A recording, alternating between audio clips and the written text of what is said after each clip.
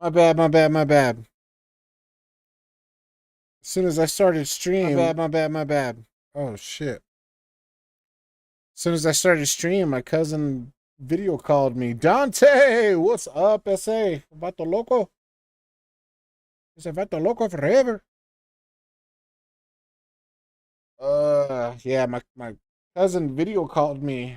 And so we just got into like a yeah, sleepyhead. Yeah, I know.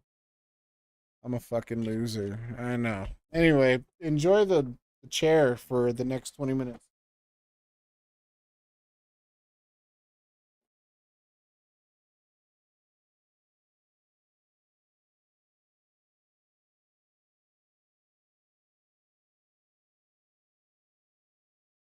Just kidding. No, I just had to grab my Zen. You know, it's been 2 days. Today is day 3 of me not smoking or not smoking. Not vaping. So I'm going pretty strong. How is our princess doing today? Oh, pork chop, she's doing just fine, man. Pork chop's doing great. You know, did I grab the wrong fucking one? I did. I grabbed the wrong one. Yeah, pork chop's doing great, man. She's thriving. You know, she's being fat, spoiled. Kind of feel bad because, you know, yeah. Oh, I have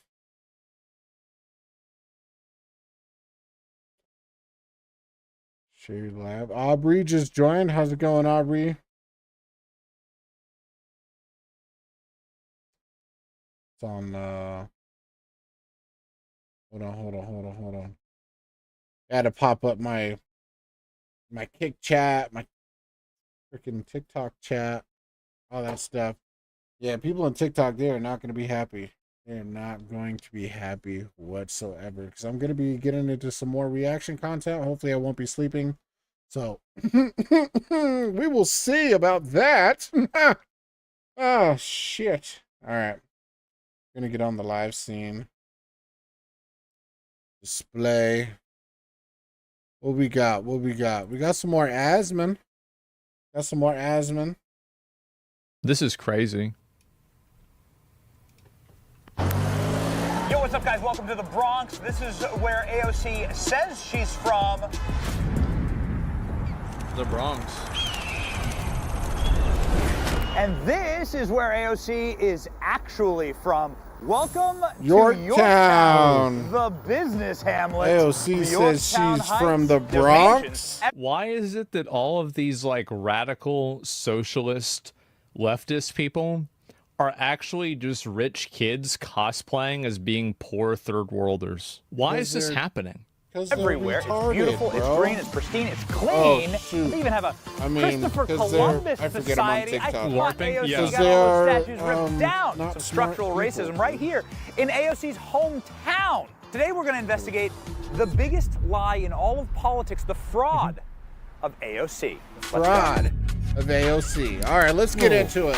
Hi, Feels the I'm propaganda Gonzo. better? This I is guess so. Gonzo's World. This is my good buddy The oppression Yasmin Gold. Olympics. And then this is guy the Bronx. right the Bronx here. is a gritty, working-class, hard-scrabble, historic borough of New York City. AOC is a communist who represents the Bronx in Congress. She's not just a rising star in the Democrat Party, she is the Democrat Party. Clearly preparing for a 2028 run, Man. AOC He's is breaking killed, fundraising though. records and filling stadiums to hype her Bronx girl Who the persona. fuck's giving her money? Like, like who gives this bitch money? Like, I can't Democrats? believe this. How do you do this? Democratic Party. What's that? What's that one? APOC. AOC won her seat in Congress in 2018 by attacking her establishment that. Democrat opponent as not being sufficiently from the Bronx. That a Democrat who takes corporate money, doesn't live here, doesn't send his kids Doesn't to our take schools, corporate doesn't money. drink Yeah. our water, cannot possibly represent us. AOC reflexively Man. repeats that she's from the Bronx and a Bronx girl. I speak like a girl from the block. And again, I grew up first I love how, like, whenever she's saying that, it's very obvious that she's trying to say it that way. I don't even think she's even trying. I mean, no, she's trying. She's doing a terrible job at trying, though.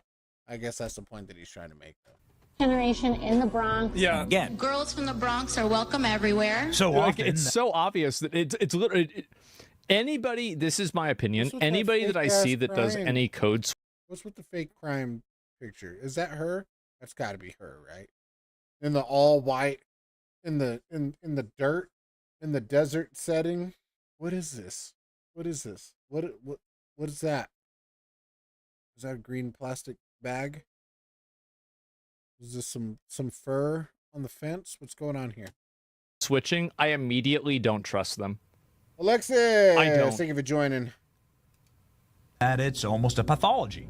In fact, AOC just pulled the Bronx Girl card again this week, responding to President Trump, saying she would eat a Queens. Also, if you're a political member, never shorten your name to AOC. And I understand Alexandria Ocasio-Cortez, I got you, all right?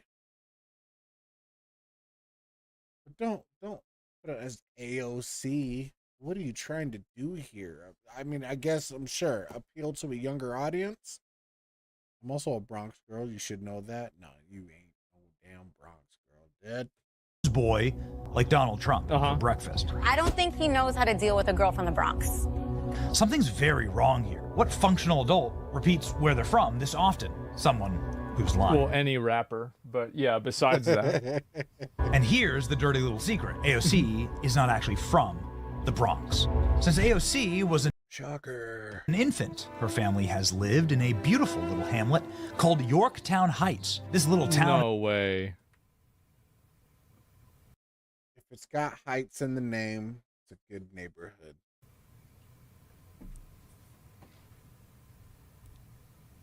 It's true. If it's got heights in the name, it's a good neighborhood. Look, I mean, look at that. Look at that little nice little cul-de-sac there. Yeah, nice little cul-de-sac.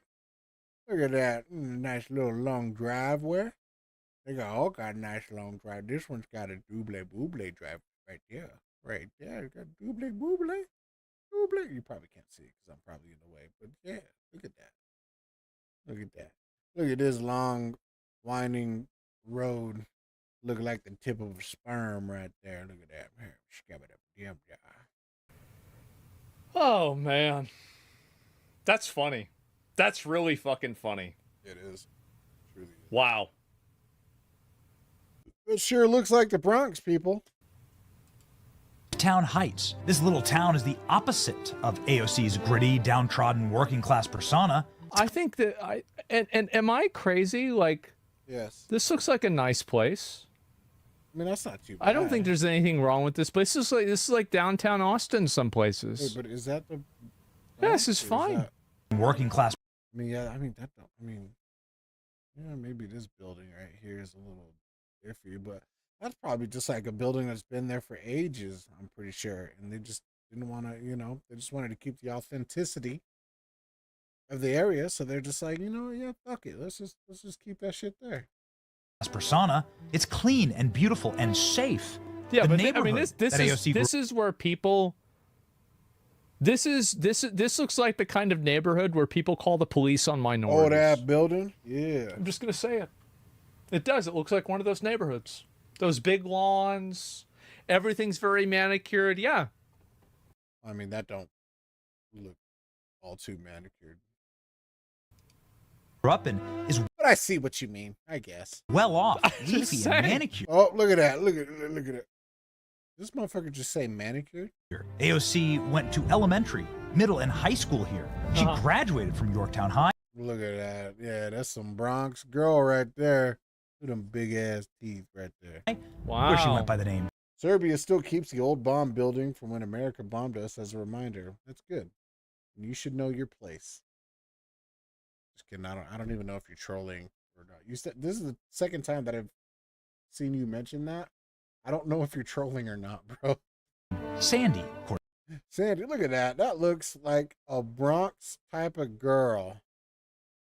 Right there. Actually, I'm not even gonna lie. There are, some people from the Bronx that try to dress well off. Cortez. And then she graduated Boston Oh, look at her dance. Look at her. She's she's saving the last dance right there. You know what I'm saying? She's trying to step up. She's trying to step up too. University with an I'm not trolling. 99 bombings, the biggest injustice in NATO history. No shit. Well, sucks to be on the losing side, I guess. What did y'all even do? What was that? I'm gonna have to look into that actually. So I could have a better conversation with you about it.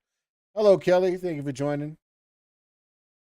economics degree. Since AOC is Is he getting taken by the cops? What is that? about to run for president, we thought it would be important to investigate the town that gave America its most famous Someone cotton. said Sandy Cheeks. This is not the Bronx. As you can see here, this is the leafy, beautiful Parkway suburbs. Is that a golf course? Look at that. Trump golfs there every now and then. How about that? Oh, it's gorgeous. Just kidding. I don't know if he does. Look at this. Look at, bro, what is? God, look at these houses. This shit look fire. Look at, it's probably not houses. I don't even know what it is, bro. Just. What is this? Is this like Michael Jackson's house? Neverland Bro, this is like Ranch. Pablo Escobar level. Like, what is going on?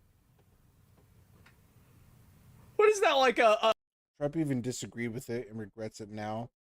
It was an unsanctioned bombing, so much that Greece completely refused to bomb us.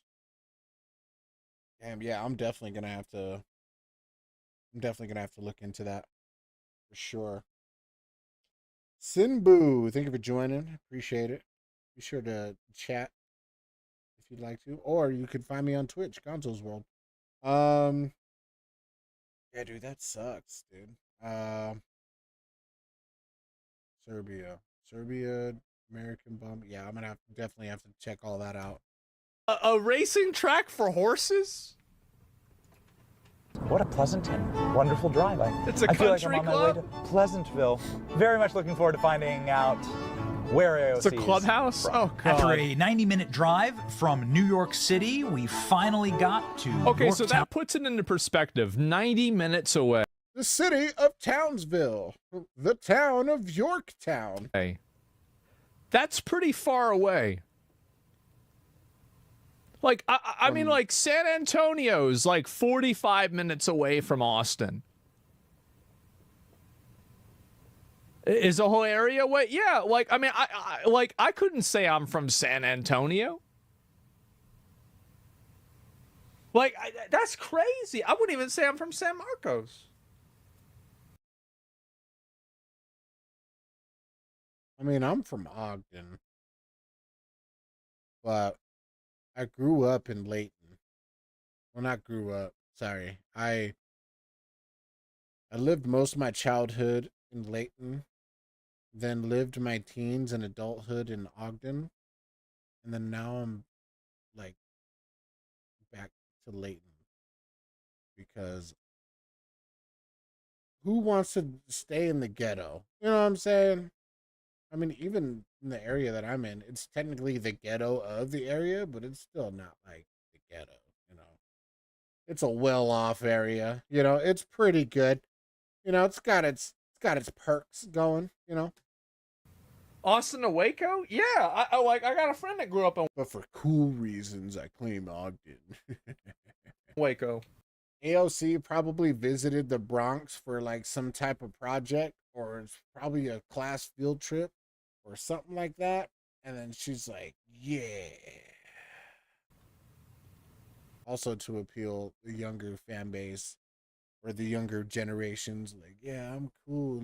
Look at my success story. You know, I'm pretty sure that's a big part of it as well. I'm not from Waco. That's a whole ass different place. That's a whole ass different Heights. place. Check out this beautiful entry to the city. Trees lining the road. Some mansions. Where the beautifully crackhead? He said some mansions. Those aren't mansions. manicured lawns, Those are good houses, though. American flags. American Oh flags. wow! Oh wow! Oh. So you know this is a right wing area. They've got Oh yeah, so I can imagine that she doesn't want to claim to be from here, among other reasons. Got American flags.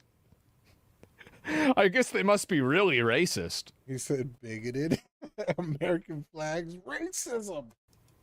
An awesome place to be from. Where's the graffiti? Out of the car. Where's and the you find fence something zombies? like this. Welcome to the capitalist horrors of AOC's Yorktown. Look at this. Pardon our... Read this sign. Pardon our appearance as we revitalize the garden.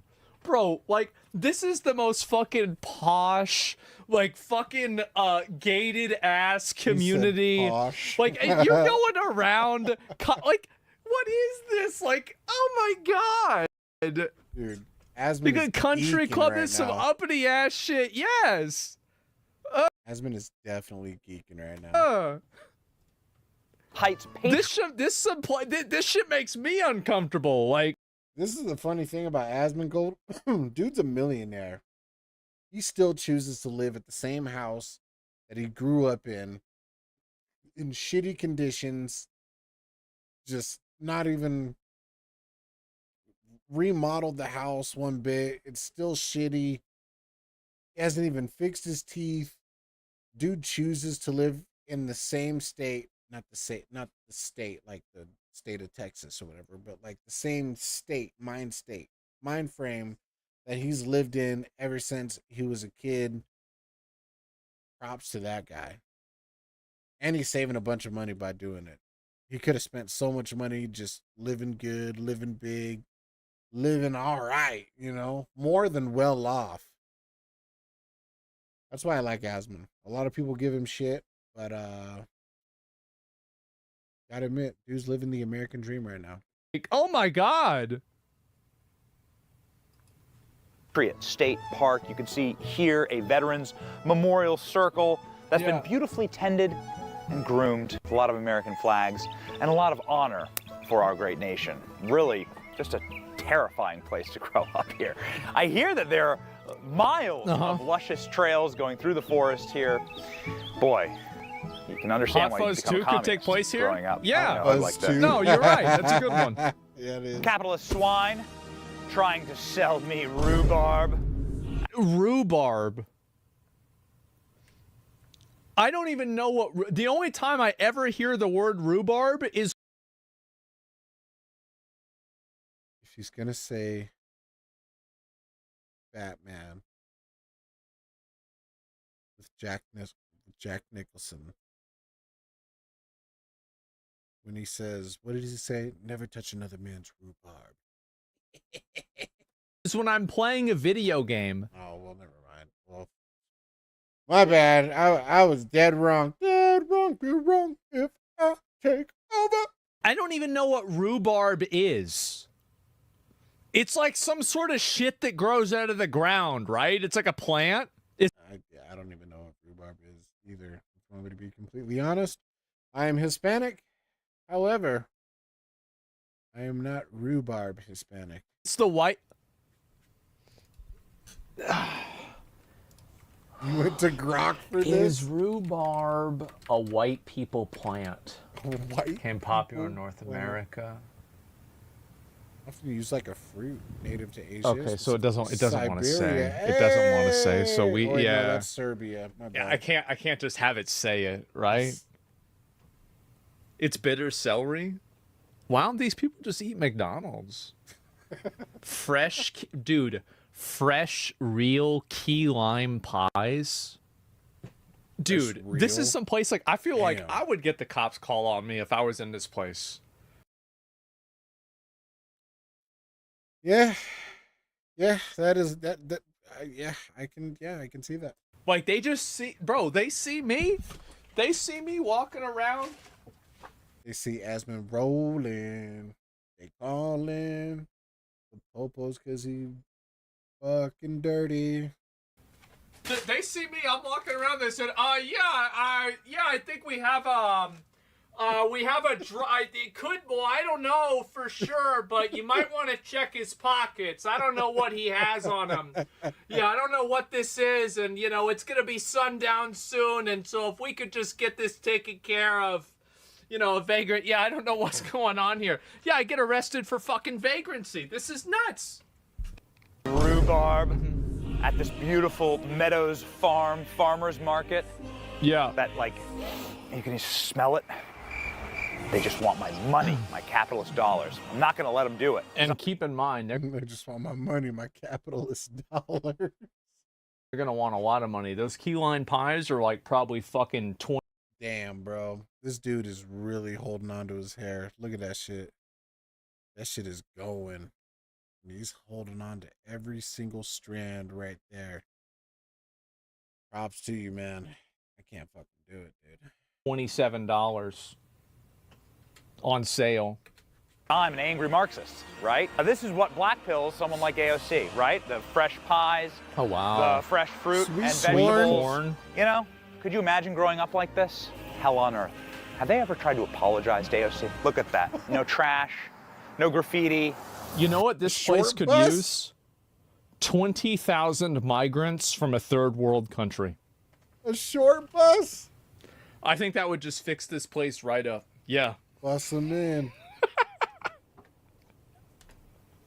Yellow school buses, disgusting.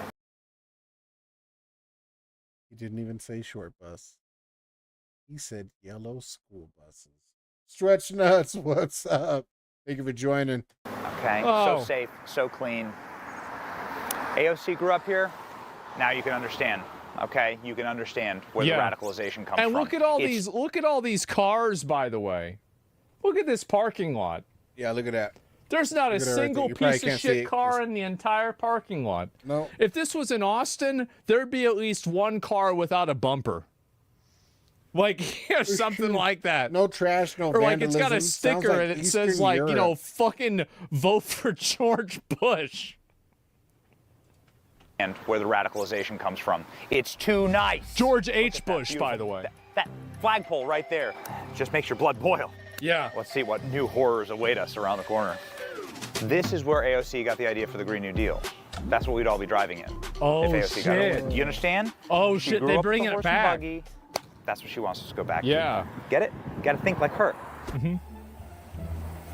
How So much? What, bro? Please tell me how much it was. Pressing. With my made from scratch cinnamon rolls, my ice cream. How much was it? Thank you. How much What a was it? terrible life. How much? What do y'all think? I'm thinking 23. I'm thinking about $17, $18. No, actually, no. Let me dial it down. Yeah, Let's go to 7 18. Yeah, thank you. Thank you, I hate Azzy. capitalism. Thank so you. angry. This is hell. We must destroy America and capitalism.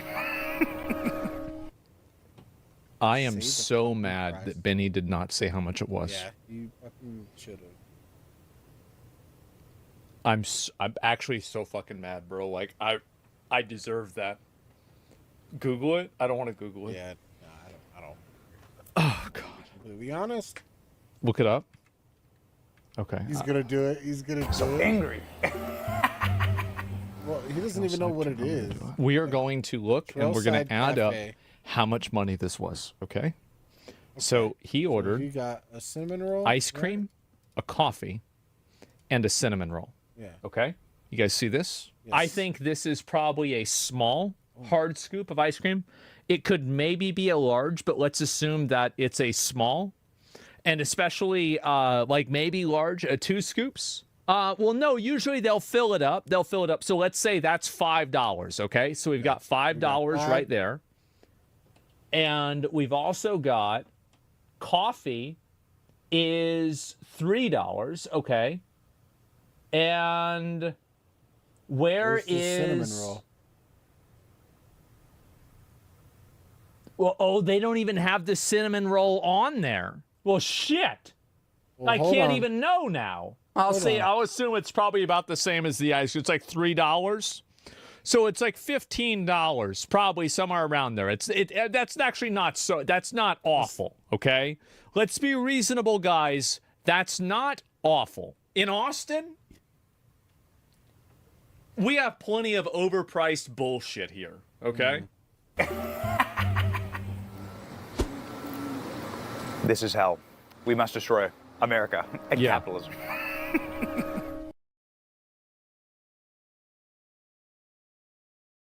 I mean, to be fair, this might have not even been around until later. But I can't say that for sure. I cannot say that for sure. But I don't know. I just don't know. Oh yeah. Oh yeah. Well, wait a minute. Where's the crazy people that come up to you and steal your phone while you're eating dinner? What about them? Oh, don't worry. There's a secret, adorable patio. Bro. Where's the Fent zombies? Shouldn't there be like 3 living there under this? That we missed, a luscious green. Why isn't there any oasis graffiti hamlet back anywhere? here. Bro! We happened to miss while we were rage eating our ice cream. Look how beautiful this is. Seeing this as New York it's really kind of funny because it reminds me of like, you know, like in those zombie movies where like at the end of the movie they finally make it to like the city that doesn't have the infection in it and like everybody's normal. That's what this kind of reminds me of. Yo, what's up, man? How you doing? We got subscribers in AOC's hometown. Look at this. Look at this Well, beautiful yeah, of course. I mean, that's why I would expect them to be. park. What is that? American flags here. Bro, is that Han Solo? Is that Princess Leia? I mean, looks like it to me, bro. To be honest, I don't even know what the fuck this is. But I mean, I would say Han Solo, Princess Leia. I know that's not really what it is, but that's what it looks like for sure. What a patriotic, beautiful town. We got Revolutionary War battles that were fought here. You can see up here, freaking straight out of the Patriot. They even got the axe, and the American flags are sponsored by veterans. What a beautiful place. Wow. This is like a paradise. This is an American hamlet. And it's worth noting that AOC had to have been bought. Give me just a second. I'll be right back.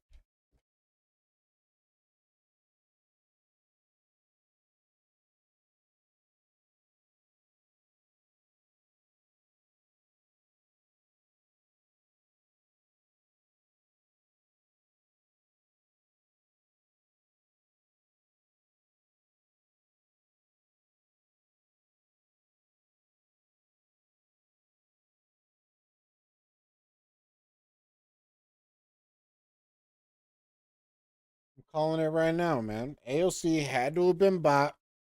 Had to have been given a pretty decent contract to be who she is. And you know what I say to that? Dead. For real, dude? Dead, bro, dead. Dude, bro, freaking dude. didn't just live here as like a little kid or whatever. Yeah. She was here before she could talk or walk. She was here as an infant. She moved here. And then she was here as a sperm. Went to high school here. She graduated and went to Boston University, a very prestigious university. Then she decided that she was going to sign up for Communist Central Casting. Makes you wonder. Man. Makes you wonder.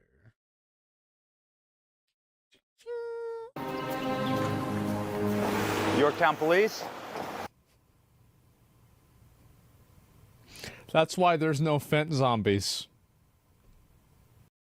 Yeah. Because the police cars have license plates on them. Just kidding. Every police car has license plates. Yep. Luxury beliefs. Nice, look at that. And Not look at, Double dude, look how booble. racist the police are. Do you see they have the American flag on the side of the car? That's Hey, to be fair, Ogden has American flags on the side of their police cars. fucked up, man. At least they used to, especially like in the early 2000s. I don't know if they still have them now, actually. defunded there. You ever seen a Starbucks like this? This is beautiful. Amazing thing just happened. these are better than Firefighter the comes ones up in to us and Austin. says, I know AOC. I knew her. Actually, that's actually not true. They've gentrified all of like Austin, like West Austin or East Austin, and Waston. they've basically just replaced all of the fucking, old traditional minority-owned businesses Easton. with like coffee shops and like crepe shops. Yeah. See, that's what I was trying to say earlier before. Is like some of the shit might have not even been there when she was growing up. It might have just been newly added additions to the town, but still, as a whole, it still looks like a pretty good fucking town. I'm not even gonna lie. And fucking like smoothie bars and shit like this at East Austin. Yeah, it used to be ghetto as fuck, bro. It used to be a PvP server. PvP server. And now, like, the same places where people used to sell drugs, now there's like electric car charging stations there. Well, not only selling drugs, but I'm pretty sure there's also they're still selling drugs, just in a legal way. Probably some pharmacies. You probably got some marijuana dispensaries there. I mean, come on now. I mean, the list goes on. It's endless. It's all legal now. High school. And she was mean. She was like a bully. Of course she's from and overpriced. Here. She was raised here. Everybody knew her. Everybody knows her. And he doesn't know what the hell happened to her. He said she was like hanging out in his house all the time. What happened? What happened? Who hurt you? AOC. Who hurt you? Maybe he was her boyfriend. Welcome to the beautiful Yorktown stage, where AOC learned to be a theater kid. Oh, wow. Oh, a theater kid. Later in life, having to sell you a life of oppression, right? They got Jekyll and... Having to sell you a life of oppression. Oh my God, he's cooking. Wait, was she actually a theater kid? Because if she is, that just made me more like, that affirmed one of my prejudices. Did I just get one of my prejudices? Prejudice? No, I don't know if she is or not. So did I just get a prejudice reaffirmed? I did? Oh, it feels good. That affirmed one of my genders. I knew it. Coming up in September, based on AOC. Bingo. Nothing says true yeah, bro, pickleball? Oh. That had, okay, pickleball, even though it's been around, it never really was solidified as a very popular sport up until, like, what, the past 5-10 years. You know what I'm saying? I'll say 10 max, but I think 10's pushing it. But I'd say like 5 years minimum, 10 maximum. But I mean, that's got to be newly editioned. I mean, look how fresh. Look how fresh these paddles are. Just look how fresh. Just look how new it looks. It's just had to have been a new edition. This is definitely for white people. Yes. I mean, you can't call it pickleball and want it to be a serious sport. Well, I mean serious by, like, popular. There we go. I'll say popular, not serious. I didn't mean serious like it's a serious sport. I meant serious like people started taking it seriously into popularity. Oh my God. You know Nick's house, that $20 million piece of shit mansion? He's talking about his friend that's trying to get him to fucking live there. They've got a pickleball court. Like growing up next to a massive pickleball court at scale. Yeah. Okay. Got to shut this place down. Rumor has it this is where AOC really found herself. Really got. Oh my God, that's so fucked up. Oh yeah. The Mexican tequila bar. Don Pablo. Clean, happy, safe town. After a very pleasant afternoon in Yorktown Heights, we realized we must be missing something. Time to head over to AOC's childhood home. That's a really nice place. It's AOC's hood. Wow. AOC's hood. Oh, he's really He's really digging in with that one. Wow. It's a Might nice get house. a untrimmed hedge. Dude, Here and I there. would live It's a nice here. house. I don't Lawn. give a, if I could afford it, I would live here. Fuck it. Gnome. Yeah. Might jump. Hey Gonzo, you can't laugh to that specific piece of audio or else you're racist. Well,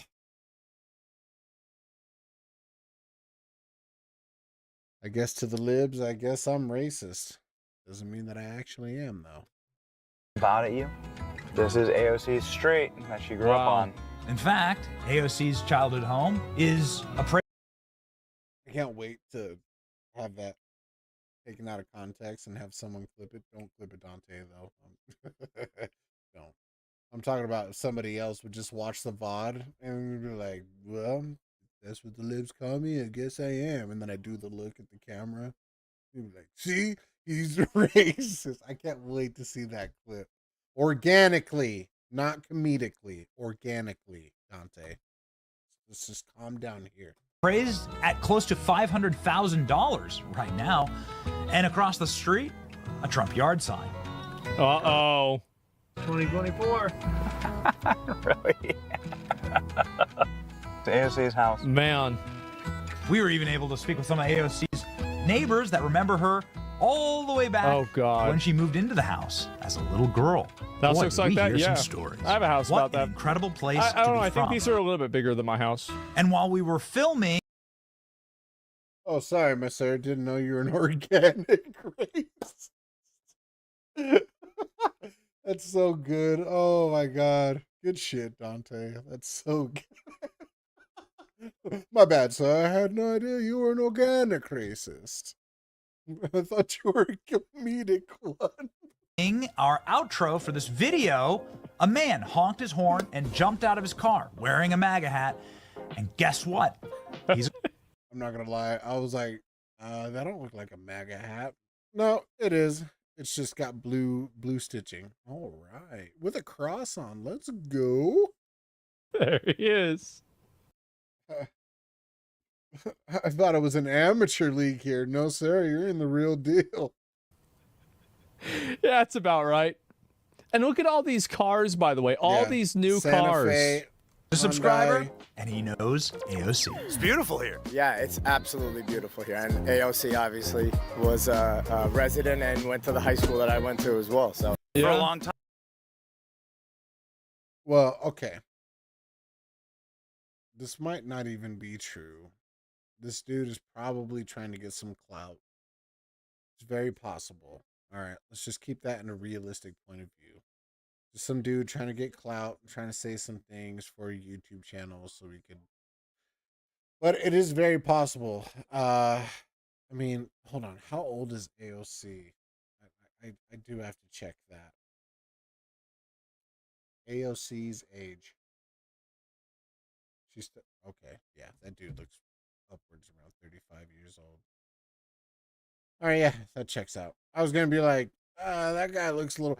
They make AOC look young. Like they make AOC look like she's like 28 years old or some shit. And I was like, this dude is like somewhere in between mid to high 30s, dude. 30? Yeah, that's what I'm saying. 35? That's wild, bro. She's a year older than I am. Old ass bitch. No, I'm just kidding. But no, that's crazy though. Time she was here for she was here for close to 20 years. yes, absolutely. Everyone knows that. Wow. In this town. People around here like Trump. Absolutely, they do. A lot of people are quiet about it because they're afraid to lose friends. But Yeah, I lost a couple recently.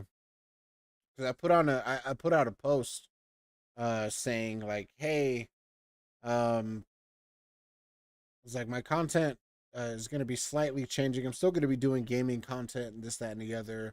But I recently started going into politics and stuff like that. And I align more with conservative people. And so I was just sending a video out to like all my content creator friends. I was just like, hey, if you feel uncomfortable and if you feel like you need to step back and disassociate yourself with me for the sake of your community, so you know, you won't feel like you would get any backlash or anything like that for associating with me, feel free to do so. I know how the biz goes and stuff like that. And so there's been so far there's been like 2 people.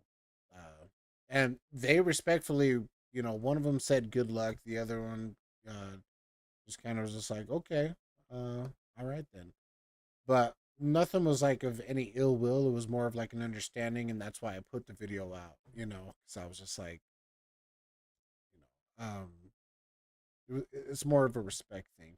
There was this one person that made a comment on the video and was just like, "Oh, so you're literally admitting to be a right wing grifter?"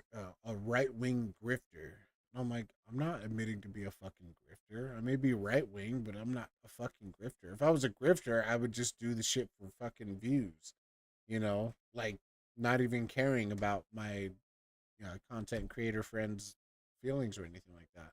But I simply put the video out there, just stating like, hey, yeah, this is what I align with. If you feel uncomfortable with it, that's totally fine, you know." So, does the AOC work like Santa Claus? She comes to all houses to take everybody's taxes through the chimney. I don't know how else she can reach everybody. She does work really close with Santa Claus, because Santa Claus is definitely a Democrat, if you really think about it. I'm not afraid to lose friends for what's right. Absolutely. What's your message to President Trump? I mean, Santa Claus enslaves a lot of people to make and build toys. Also, very, you know, well, not recently, but also electronic devices. I mean, he's got whole ass sweatshops, bro. SC is a fucking Santa Claus, bro. Oh, we love you. Or SC is a fucking Democrat, bro. Hey, Gonzo, you scumbag. You are right-hand grifter, but so am I, so we are okay. Hey, thanks, Dante. I knew you were cool. Just keep going. Finish the job. Go for the finish the job. Oh, shit. President Trump. Oh, we love you. Just keep going. Finish the job. Go for the Federal Reserve, baby. Come on. Man. The cool thing about this is that I am also streaming this on TikTok.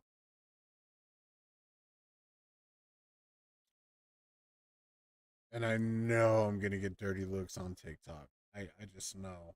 I just know. But it's okay. We do it for the views, baby. Man. No, I'm a leftist. Maybe you can explain. Bro, that's a lot. We've been here for 2 hours. We've been walking around. It's a beautiful. I have a semi. I call it a demi-viral video, because a viral video would like reach like 1 million views like in a span of 24 hours. I reached 500,000 views in a span of 3 days on TikTok, and then I reached 1 million views in a span of like 5 days on Instagram of this one video, and people were losing their minds. I didn't have to reply to anything. People were just arguing amongst themselves in the damn comments, dude. And I was like, maybe I got something here with this whole political shit. Maybe. Patriotic. There's like American flags on every street. How could you become such a dirty communist growing up here? If it walks like a duck and it talks like a duck, it probably fucks like a duck. That's not what she says, though. Maybe it's a duck. How's it possible?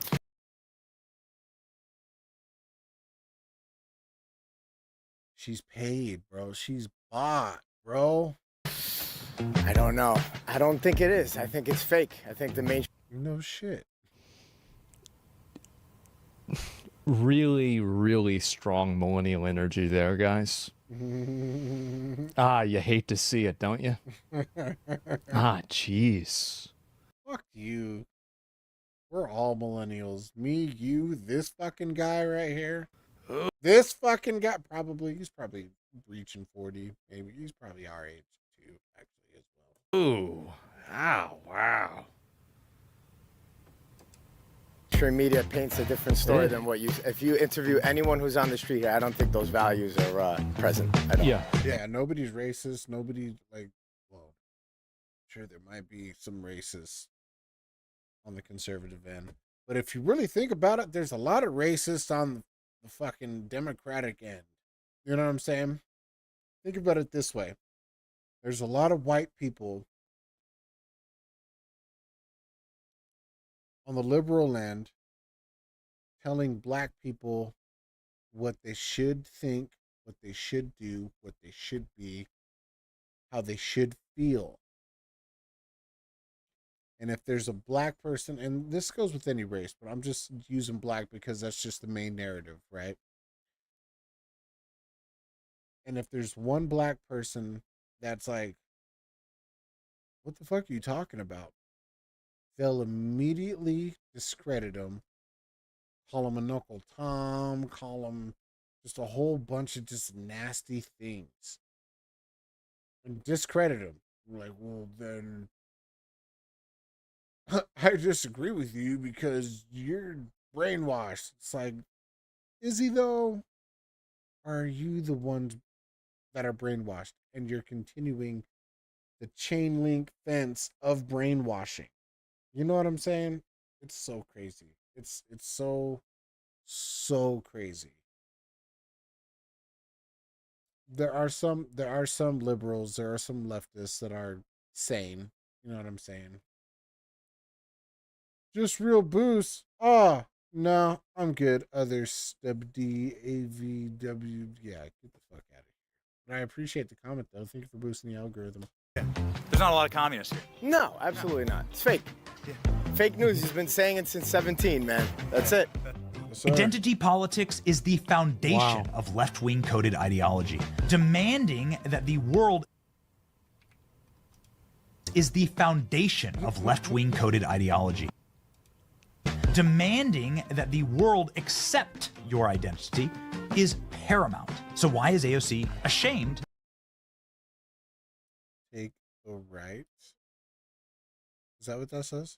Of her identity, of where she came from. And we asked, what does it mean to be two working class women showing up to the Met? She never. You were bought by a man. Just saying. Talks about Yorktown Heights, and I can't figure it out. Be true to yourself. Come out of the closet and embrace your white, leafy, suburban roots. You're white. Leaf. Set an example for all these little kids. It's so sad. Living in really safe, is. peaceful, low crime, clean communities like the one you come from. We see you. You matter. Your identity is respected. AOC, you could literally save lives. Dude, what I would give to just be a child again, bro. Literally. Being as old as I am, dude, I had no idea how good I had it.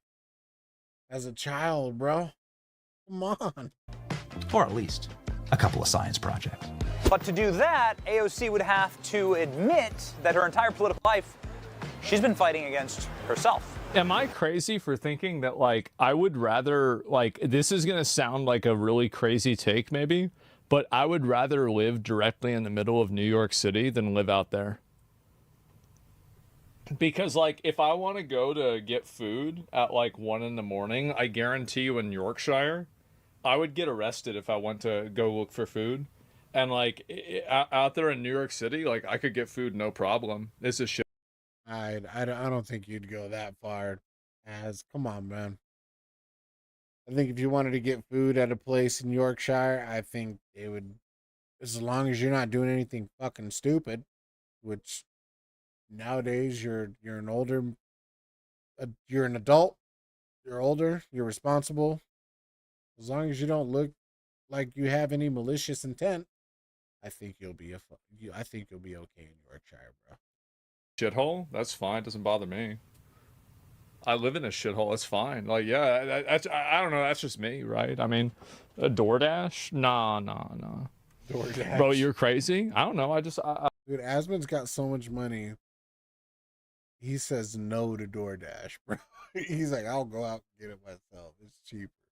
Yeah, I mean, I don't know. Like, it's. I'm broke as fuck, and I use DoorDash. I live in the city. Like, I mean, my whole life. That's fine. Too loud? Yeah, that's true.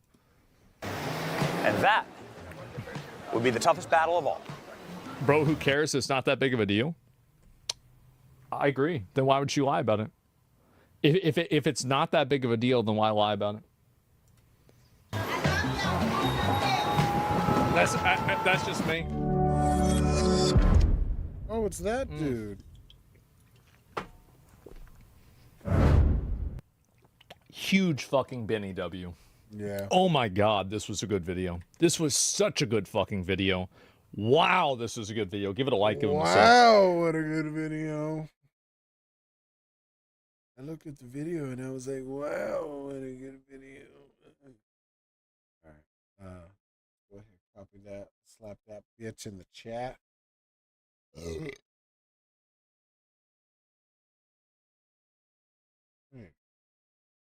Okay, I was like, the fuck? No. Oh shit, yeah, that's everywhere. Yeah, go ahead, give that video a like.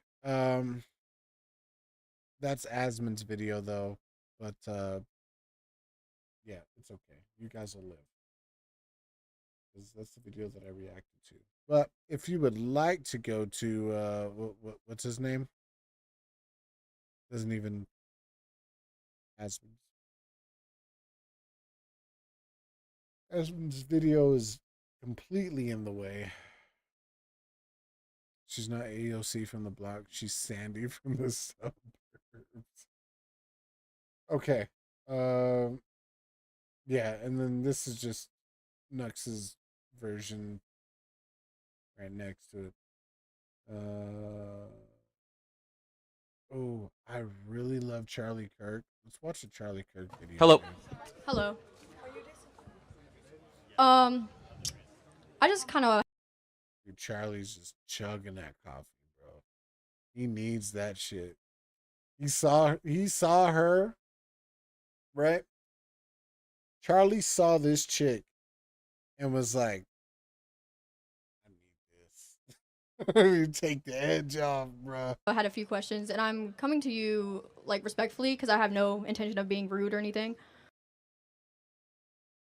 Okay. All right. So far, so good. Despite what you may think.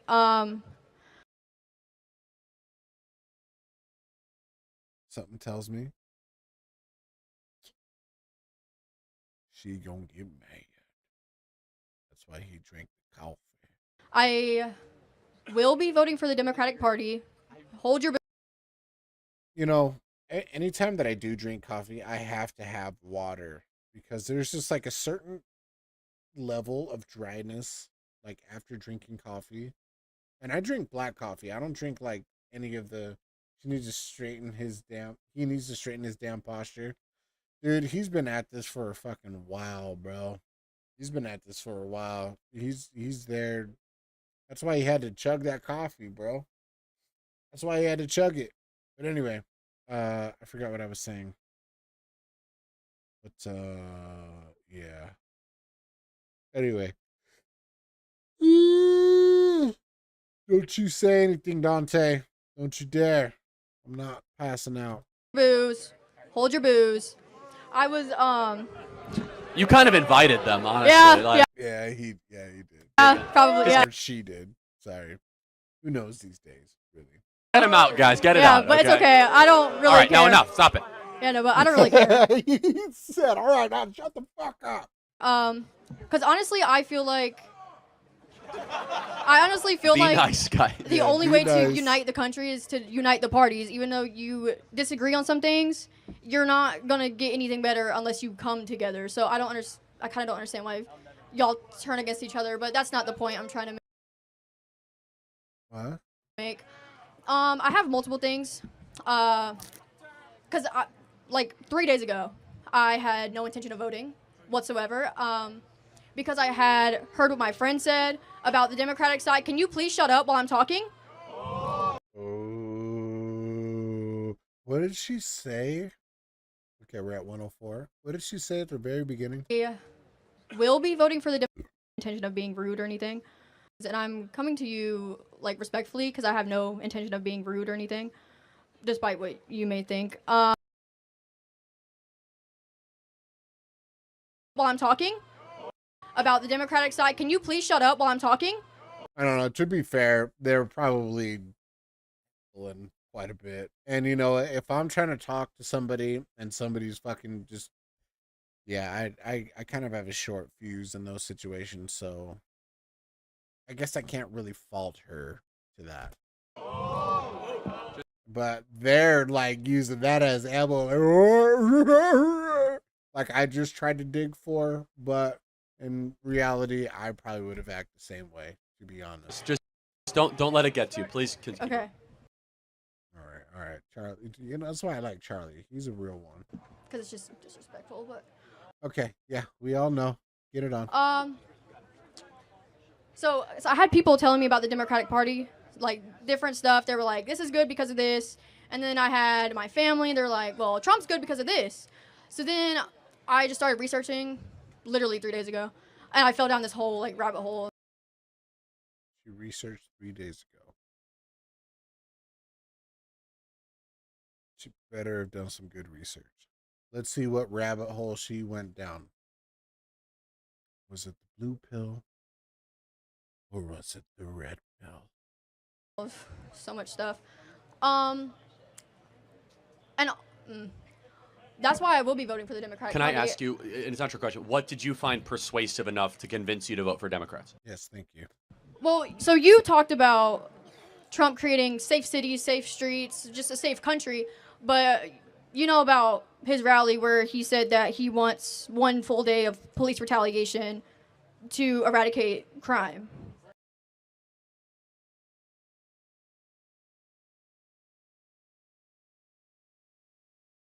What? You know about that? Are you familiar with the Night of Broken Glass? Kristallnacht, World War II. Are you familiar with that? Well, I'm intimately familiar. I'm trying to understand the connection. Are we doing the Nazi thing again, or like are we like? She. Come on, bro. There's honestly. So crime was lower under Trump than under Kamala and Joe Biden. So I'm Okay. not like much lower. Violent crime was substantially and sizably lower in every major metro area and every major state. Okay, I'll give you that one, because, like I said, I just started researching like 3 days ago. For sure. I'm not like everybody else here where That's I've fine. just been plotting this all. But tell me what. You know. It's not your question. I just want to know as someone who does this for a living, because then I can get better. What did you find that you're like, now I'm voting for the Democrat Party? What made that click? Okay, so the thing with me was my mom kept telling me, "Oh, go look at the websites. You have to look at the political party websites." So I'm like, okay, fine. Like, I'll look at those too. And so I did, even though those are the most biased sources you're going to get because they're, you know. I was looking under economy because that's everyone's main argument about Trump. They're like, oh, well, I don't like him, but I like his policies. So I wanted to look at his policies. So then I did, and they were a little too strangely similar to the ones I was looking at the Democratic Party. So I'm like, how am I supposed to know which one to believe? Like, you're saying. Oh shit, Charlie about to cook right here. Hold on now. Good question. It's a great question. So which one did it better for 4 years?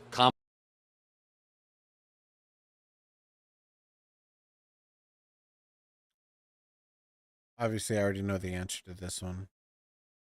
Well, her answer to this one. But I want to know the reason why. Kamala and Joe or Trump? Are we not under Trump's tax policy right now? This is in 2024. I don't think. No. Are we?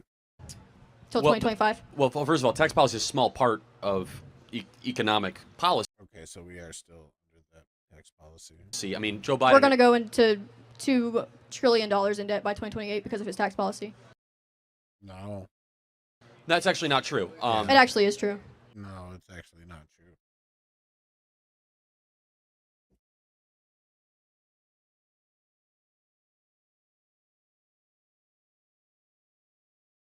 I'll be right back.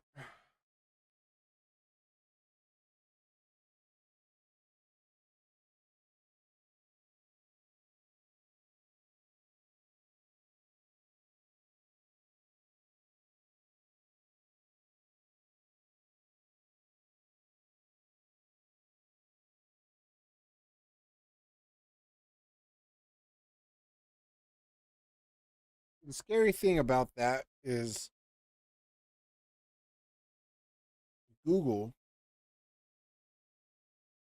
I don't know. I'm not entirely sure how it is now, but I'm pretty sure it's very similar as it was. Shit. Can you hear me? Fuck. I don't know why my shit was turned down so low. Anyway, Google, especially in 2024, was a not fear mongering.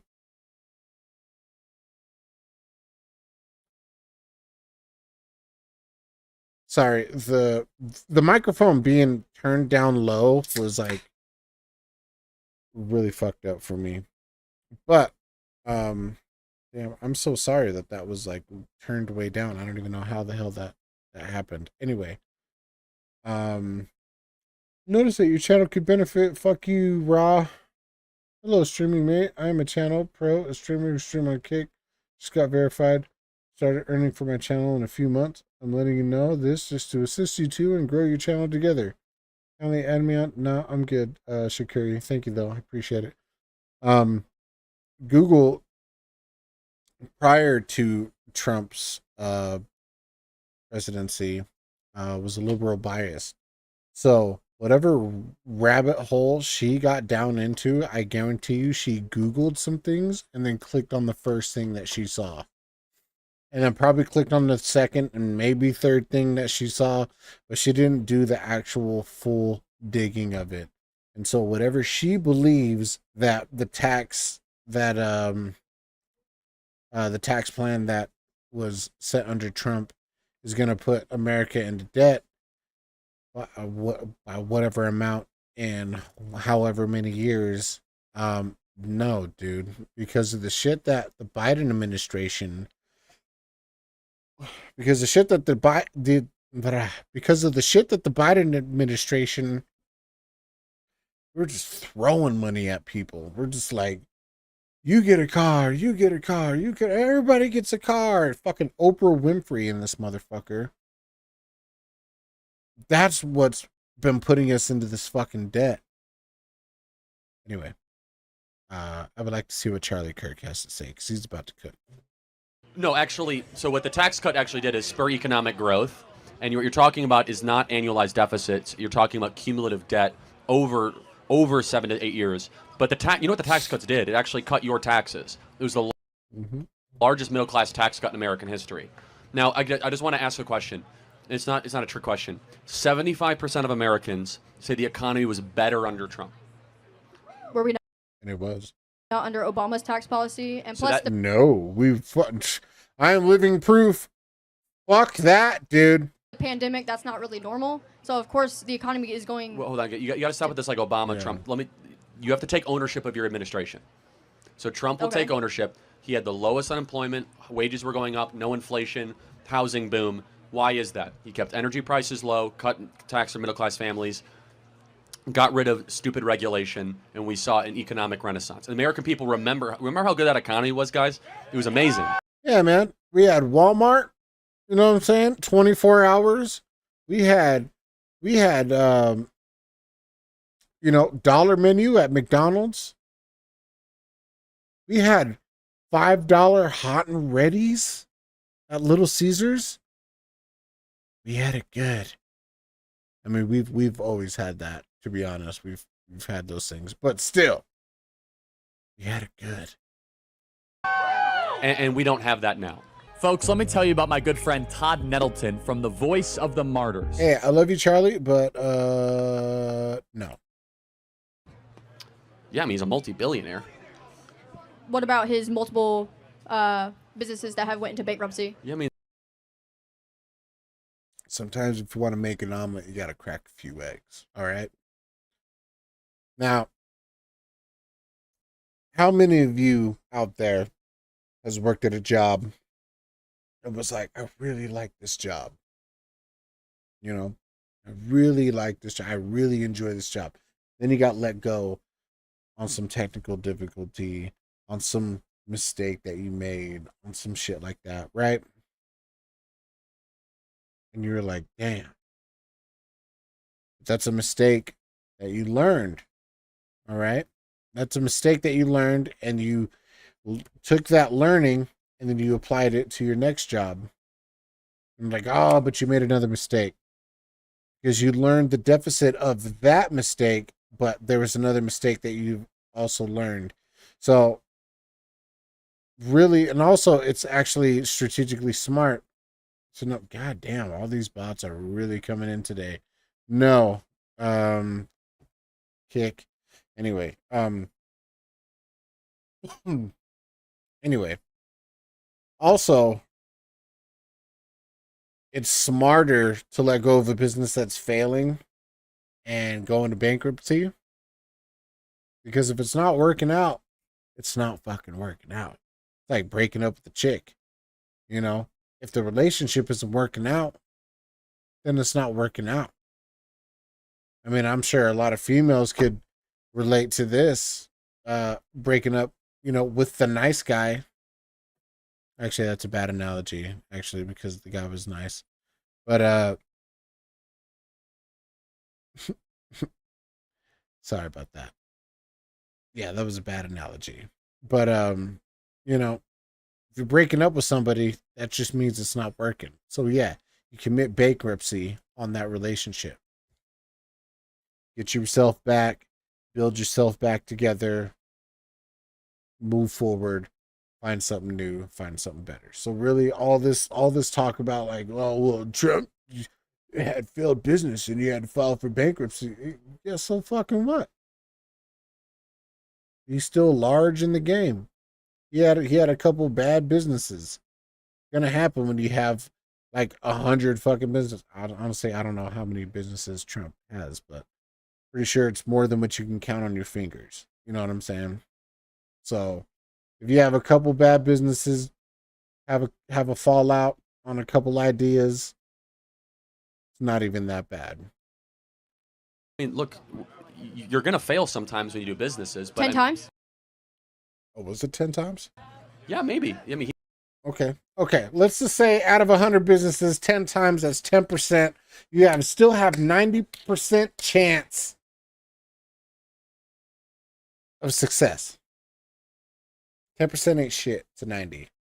he's 78 years old. I mean, how many billions have you made?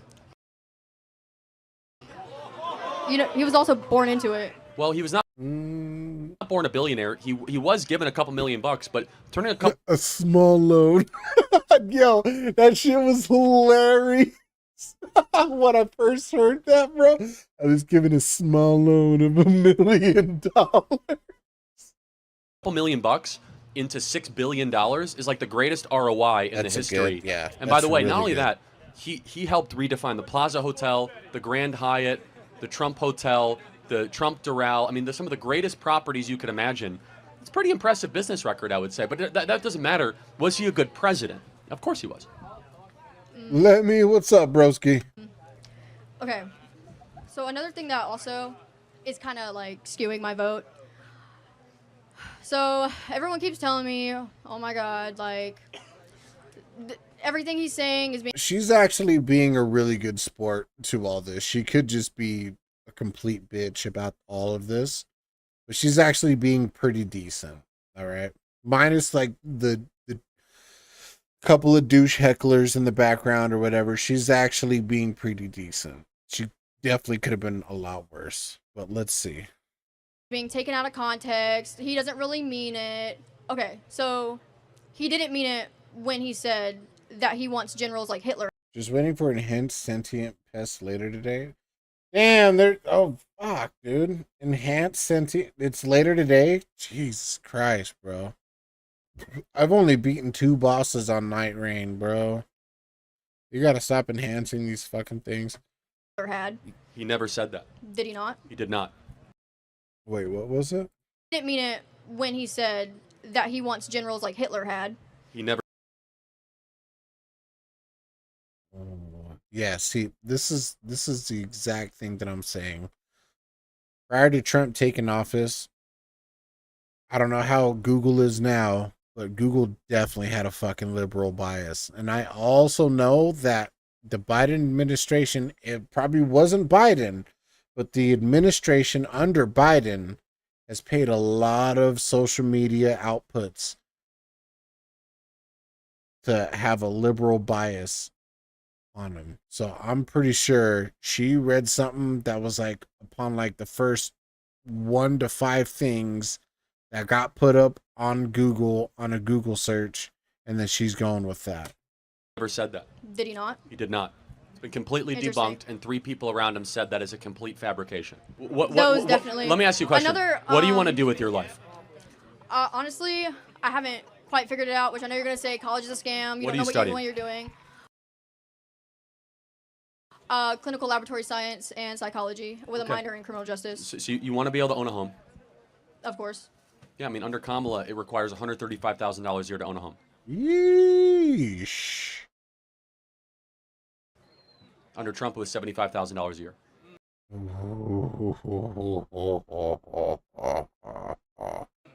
Look at that face, bro. Look at it. She's like, ah. Come on, girl. Come on, girl. Interesting. I kind of just don't. You care about ending war? Yeah, war's bad. Did he like actually end war? Yeah. Well, he's still ending wars It today. was the first president in 32 years for no new wars for 4 years. Yep. Interesting. New war under Interesting, yeah. Obama, new war under Bush, new war under Clinton, new war under Biden. No new wars under Donald Trump 4 years. Right. She's not even listening, dude. That's crazy. So hold on. I had another point. I had a lot. I've been. Let me ask you this: researching. what would change your vote for Trump, if anything? She's got too many friends, bro. She's got too many friends that she doesn't want to disappoint.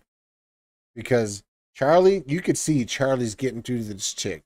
However, the peer pressure, oh, it's eating at her right now. I can tell. Probably a lot. No, it's not a lot. You're kind of seeing, I mean, Charlie's giving you some good points, dude, but you're not wanting to see it because you want to be the cool friend. Probably take a lot. Because, I mean, the fact that he hasn't won the popular vote, both. All 7 swing states, I gotta say, is pretty good. Nobody else has ever done it like that. Not a Republican, no, but me, best ever. Terms that he ran, it's. You know what You know that's what I like mean? saying? That's like saying, well, I know the Chiefs won the Super Bowl. I totally get that. But did you guys know that the Ravens, they got more yards?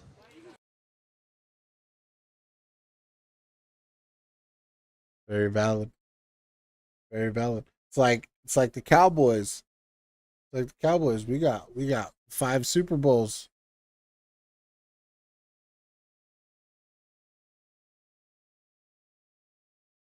This year's our year. It's a completely irrelevant criteria. You run to win the electoral vote. It's like, no, but we kicked more field goals. Yeah, but did you have more points? So the Electoral College is the ultimate tally of points, not how many yards you get. Right. Which, I mean, I'm still trying to follow ball and all that. For sure, I get that. Yeah. 'Cause, What's your name? Michaela. Michaela, I want to get to the next question. I want you to think about what we said. Try to follow some of our accounts. If not, that's fine. There's a lot of propaganda out there. Try to bring down the noise. And I will say this. Donald Trump has people around him, 2 former Democrats that ran for the presidency, Bobby Kennedy and Tulsi Gabbard. Do you know who those people are? If not, that's okay. No. You should do research. They're former Democrats that ran for the presidency. See his little coffee? That's because all the fucking coffee that he's drinking, bro. He needs some water. And they're behind Trump because Trump is a ticket that's unifying the country and will make the country great again. What about the 13 different people that worked alongside of him, including his vice president? Yeah, the people he fired. I think it's awesome. Yeah. No, they are not with him. No, I think it's awesome they're against him. That's what I'm saying. No, so you know why they're against him? Because he's a threat to the system they represent. Yep. Because we're actually going to have a voice against the warmongers and the neocons and the corporate interests. Okay. And you know, over 300 former generals and military She's officers just endorsed actively Trump. not So, listening just right now. Thank you very much. Appreciate it. Okay. Thank you. Actively not listening. Hello.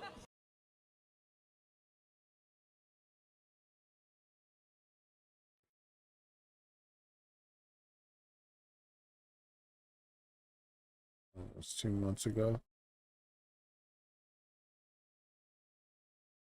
Let's see. Oh, here's something that I want to take a look at. The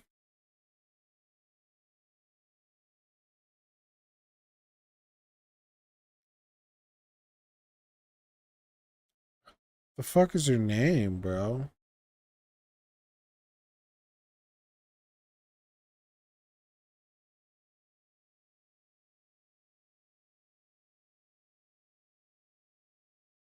Fuck is her name? Caitlin Clark. Yeah.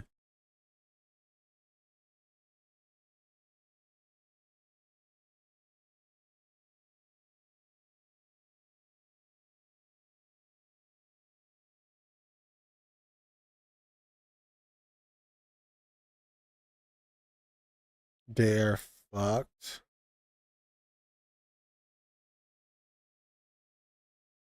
Eight days ago.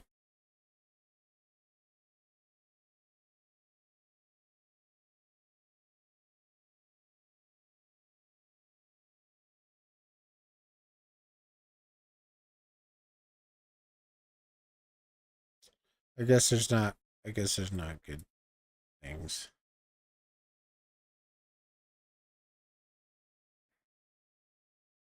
So there's some Charlie Kirk.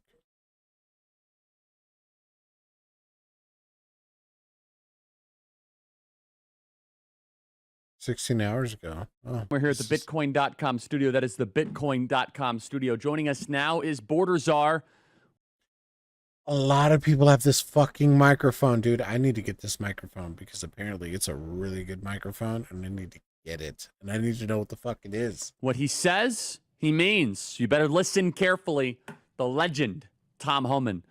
Tom, great to see you. Tom, tell us about... This dude is doing wonders for our Border Patrol. He's doing wonders, dude. About the significance of alligator Alcatraz. What is it and what will it be used for? Well, it's going to be used for detention. Look, we need detention capability, and that's one of the reasons we need the big, beautiful bill passed, because without and it was passed. Alligator Alcatraz, I mean, I looked at the numbers day before yesterday, and we had like 1,800 vacant beds. I mean, we are at max capacity, and without more beds means we arrest less people, because everybody we arrest has to be in a bed for several days or several. What the fuck are those things? Those alligators? Oh, those are alligators. Okay. For weeks while we work on the deportation flights. This crocodiles. The way the system is. So, you know, I appreciate Governor DeSantis coming forward with this option. It's going to give us 5,000 more beds and an area that makes sense. It's already an airport, so we're just taking over an existing property, existing concrete, existing foundations. So it's a great option. It's going to give us 5,000 more beds at a time where we need beds very, very badly. And Tom, you're doing a wonderful job. And honestly, we need to continue to salute our incredible ICE agents. The left is going after them personally. They're trying to dox them. They're trying to intimidate. They're trying to harm them. Doxing is very illegal, by the way. Just want to point that out there. What you're doing with doxing is that you were giving information to dangerous people. Is that the immigrant beds? Yes, sir, it is. Yes, sir, it is. In Florida, which a lot of people are giving a lot of flack for. But, however, everybody seems to forget that Obama made 7 of these fucking things. Nobody batted an eye. Nobody batted an eye. 7 facilities for immigrants. Pretty much just like this. In fact, this one's probably better than the other fucking 7 facilities. I'm not even gonna lie. But people just want to be anti-Trump. Roughly how many deportations a day are we currently trending at? And what do you think we will get to once the big, beautiful bill is signed into law? We're doing about 2,000 deportation flights a day, 2,000, aliens deported every day. And again, that's because of the limited resources, right? We got a limited number of agents, we got a limited number of beds, we got a limited number of transportation capability. So the big, beautiful bill is going to put more agents on the street. It's going I was gonna say something, but what, Dante? What were you gonna say? It's not worth it. No, go ahead. Speak your mind, Dante. You don't have to. You don't have to censor yourself for me, broski, or anybody else. I'm not telling. Fuck you, Dante. You fucking tell me right now. Just get all mad and shit. What were you gonna say? Oh, probably something bad. Well, just know you won't get banned in my channel. I was gonna say, to give us more detention beds to hold people, and it's going to let us increase the transportation contracts. We need more airplanes in the air. So you're going to see those numbers drastically increase. And also it's going to increase targeting of those we're looking for. We're going to bring a lot of great. they should make the ice chambers more like home for the aliens. So instead of beds, they should give them rocks to sleep on.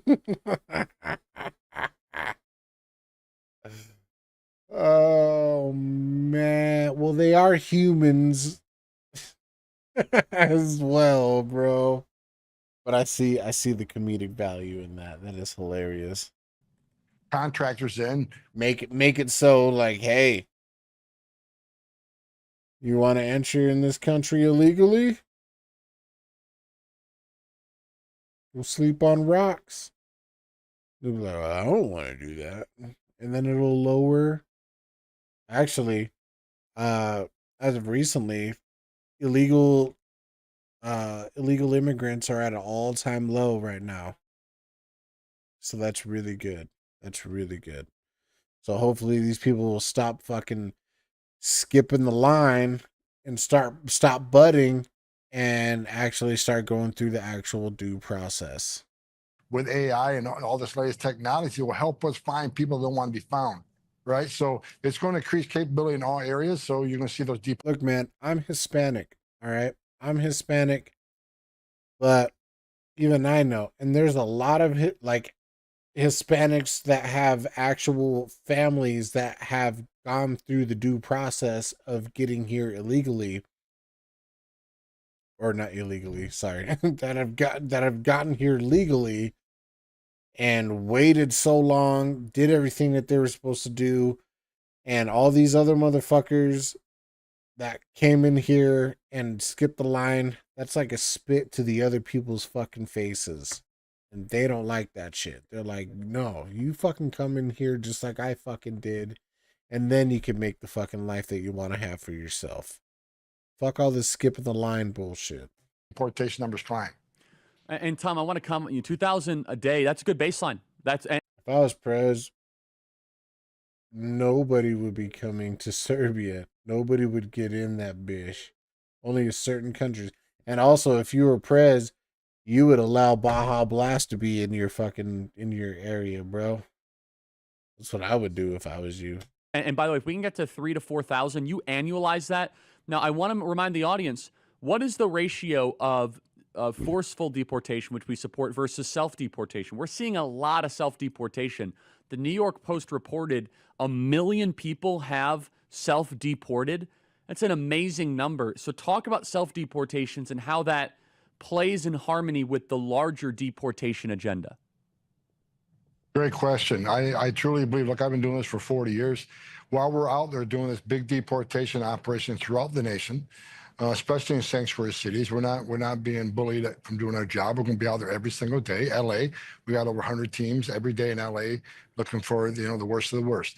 So as the illegal alien population in this country see us out there in full force throughout the country, more and more are being convinced to leave on their own. Get their affairs together and leave on your own. That way they can leave themselves opportunities, come back under some. Only people from countries whose people align with ours and have strict rules like us, so that we don't let Russian residents in. But an Indian can get in via Russian passport.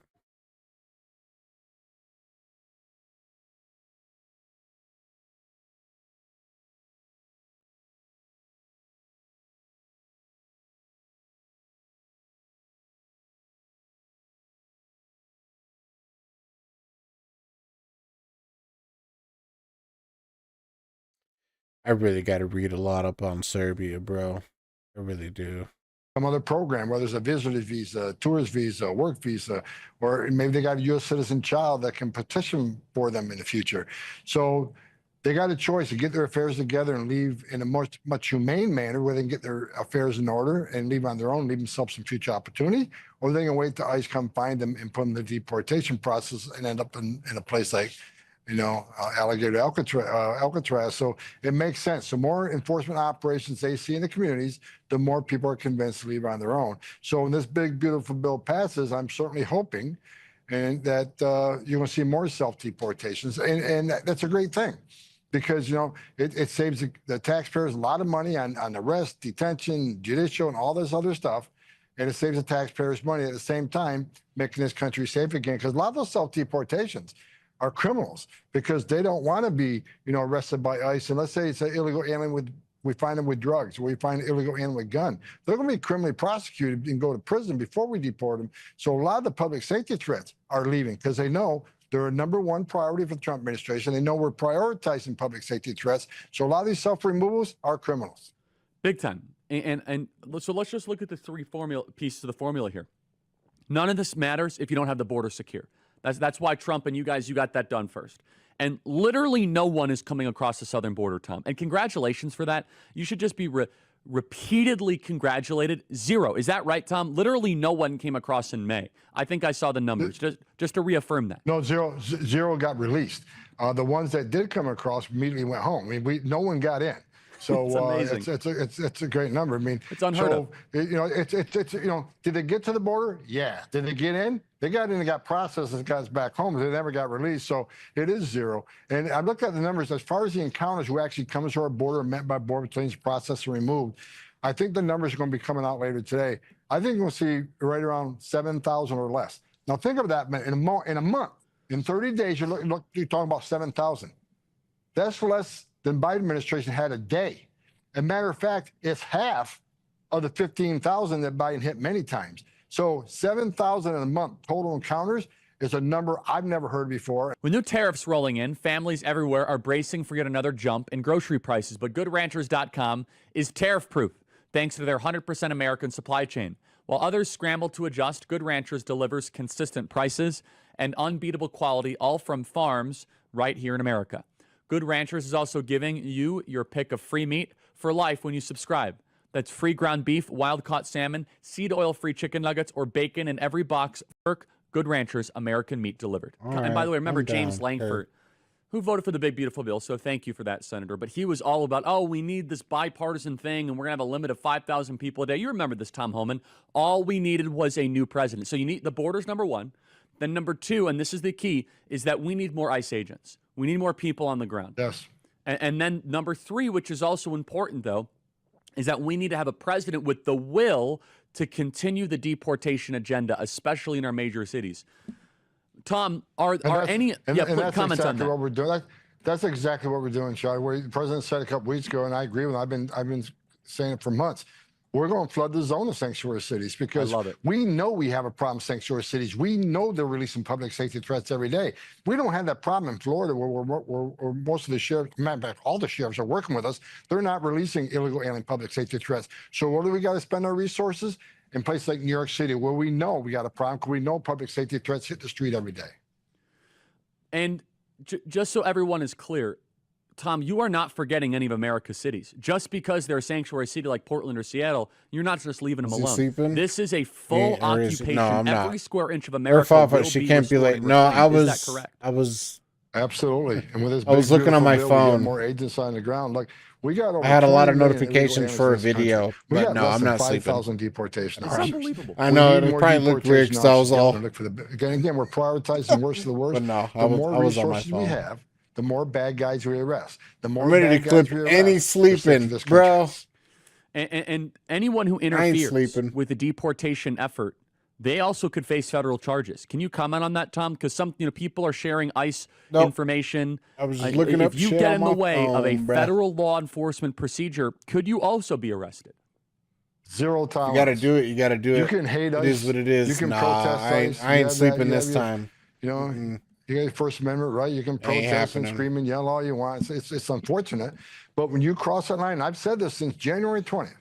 If you cross that line on impeding a federal law enforcement officer, if you cross that line on knowingly harboring, concealing illegal alien from ICE, if you cross that line, especially you put hands on an ICE officer, zero tolerance, you will be prosecuted.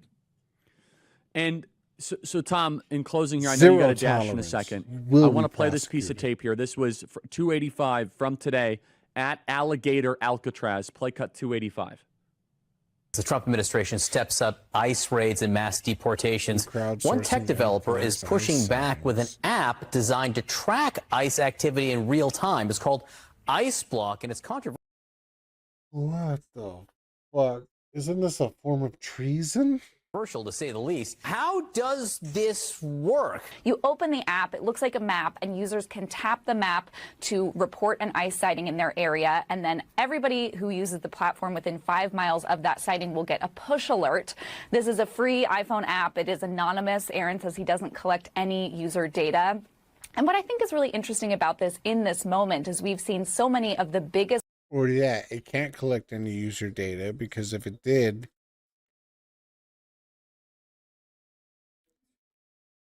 it would make those people in fucking trouble, because they would be going to jail. Leaders in tech supporting President Trump, but Aaron is sort of an example of the fact that there are people within the tech industry who are really resistant to Trump's policies. Tom, announced today, CNN is under criminal investigation for this. Is this legal? Are you allowed to track federal law enforcement? It should not be legal. No. And that's why all user data is not even fucking being shared. Publicize it on an app? Look, I'll leave it up to DOJ. I mean, I'm not an attorney. I'm not a prosecutor, but I've asked DOJ to look into us. People need to understand the dangerous job that ICE has every day. Again, we're prioritizing public safety threats. National literally got an ice cube and it's melting. Oh my God. Security threats. It already is very dangerous. To put an app out there and have CNN, a national network, advertise it, educate people, and as out there, and here's how you can use it, it puts ICE officers at a great risk. It's only a matter of time before there's an ambush where some nut is going to be laying in ICE knowing they're coming. There's going to be some bad guy who doesn't care, like the bad guy who threw a Molotov cocktail at 100%. Officers in saying free Palestine. Yep. Los Angeles. This is extreme. It's disgusting, and I hope DOJ takes some action. I pray to God we get this thing shut down. The men and women at ICE put themselves on the harm's way every day, and people need to remember this. They're not Nazis. They're not racist. But you got to think of it this way: if they do get that ICE Block app shut down, they're just gonna make another one, and they're just gonna keep repeating that cycle until they get what they want. They're mothers and fathers too. Yep. They're enforcing the laws enacted by Congress. They're not making this up. They're executing final orders removal issued by a federal judge. Bingo.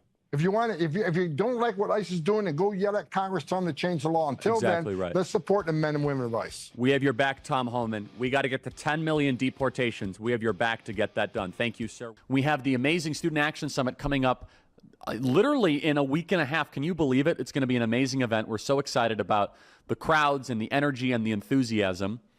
We have Kristi Noem. We have Tucker Carlson. We have Pete Hegseth. We have the biggest speakers in the movement. Let's play it. Let's play cut 51. They said Gen Z. He said Charlie Kirk is a Nazi, bro. Everybody's a Nazi, apparently.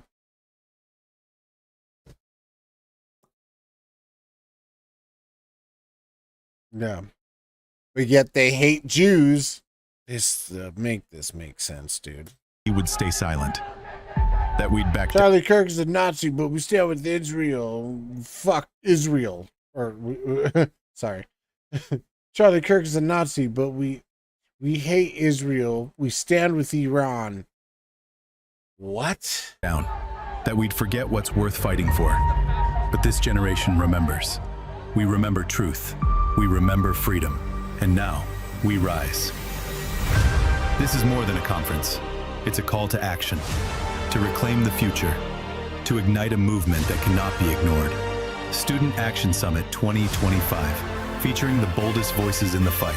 Charlie Kirk, Secretary Pete Hegseth, Tucker Carlson, Steve Bannon, Brett Cooper, Secretary Kristi Noem. Why is Tucker Carlson part of this? Riley Gaines, Brandon Tatum, Jack Posobiec. Brandon Tatum, I like that dude. Laura Ingraham, Megyn Kelly, Greg Gutfeld, Tom Homan, Congressman Byron Donalds, Russell Brand, Savannah Chrisley. Join thousands of patriots, future leaders, and freedom fighters. It's crazy how Russell Brand fucking played the roles that he played in all these fucking comedy movies, and now he's a political fucking person, bro.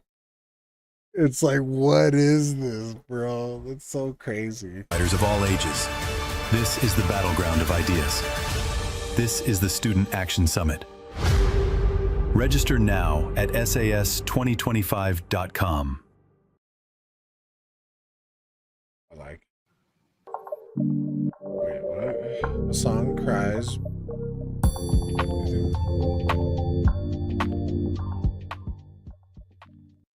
Hassan Piker is crying bias in the Ethan Klein lawsuit, both in the system at large and from law tubers like myself. So we're going to get into that today on The Legal Mindset. We teach you to be your own judge. I'm Andrew Esquire, American attorney, and this is a fast facts premiere, giving you the hot and dirty business in a shorter version of packed 3 version. days If you've ago? been liking these, let me know below. A lot of you guys are new to the channel as well, so welcome, and I hope you love the coverage. My goal is to be objective, entertaining, and give you education about the law. So that Hold on. We're here at Before I the do that, Bitcoin.com. before I do that, I'm gonna copy and share this to the chat. If you guys would like to give that video a like, if you guys are supporters. If not, that's totally fine. But just so I don't get sued, I'm sharing that shit. So. is crying bias into that business in a shorter version, a packed version. If you've been liking these, let me know below. A lot of you guys are new to the channel as well, so welcome, and I hope you love the coverage. My goal is to be objective, entertaining, and give you education about the law. So that's what we focus on here. But today we have claims from Hassan that indeed the system and also the lawyers covering it, like myself, are not being objective. So I want to get into some of his arguments here today, both of those, and we of course have clips to back that up. So let's get into the first one here, where he is talking about the lawsuits more at large in the system. Let's hear what Hassan has to say. Let's see. All this while snark subreddits and similar harassment. Actually, before all that, I do have to go to the restroom real quick. I'll be right back, and then we will get back in.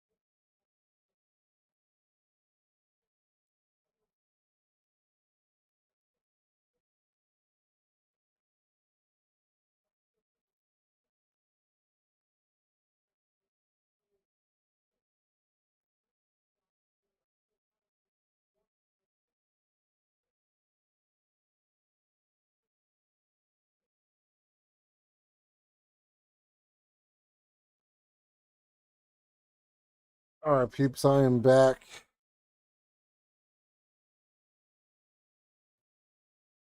I am back.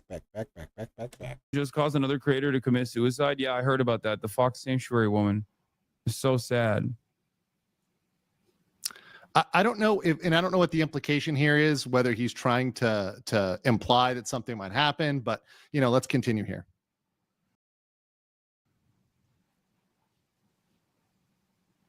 There's a lot of dead air. The legal complaints are in California for denim. Yeah, it's not dead air, it's just dead brain waves, because that's all Hassan Piker fucking has. And Frogan. Wait, what do you mean? So this is another point which I think is very interesting is, a lot of people can comment on stuff, but I'm not sure whether he doesn't understand what a legal complaint is or he doesn't understand how lawsuits work. I'm pretty sure he kind of understands. He just chooses not to. It's kind of like one ear and out the other. You know what I'm saying? He heard it, but he didn't really listen. I'm not really sure what he doesn't understand, but it's always very interesting when people decide to comment deeply on stuff that they really have no idea what's going on.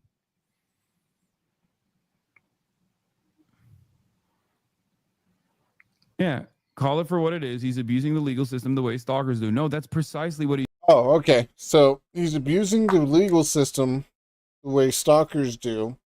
However, Hassan Piker can get his whole fucking community in Snark Reddit to fucking call Child Protective Services on Ethan Klein just because his baby had a fucking stomach ache.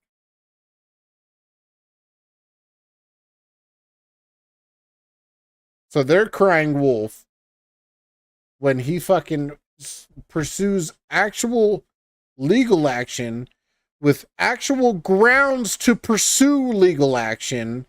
However, when all of Hassan's fucking supporters and orbiters and all that shit can fucking call Child Protective Services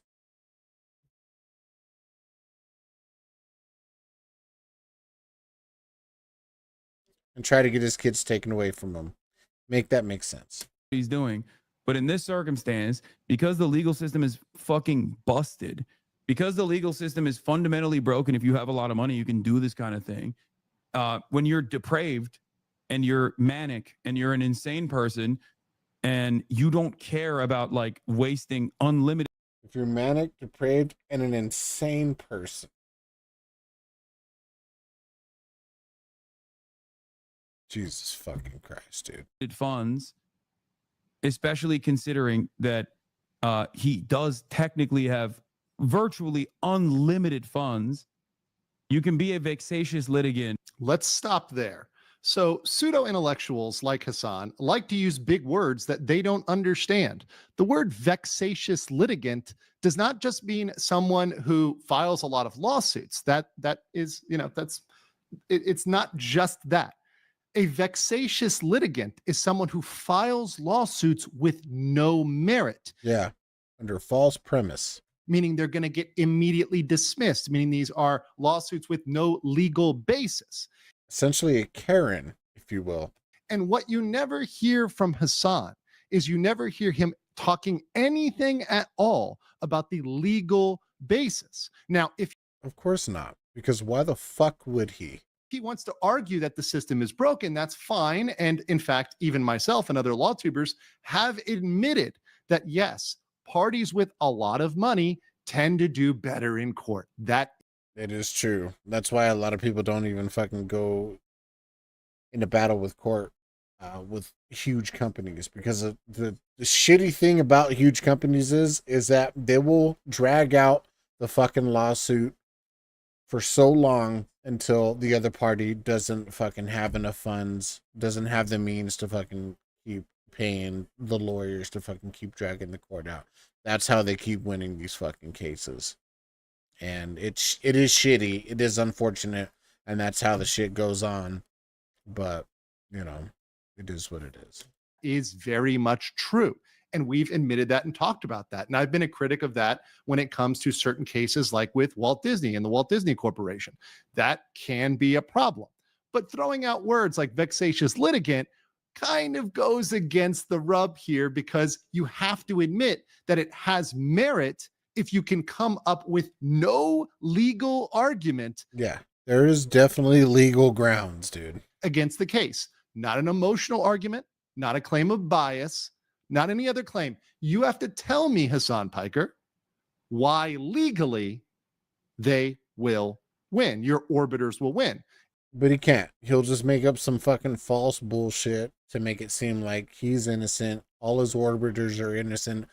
Ethan Klein is just freaking out just to freak out, when No, when you come after somebody else's fucking kids, and I'm pretty sure any parent could fucking attest to this. Anybody that has a fucking child in their possession right now, legally, that if you come after somebody's fucking kids, the gloves are fucking off. The gloves are fucking off. And Ethan Klein will lose. Otherwise, it is a meritorious claim. That's a big word you can use now, meritorious, Hassan.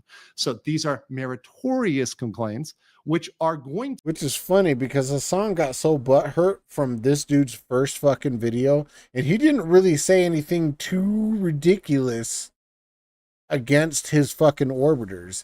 He was just like, all he said was like, Ethan has, you know, a shot, but will it come down to it? Who knows? And he's freaking out about it. He's just like,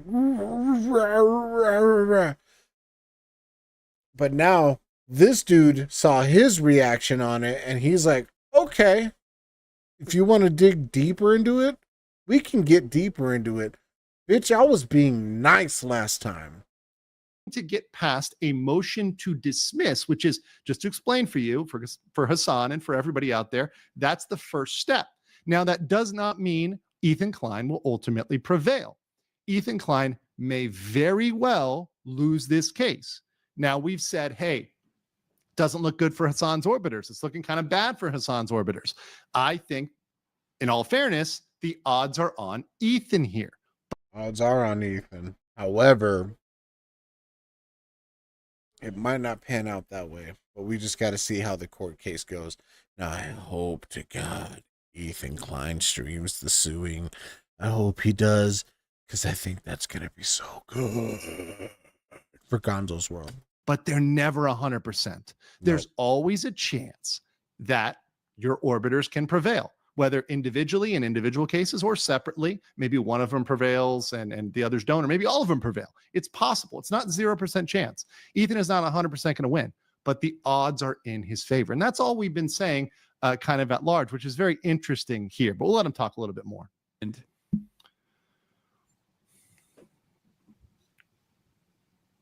look at that. It's like dead space, bro. Just like the video game. Having a mentally ill stalker who has an unlimited amount of money and power, and not only does he have... Did you see that shit?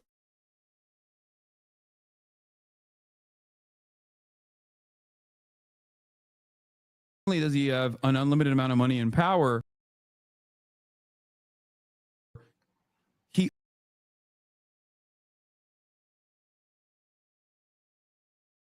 amount of money and I think he knows that they don't have that amount of money, but if they somehow pay, they will say they got your money. How the fuck does that even make sense? Power, and not only does he have an unlimited amount of money and power, Hassan likes to think that he's not a fucking millionaire. This is a multi-millionaire talking shit on another. I don't even know if Ethan Klein is a multi-millionaire, but Hassan is definitely a multi-millionaire. Ethan Klein is a millionaire. Okay. I'm sure. Okay. And he's saying like, oh, he's got all the money and power. Bro, your dad is a billionaire. Okay? Your dad is a billionaire. Your uncle is a fucking a fucking pervert that if he had the choice, he would legalize bestiality. He said this. He has said this. This is not anything that's this is not anything that's that I'm trying to make somebody look bad. He's actually said this. Okay. If he had the power, his uncle would legalize bestiality of the person giving pleasure to the animal. That's what he said. Chank said that. Yes, sir, he has. Your dad's a billionaire. You're a multimillionaire. And you're giving shit to Ethan, saying that he has a lot of wealth and power. Get the fuck out of here, dude. Get the fuck out of here. And need to remind you, he has not once donated any kind of funds to any of his orbiters' fucking GoFundMe pages. Not a fucking cent. Not 1 cent. You piece of fucking shit. I would actually go as far as like, I'm pretty sure that he would probably host a fucking fundraiser for his people. So his viewers can fund his orbiters lawsuit just so Ethan Klein can get all that fucking money. So Hassan still wouldn't have to fucking pay a cent. Just saying. He also makes content off of this, so it turns into more money for him down the line. That's it. Hassan is such a piece of fucking shit, dude.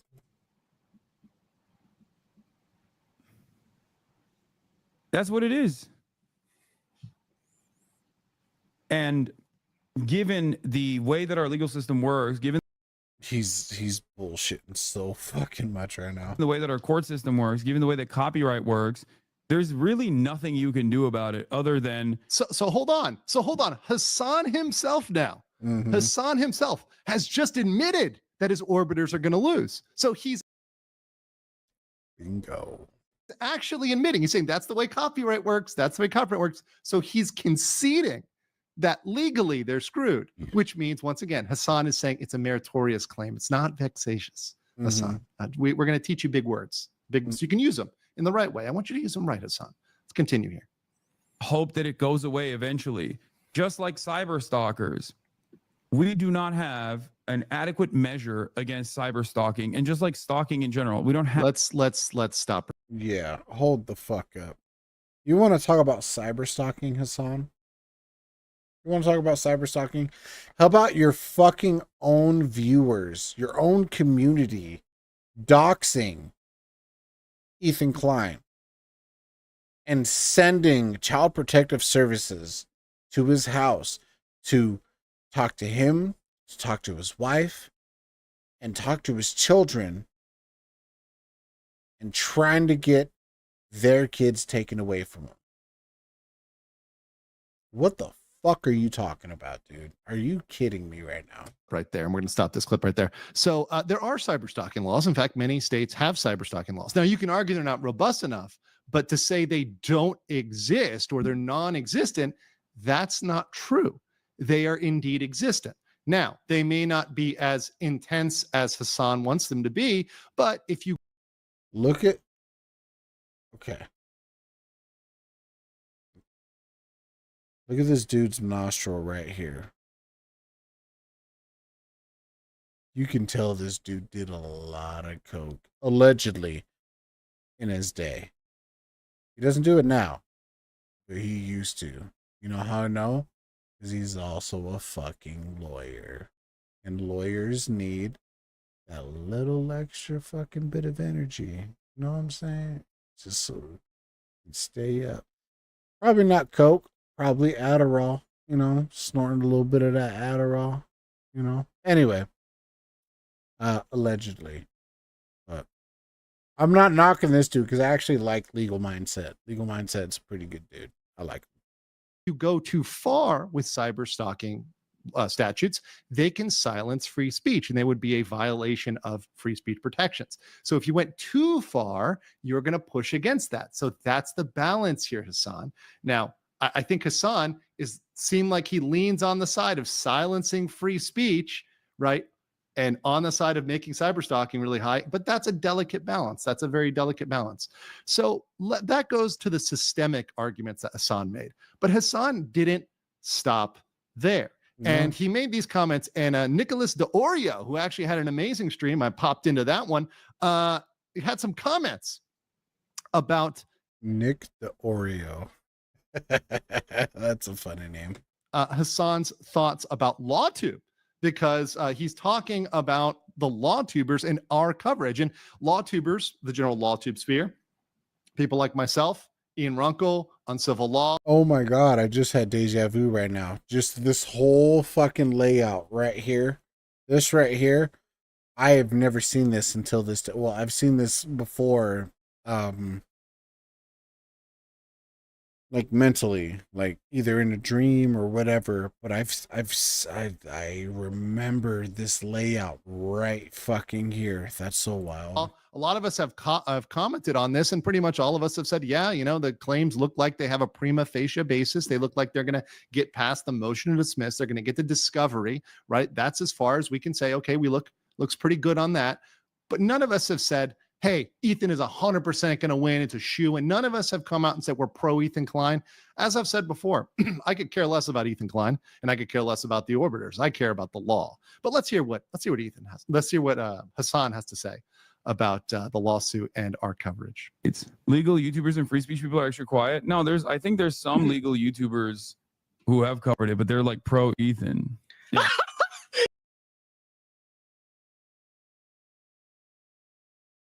It's not the fact that we're pro Ethan. We're just anti pretty much everything that you fucking stand for. And your community is fucking garbage.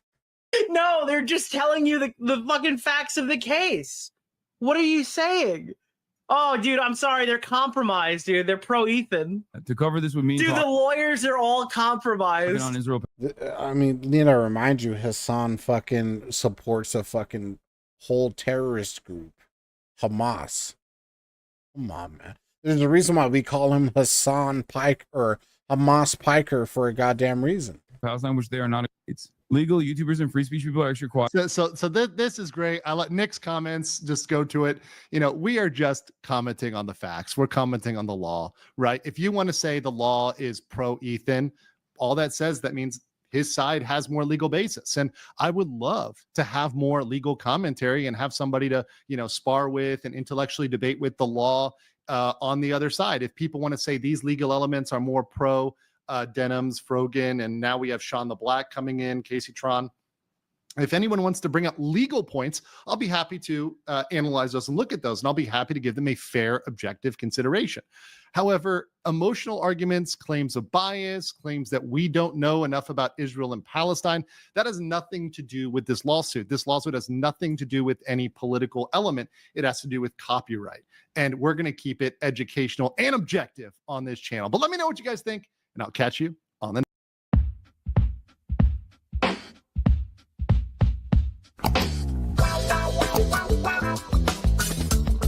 That's it? Didn't even fucking finish. I'll catch you on the next one.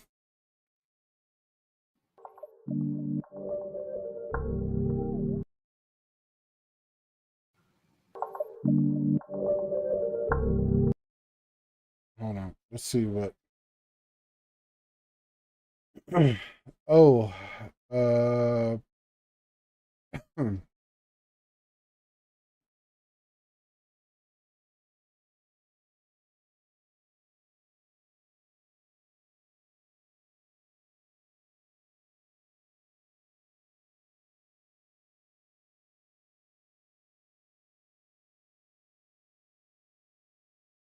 You know what this is right here, pal? Huh, tough guy? You feeling lucky? Yeah, that's right. Spirit fingers. Do you know why? Because it's been about 30 hours since I last slept, and I've done 3 different intros, all of which crash and burned, and I am off my gourd, so now I'm going wacko mode. But, even in my sleep-deprived state, I am still lucid enough to recognize how cattywampus the AAA gaming space has become. Like, the gaming industry has... This dude ain't fucking tired.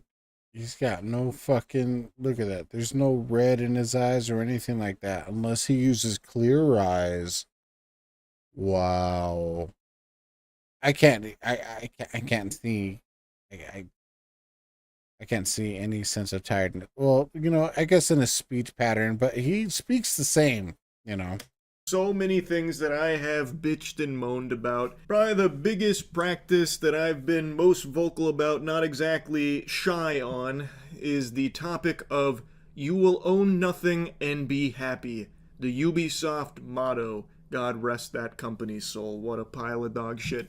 But it's not just Ubisoft. That has become a prevalent business strategy across the gaming industry.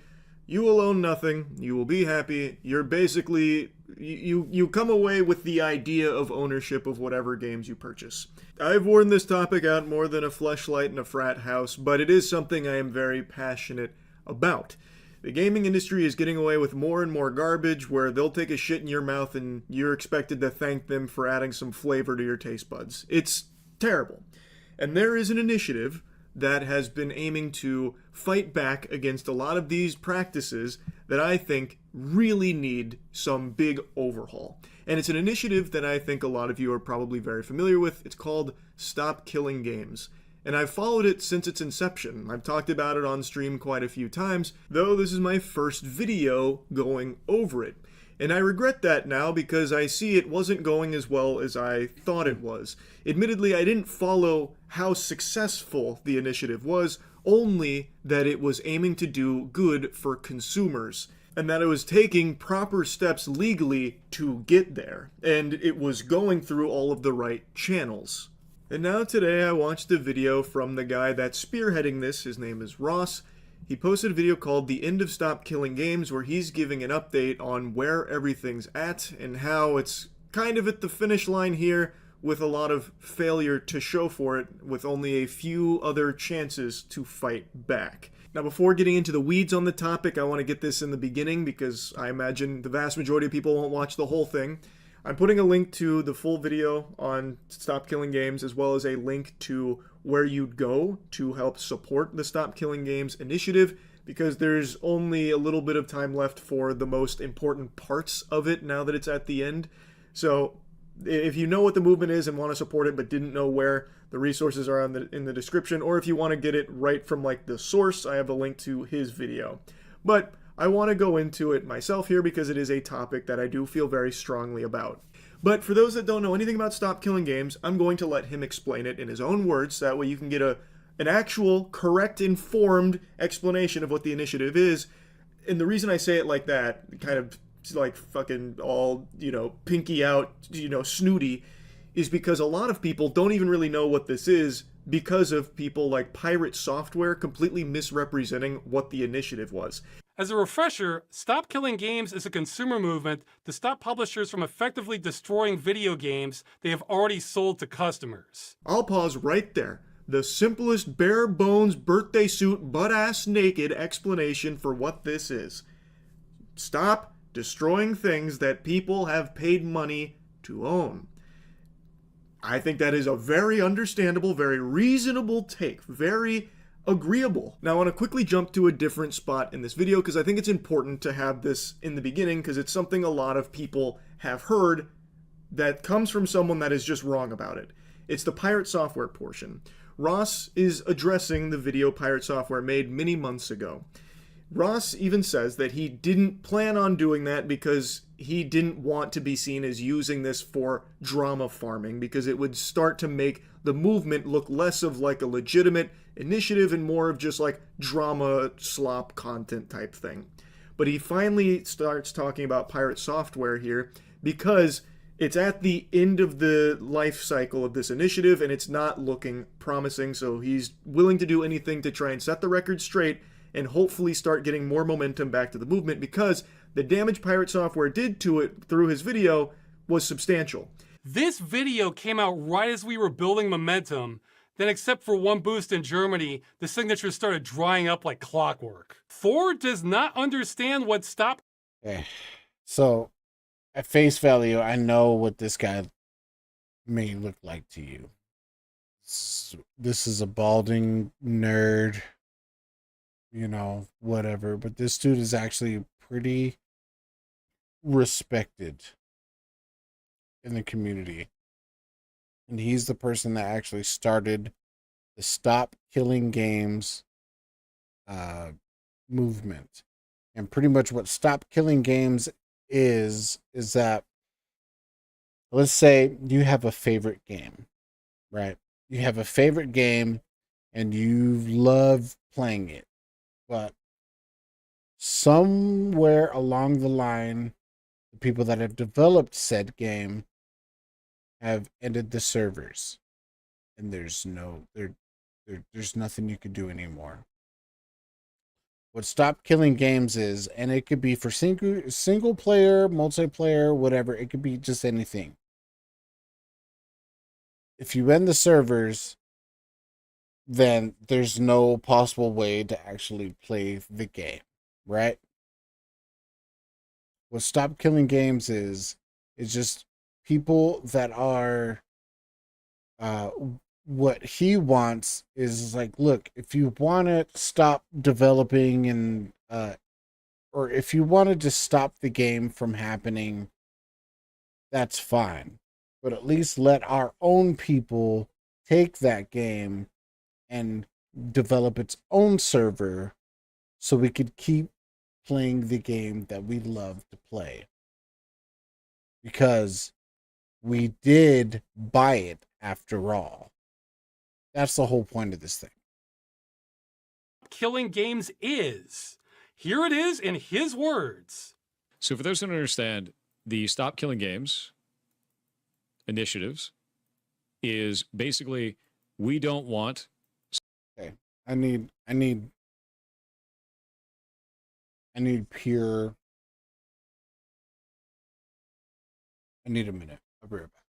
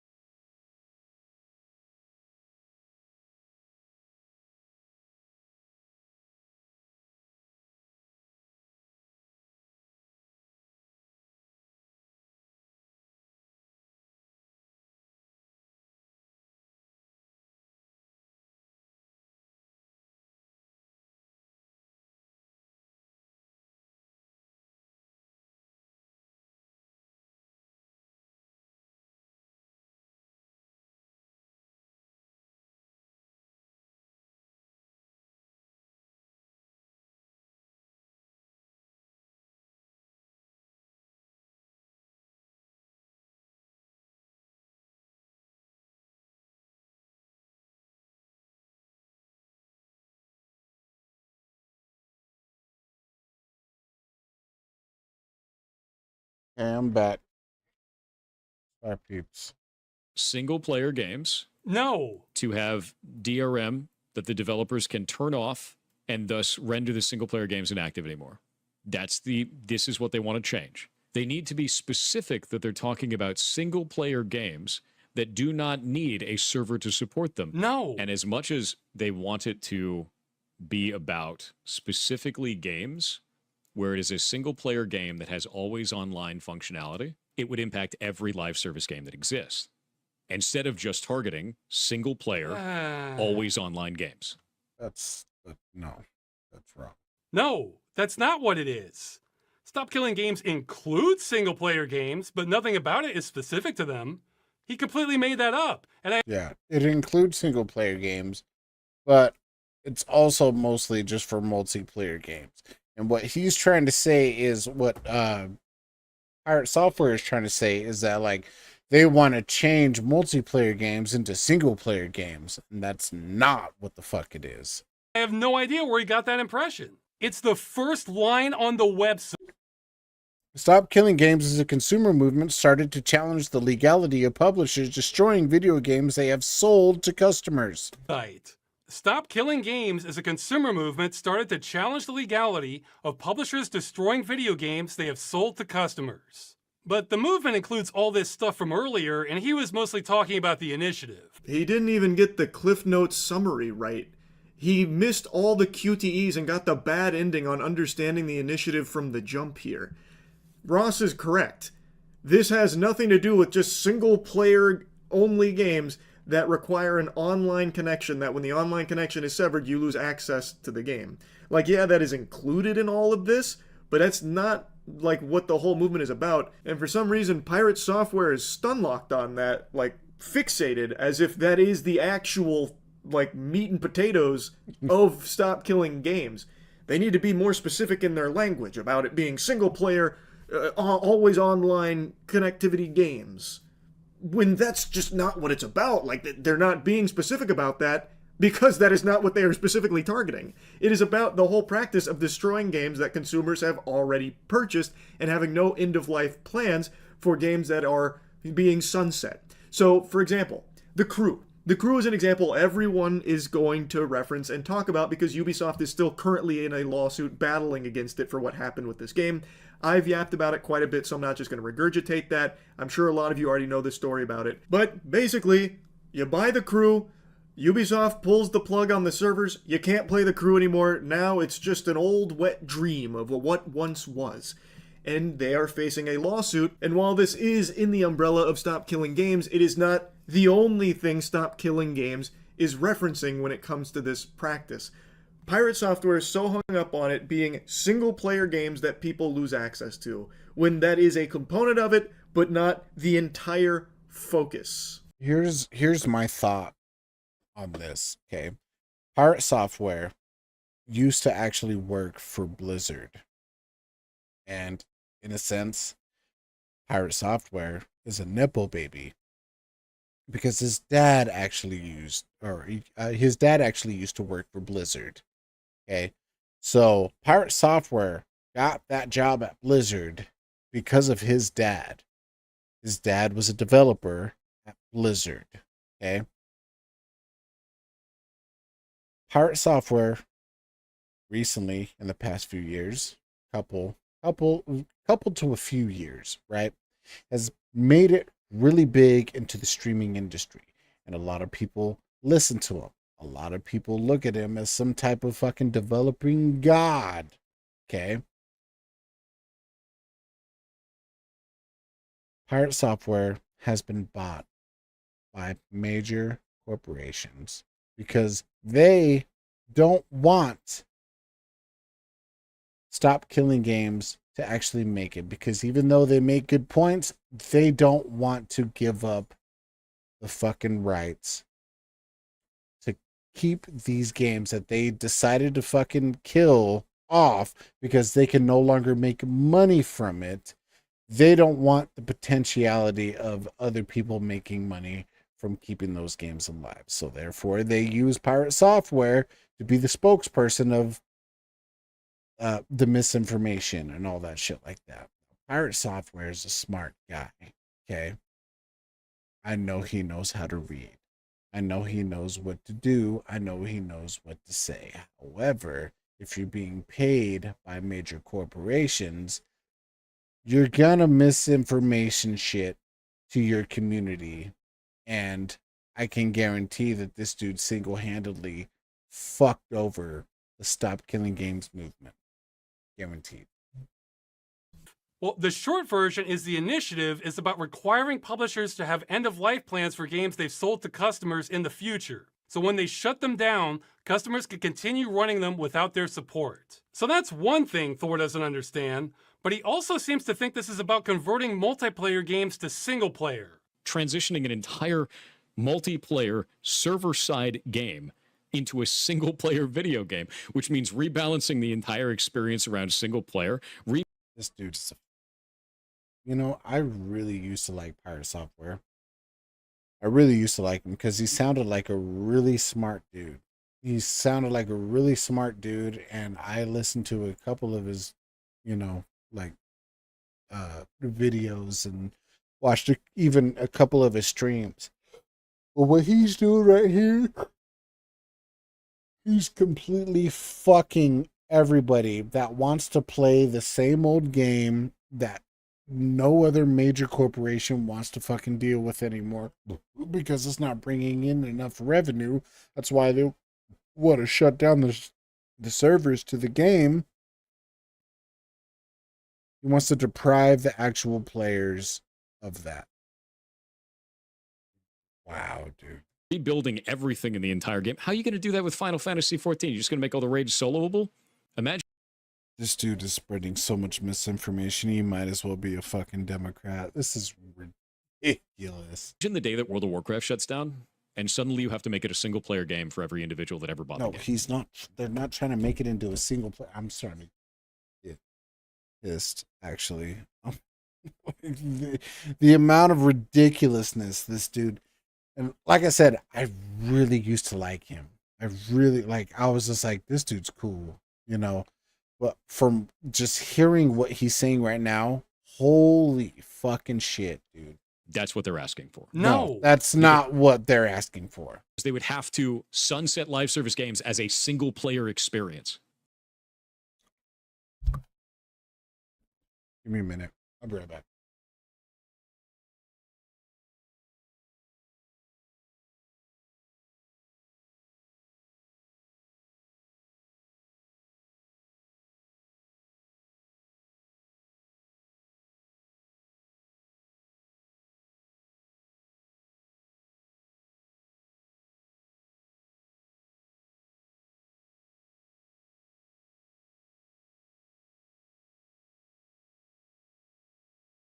I can't believe, bro. The idea that suddenly you need to make every single live service game playable single player offline? No, dude. Correct. No. Yeah. This part is more confusing than Finnegan's Wake, because nowhere in anything on Stop Killing Games has this even been like a talking point from anyone besides Pirate Software. I don't know where he pieced this. And you know what the crazy thing about this? This dude right here.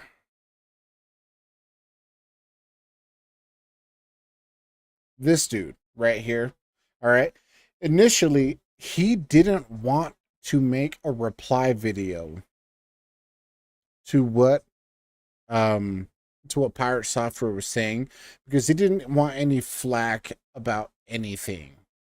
He didn't want to make this into like an internet drama, a content creator drama type of thing. He just kind of just wanted to leave it be. But as soon as Pirate Software started saying this shit, he had to step in and say something. But he's still being very on the safe side. And that's the shitty thing. He's being on the safe side, and yes, he's disagreeing. He's like, no, that's not what we're doing. My heart breaks for this dude. My heart breaks for this dude because he just wants the right thing to happen. Okay? He wants the right thing to happen. But people like Pirate Software is paid off to make things seem like it's something than it really is. Okay, does that make sense? And I know he's paid off because he's well off. Okay, he's well off. He's a Nepo baby. His father was a game developer over at Blizzard. You know what I'm saying? And now that Pirate Software is becoming a well-established name into the streaming community, he has pull. This poor dude is just trying to be the nice guy. But the sad thing in this world is that the nice guys in this world don't get shit for the dollar when they're not even asking for the dollar.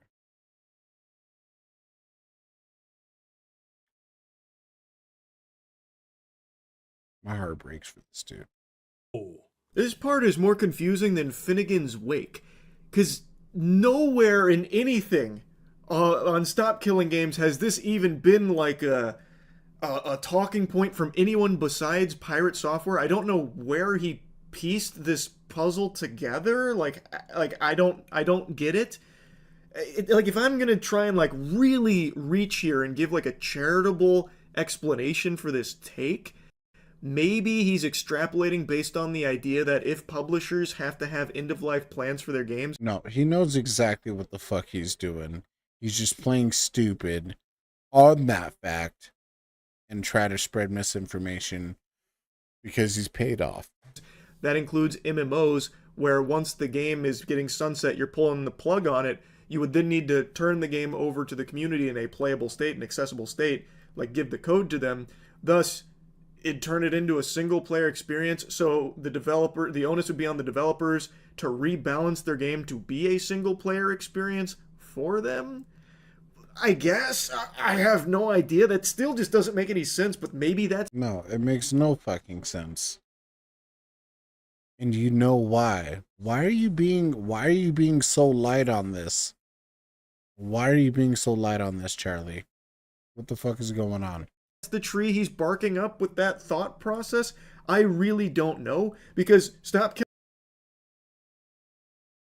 Yes, you do. Killing Games at no point ever says any of these multiplayer games need to be converted to single player. That really is outlandish. And the more I think about it, like the more nonsensical it becomes, because even in Pirate Software's hypothetical fanfic there, why would the developers need to rebalance the game? They would just turn over the code to the community and just it'd be in that state. They're no longer responsible for balancing the game. That's the whole point. They're not indefinitely supporting it. They would just be responsible of leaving the game in an accessible state to the community while they would shut down the servers on their end. Like, they wouldn't need to go back through with a whole development team and, like, you know, tweak the game to be single player compatible. Like, it just doesn't make sense. Like, I really do not understand that one. But apparently a lot of people latched on to that talking point from Pirate Software as something that Stop Killing Games was asking for and how unreasonable it was. Which, if that's what Stop Killing Games was asking for, it would be unreasonable. But that's not what it's asking for. Nowhere in there does it say that it's directly targeting always online single player games. Oh, he's so close. He's so close to getting it.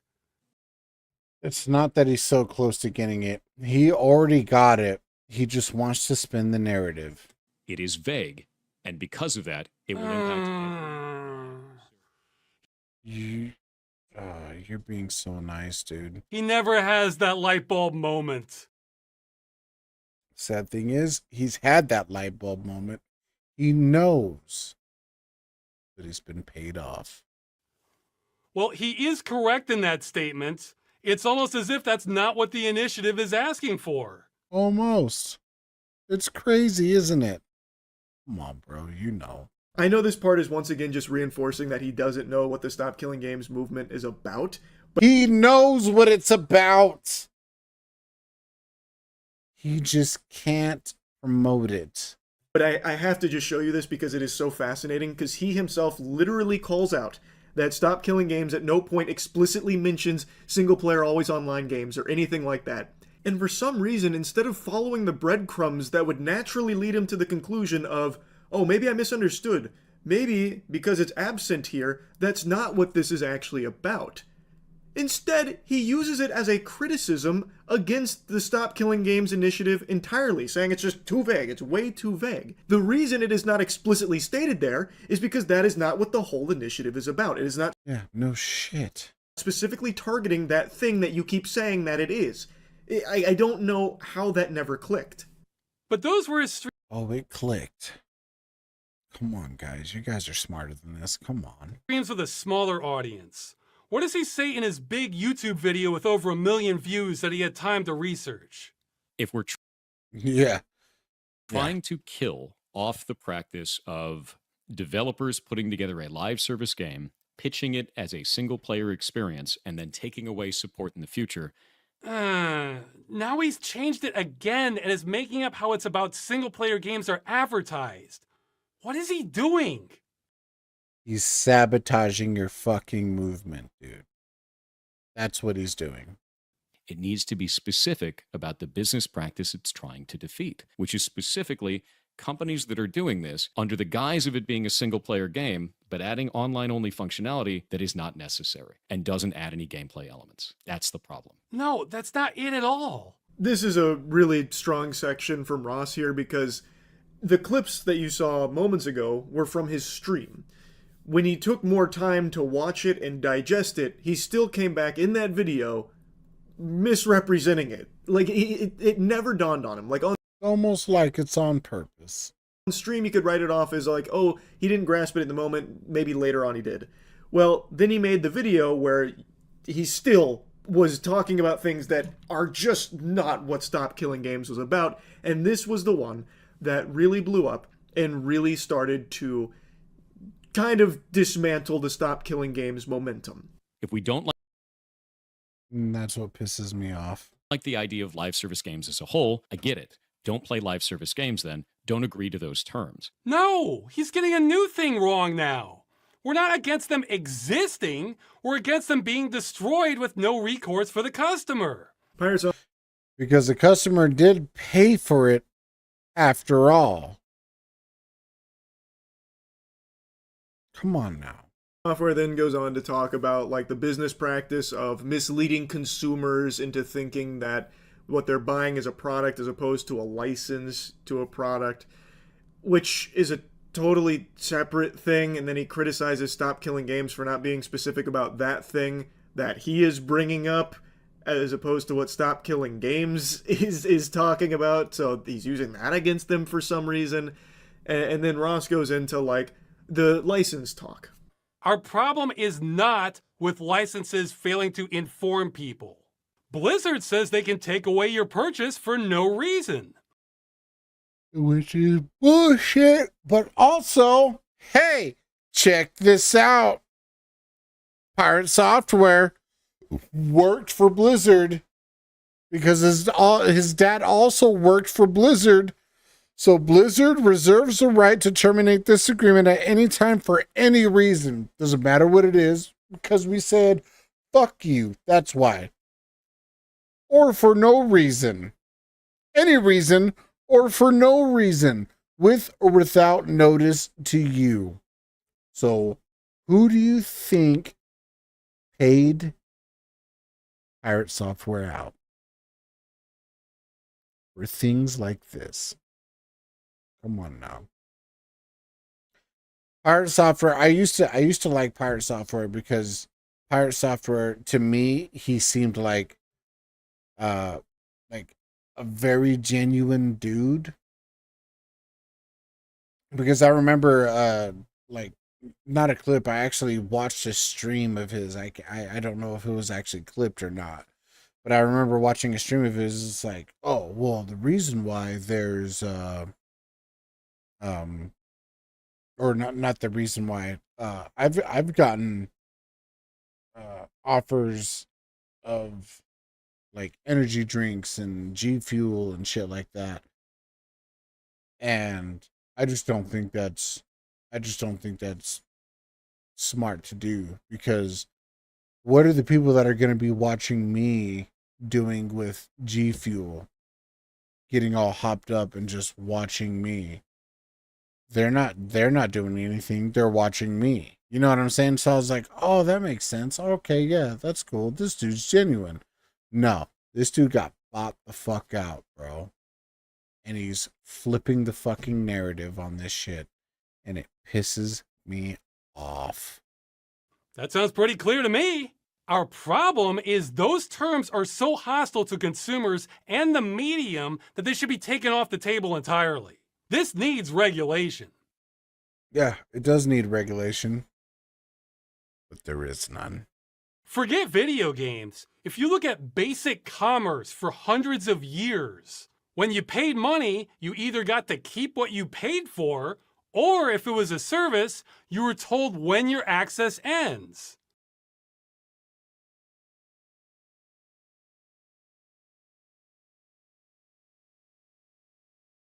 Pretty standard, if you ask me. The vast majority of online-only games do neither of those. He's exactly right. That is a huge problem. Yes, now, sir. Pirate Software is correct here about these companies that will mislead consumers through this fraudulent advertising on what you're actually buying, because in a lot of cases, you don't own any of the shit that you're buying. It is... Is it a lease? Is it a fuck? You know what I'm saying? Like, what the fuck is going on here? Is pretty much a rental. You get a permission slip to access the content. That is an issue, and not making it abundantly clear to consumers that that is what you are buying is a problem. And so too is the actual agreements, as Ross demonstrates with Blizzard, where it says they can just completely terminate it for no reason at all. It really does go against the basic idea of commerce entirely. Video games are in a totally different ball game when it comes to that, because half the time you don't realize that you're just buying an admission ticket to a game. You're not actually buying the game. You also don't know how long that's going to last. Again, to go back to Concord, that shit lasted less than a fucking, fucking rainstorm, basically. Like, there is just so many problems. So I don't know why Pirate Software would be so harsh on Stop Killing Games for not addressing specific things that he himself is bringing up or making up in regards to it. It just doesn't compute. It really is a video that did significant damage to an actually positive initiative that aimed to help consumers in the video game space. All based on his complete misrepresentation of it, which was a complete mess. If you try to tell me that every studio needs to run their live service game indefinitely or not want to run one at all, then no one's going to run them. Oh no! He wheeled out that line about publishers having to support the game forever. He was literally watching the video earlier where it says it won't do that in big letters. That wasn't enough. We just can't stop gamers from going there, even when we spell it out. That's the last clip I want to show from this section on the Pirate Software video, but it's a very important one because this is something a lot of people also think the Stop Killing Games initiative is about, where developers, publishers will have to support their games forever. Like, until the fucking heat death of the universe, they'll have to support these games under the initiative. When that is not the case. It is very simply asking that when the game has reached the end of its life cycle, the publishers, developers don't want to work on it any longer, to turn it over to the community to still be in a playable, accessible state so the product can still exist. There is some more nuance, obviously, to how that works, given, like, publisher developer licensing and a lot of, like, the code, the binary, that kind of thing. There is a lot at play under the hood there, of course, but it is something that Stop Killing Games isn't naive to, and it is something that is talked about. But I'm not going to dive too deep into it. I encourage you to check more in on it. But this whole belief that it is about endlessly supporting a live service game, even when it makes no sense to do so and it's beyond dead and in the dirt, is ridiculous, because that is not what it is asking for. And a lot of people think that it is. It's not. Pirate Software got that wrong as well. Anyway, I'll stop yapping about it, but as mentioned in the beginning, most of Stop Killing Games hasn't been successful in getting change. And Ross has dedicated so much of his life to this, and it's clearly taken a big toll. Now he's doing everything he can for this last ditch push to try and help. And there are two big things coming up that can do so. And it's what I linked at the very beginning of the at the very beginning of the video about the resources in the description. It's in regards to this. One is for the UK to sign a government petition to bring this issue before Parliament. Though, keeping it real, I'm not terribly optimistic about this one, since the government response has been a mess by every definition. But the one that has a lot of power, so much so I think it could change the course of gaming history, is the European Citizens Initiative. Now, I said... because any petition in the US is null and void. Like, nobody gives a shit about US petitions. I'm not even gonna lie. I'm approaching this like a time traveler because with the trajectory we're on, these are both going to fail. Again, this one is crazy powerful, but the hurdle we just couldn't get past was that it requires 1 million signatures from citizens of EU countries. And we've only made it just under halfway. What a lot of people don't realize is that in the EU especially, it's almost a state of lawlessness regarding the practice of game destruction. Is that the vast majority of games with an online requirement say they can be terminated at any time for any reason. Yep. Or Anytime Blizzard for likes any reason. to say any or no reason. Yep. Any or no reason. But and hey, let's also take a look at that. Okay. Requirement say they can be terminated at any time for any reason. Anytime for any reason. Okay. Which is still pretty bad. Or Blizzard likes to say Blizzard, which Pirate Software used to fucking work for. Any time, any reason, or for no reason. Think about that. Any or no reason. But according to the EU Commission, that might be a violation of Directive 93/13 EEC, which protects consumers against unfair terms in consumer contracts. So if that term is unfair, that means that part of the contract is null and void. He goes on to it could be null and void, but however, those terms of agreement, when you click that confirm button, that is null and void. That's the reason why they fucking force you to fucking like, hey, if you want to play this game, read all these terms and agreements, which nobody fucking reads, right? But they click confirm because they want to fucking play the game. It's null and void. So, yeah, it should be null and void. But as long as you fucking sign on the dotted fucking line, they have your ass. So that's what sucks. Explain how powerful that can be because of what a mess that is. Because there is so much gray area with how the video games currently operate in regards to those protections, it would be a legal headache that would require an analysis of the laws or implementation of new laws that could lead to, hopefully, an improvement when it comes to gaming. So the big hurdle was the signatures, needing 1 million, and currently it's at like 460,000, so it doesn't reach the threshold. I've been very vocal from the very beginning about how little faith I have in petitions, but that's just from the perspective of an American. In America, petitions are more worthless than toilet paper. You're better off just writing what you want on a note to Santa Claus and shipping it to the North Pole than you are doing anything with a petition in this country. I don't know how different it is in the EU. Maybe it really is this powerful there that could lead to substantial change and improvement when it comes to games and preservation and all of what we've already talked about. Hopefully, I mean, that's really all that's left for the Stop Killing Games initiative, which sucks, but that's the position that it's in, unfortunately. And I wanted to talk about it because I really want to see something change with the games industry.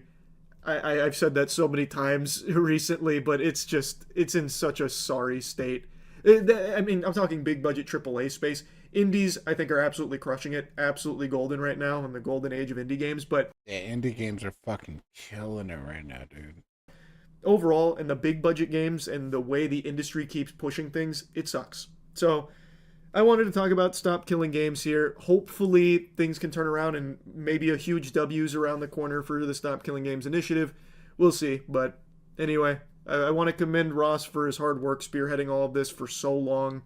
And that's really about it. See ya. Hi there. I'm a soulless corporate CEO. That's crazy. Give me just a minute. I'll be right back.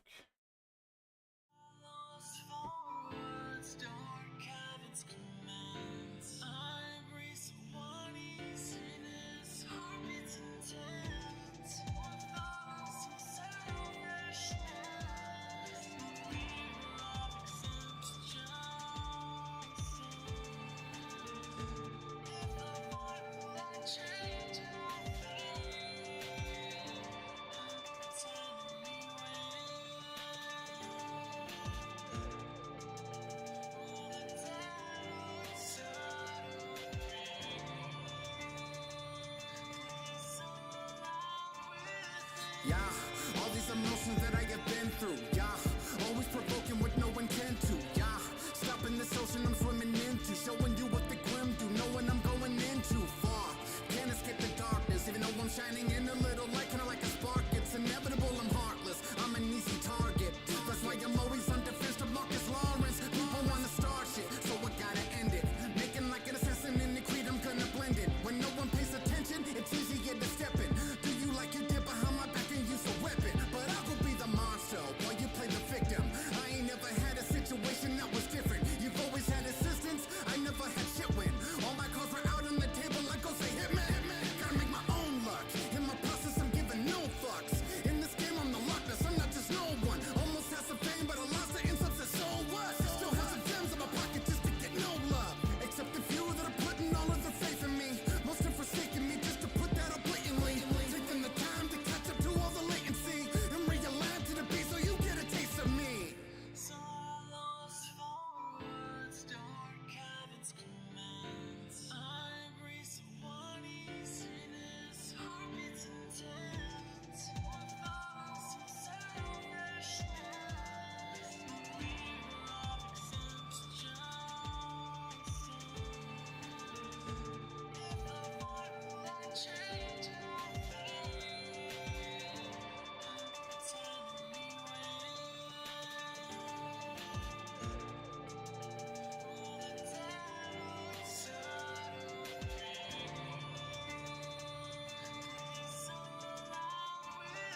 Yeah, following the motion that I can fit through, yeah.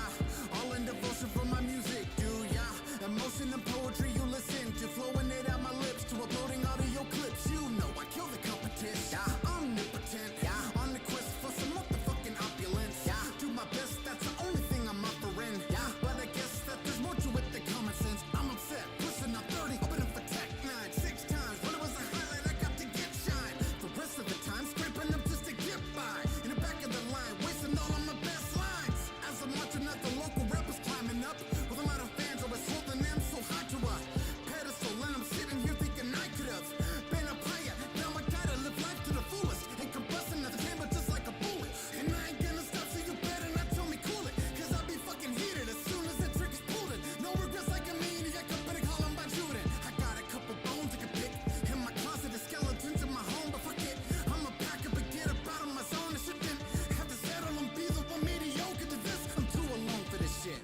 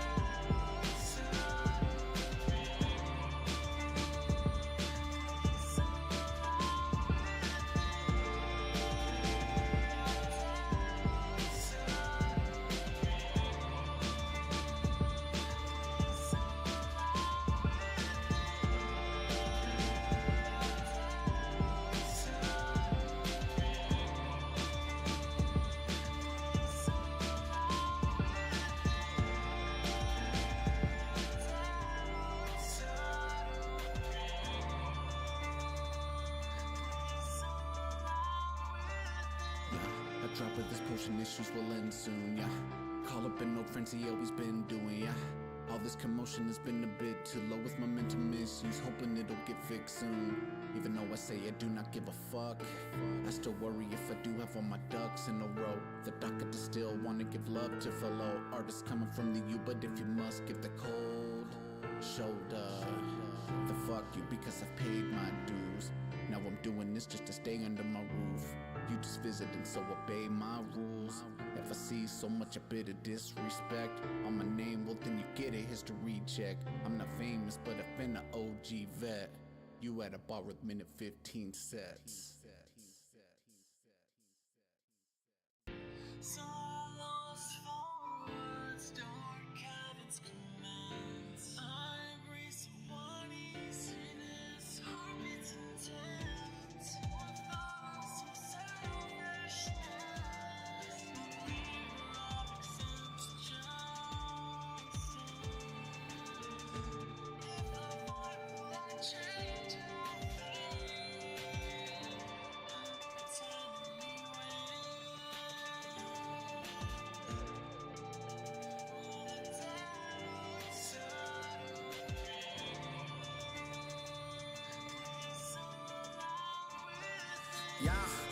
these emotions that I have been through, yeah. Always provoking with no intent to, yeah. Stopping this ocean I'm swimming into, showing you what the grim do, knowing I'm going in too far.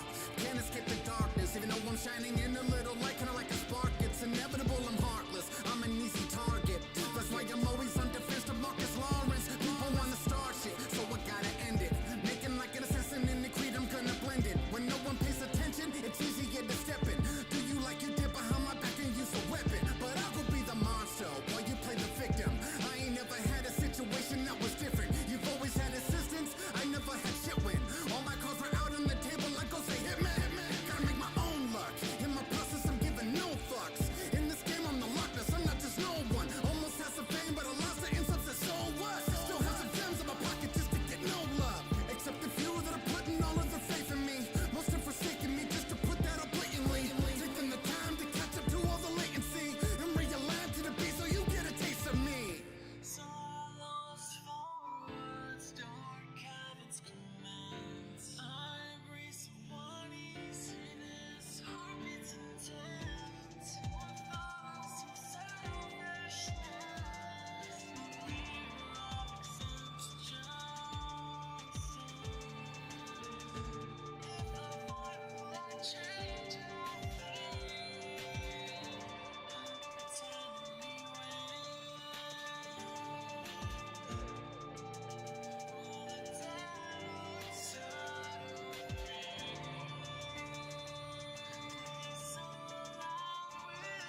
Yeah, following the motion that I can fit through, yeah.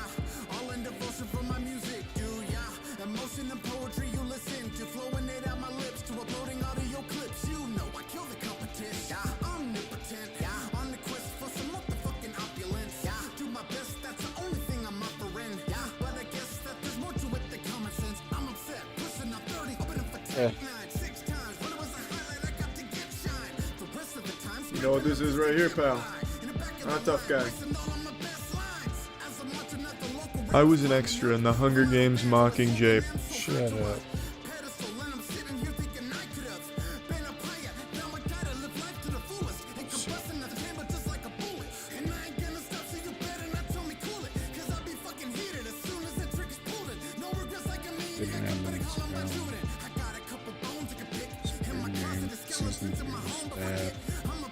It's just disgusting.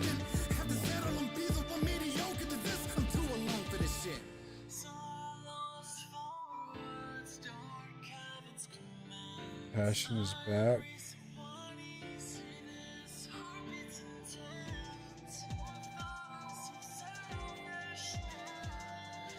A few weeks ago. Choosing AI wife over real girlfriend and daughter.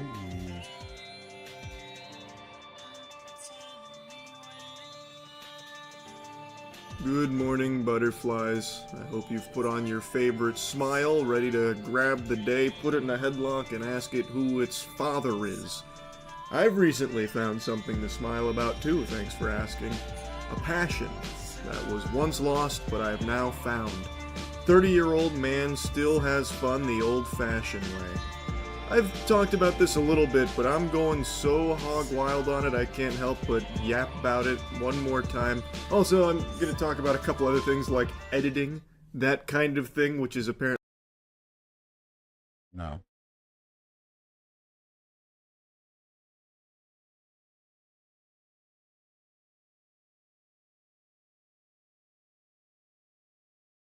Days ago. 9 days ago. Wait, wasn't the passion is back? Fucking whatever. The pirate situation. I have no doubt most of you have noticed over the last 10 or 11 months I've been a lot happier. Glowing. Okay. Yeah. Alright. This is the second one apparently. And I would like to see what's going on with this one. Really radiant. You can tell probably just from my voice alone and this striking smile. So what is the secret to this newfound happiness of mine? The one trick doctors don't want you to know? I haven't been online as much. I've been going outside far more frequently, spending time in the real world. And as such, I'm sure many of you have noticed over the last 10 or 11 months, internet drama hasn't been a huge focal point of the channel because I haven't seen a whole bunch of it. I haven't kept up with the vast majority of it. And of course, occasionally I've still dipped my tootsies in some of it, like if there's something particularly wacky going on, and I still cover like news and crazy shit going on with aliens and all of that kind of thing, or if there's like a really cringe, prankster that got arrested or something, I'll still talk about that. But it's not like a fixation for me like it used to be over the last few years, where I was covering any and all internet creator space hoopla. And I want to keep it that way. I'm having a lot more fun not doing that. That being said, there is something that has unfolded here that's like the John Wick killing the dog moment that's bringing me back, just very temporarily. And it's Pirate Software. Yesterday I talked about Stop Killing Games. And there's no way to talk about Stop Killing Games without also mentioning Pirate Software because of the profound effect he has had on that initiative in its demise. I say demise, but it's not actually fully cooked, but it has been on life support, and Pirate Software did play a big role in that because of 2 videos he made, as well as a stream, shitting all over it. And that's not even doing it justice. He was full-blown tooting on this. He was shitting on it with some fart on top. And a lot of what he was saying about Stop Killing Games wasn't accurate. It was a misrepresentation of the initiative. And the guy behind it, the guy spearheading it, Ross, finally set the record straight on a lot of the misconceptions that Pirate Software helped to put out there and kind of exacerbate these thought processes that just weren't accurate for what the initiative was actually aiming to do. He finally set the record straight, and I, of course, wanted to talk about it as someone who does actually care about it. Now, as I've said, I've been a little more off the grid. I bought a fucking farm, so I've been, living off the Lord's land recently, and I've missed a lot of the internet happenings. So Pirate Software's previous anime arcs of drama, like with World of Warcraft, and the one after that, and the one after that, and the one after that, and the one after that, I didn't pay a whole lot of attention to. I only got little tiddlywinks, little morsels of lore about it in a few clips, so I never really even understood what was going on there. So Pirate Software's response to everything that happened yesterday really caught me by surprise. That was a subversion of my expectations, bigger than Game of Thrones Season 8. Yeah, Hutcher, I did. I think it's really hilarious to me that that entire community is so butt mad at me for putting out a video 10 months ago about their stuff and then not being refuted, and now it's my fault that everything is going wrong for them. Yeah. Way to fucking, not take the fucking blame. Or way to have your fucking ego set so fucking high that you think like, oh, well, now I'm the one to fucking blame. You are the one to fucking blame.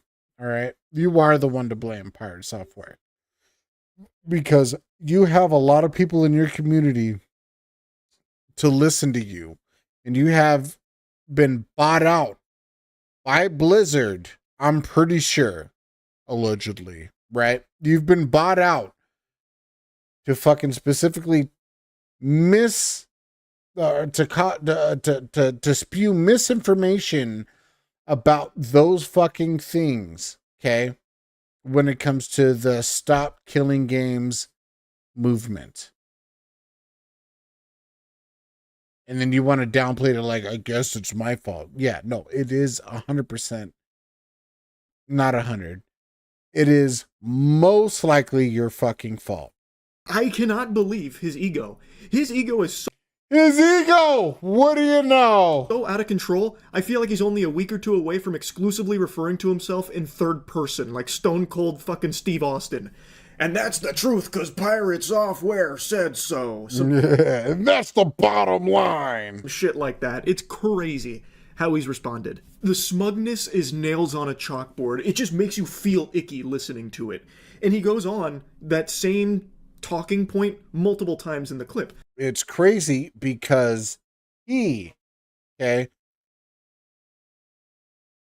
Zero, Moist Critical, Charlie, Charlie, on the first video, you could see he kind of was just like being very cautious with his fucking words. This one, he is being just like, okay, you're kind of a piece of shit, dude. about how, like, oh, I guess I'm fully to blame. I guess because I made those videos 10 months ago, it's my fault entirely that this whole thing crashed and burned. Yep. Oh boy. Time to play a sad song on the world's smallest violin for the Stop Killing Games movement, all because Big Bad Pirate Software took it all down by himself. Like, it's crazy. No one's saying that. Like, there is no one out there that is saying it is entirely Pirate Software's fault that Stop Killing Games hasn't been more successful in its endeavors. But there's irrefutable evidence that you had a detrimental effect, a majorly damaging... I need to grab another beer. I'll be right back.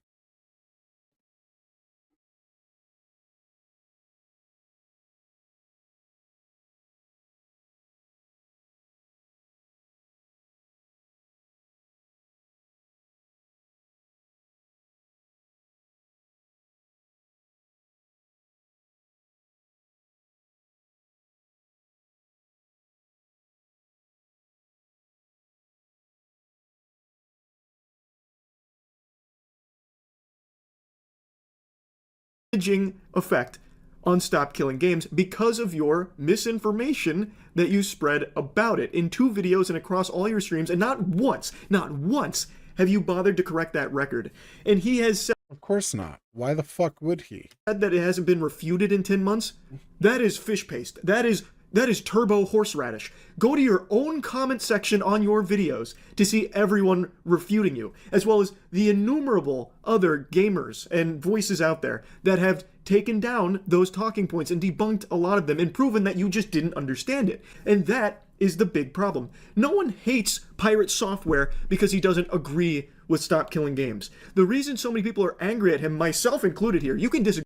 We're spreading the misinformation about it. Agree with the movement all you want. If you don't like the initiative, I'm not your fucking dad. You make your own choices there. But the reason so many people, myself included, do not like how Pirate Software is handling all this is he is refusing, outright refusing, to just admit any level of fault, that he was wrong about anything. And that too couldn't be more clear from these clips, as well as his tweets that he's made. It's actually his tweets that really sent me off the fucking rails here, off my gourd. Let's start with this little nugget here that he deleted from...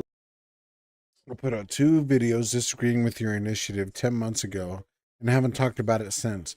Now your initiative has failed and you're blaming me for 33 minutes of the hour. Yeah, maybe because you're a fucking pretty high... Like, this dude's small time. Like, I would imagine this dude... Like, yes, he's gotten the attention of Asmongold and Moist Critical and even Pirate Software, right? But obviously Asmongold and Moist Critical apparently are not powerful enough, because when you fucking said what the fuck you said about it, Pirate Software, you completely derailed the possibility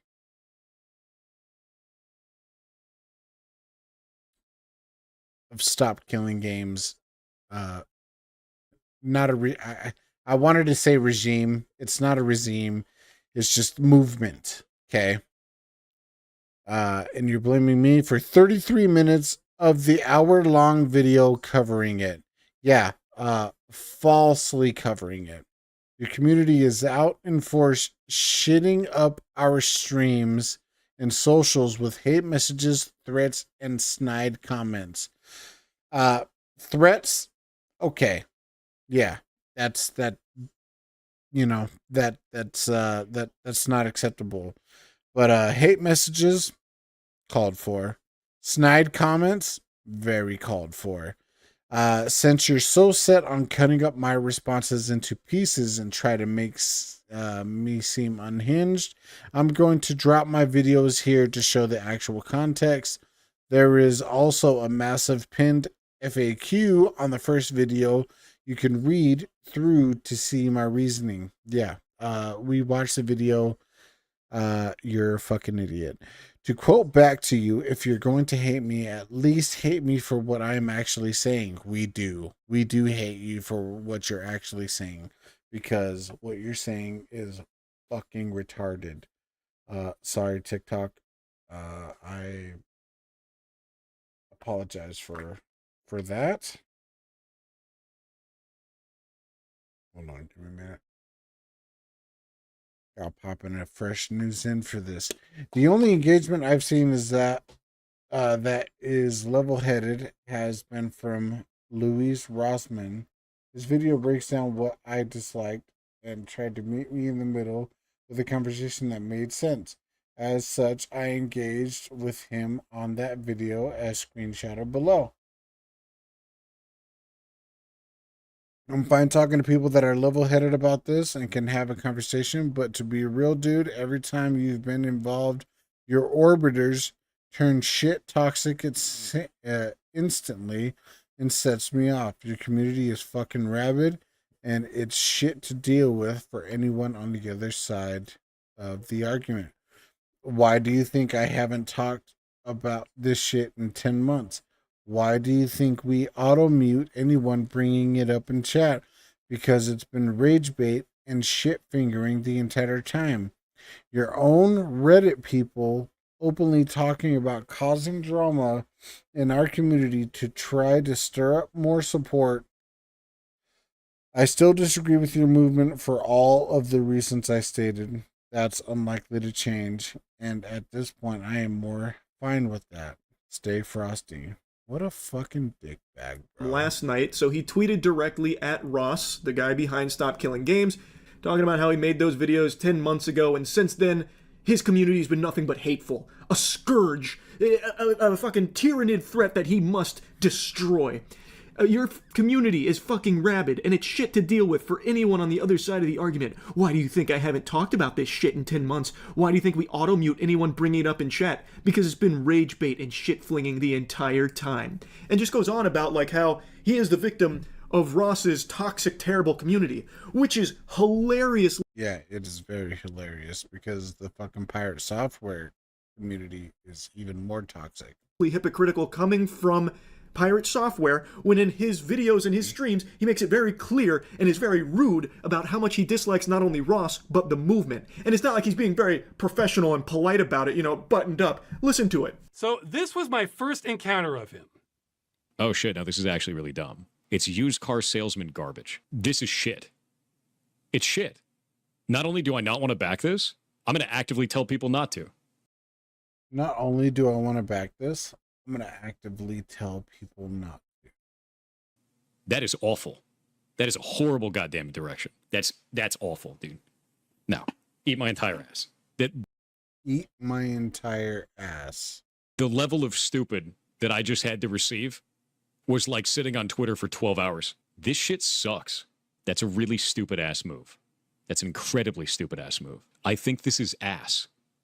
This is complete garbage. All of this can eat shit then. I drop the mask entirely. I have no qualms about that. They can eat my entire ass. The whole thing. That sounds stupid as shit. Yeah, I'm sure it's Ross and his community that are actually the assholes here. Yeah. Brother, come on. You can't possibly be calling the wambulance with a side of French fries here about people being mean to you. I used to hate the fact that he said, call the wambulance with a side of French fries. However, in this case, I feel like it is justifiable. When you are literally the one that started the shit flinging and name calling. And by the way, Ross never even addressed this for 10 months because he didn't want to dilute the initiative into just having it be boiled down to drama between creators, which I think was actually very big of him. The only reason he's talking about it now is because it's at the end of its life and so many people still don't understand it because of someone like Pirate Software misrepresenting it. So he's finally setting the record straight there. Anyway, he did delete that tweet, but just a little while ago he made a new tweet, a very long tweet as well as a series of tweets under it in regards to this whole thing. And in all these words, all this mumbo jumbo, not once does he say he was wrong about anything. In fact, he just continues to double down, even proudly stating he is doubling down. Wow, how incredibly noble, doubling down on things you are provably, blatantly wrong about. We don't need to hit the Jumbotron for the replay on yesterday's video going over so many of the things that he was incorrect about in regards to the initiative. But the point is, that is an issue that I really thought that he would address. Be like, hey, yeah, I did get this part wrong. You're right, guys. Sorry about that. I didn't mean to misrepresent it. I still don't fully agree with it, but I do recognize that I had some errors here in my coverage. That's what I was expecting. That is not what we got. And it prompted me to reach out directly to him, to talk to him, to see, like, why isn't he acknowledging that? Is there a reason? Like, what is going on there? So I did. He made it very clear he was not very happy with my coverage of Stop Killing Games, which is fine. Well, of course he's not very happy with it because you're siding against him.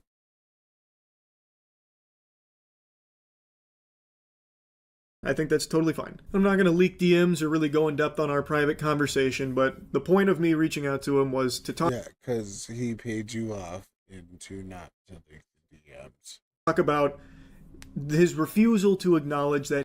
To at least not leak DMs. He did, maybe unintentionally, misrepresent Stop Killing Games, and it led to a just shy. Because let's face it. Let's just be honest here. When has Moist Critical not been shy to not leak DMs? Or when is Moist Critical been shy to not leak DMs?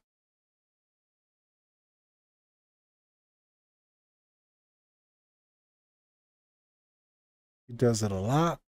He's done it a lot. He got paid a small amount of money to just not to leak the DMs. I have 2 hours, like, circular argument that ultimately got us nowhere. He was more focused on his qualms with Stop Killing Games and really liked to challenge me to prove him wrong about some of his hang-ups with it. And when I would mention, like, the behavior aspect, like, hey, you did misrepresent it, and I'd give him a timestamp, he'd then instead say how I'm wrong for thinking that he misrepresented it. We got nowhere. So I want to just publicly say this again.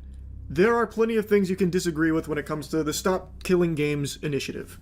I'll put links to it if you want to learn more about it, and you can form your own opinions on it if you want to support it. If you don't like it, that's fine. That's super normal. And I didn't reach out to try and champion that Pirate Software should become, you know, a huge ambassador of Stop Killing Games, you know, out there on the fucking front lines fighting for it. It had nothing to do with that. It was simply about the misunderstanding that he showcased, maybe unintentionally, and the misrepresentation of it that he broadcast. Again, maybe unintentionally. Which has, in turn, over the course of 10 months, misled people on what the fuck Stop Killing Games even is in the first place. Which I found to be a problem because he's never even acknowledged that as something that has happened. And because he refuses to acknowledge that, and anyone that even, like, tiptoes around that subject, he kind of treats as though they're fucking idiots, like me, for thinking that he's misrepresented something. Now, he did just post a tweet where he said he talked to me and Josh Strife Hayes, and in that tweet, this will prove how useless our conversation was, unfortunately, there's not a single peep about misrepresenting what Stop Killing Games was about. It's more so about how the public just doesn't understand game development, and it kind of reads to me like we're all just too stupid to understand it from his side of things. Our conversation basically amounted to toilet paper, unfortunately. Again, I was focused on, you have done this, maybe unintentionally, you should at least say that you have, or, like, you know, are you aware that you did this? And then it became more of like, nope, I didn't.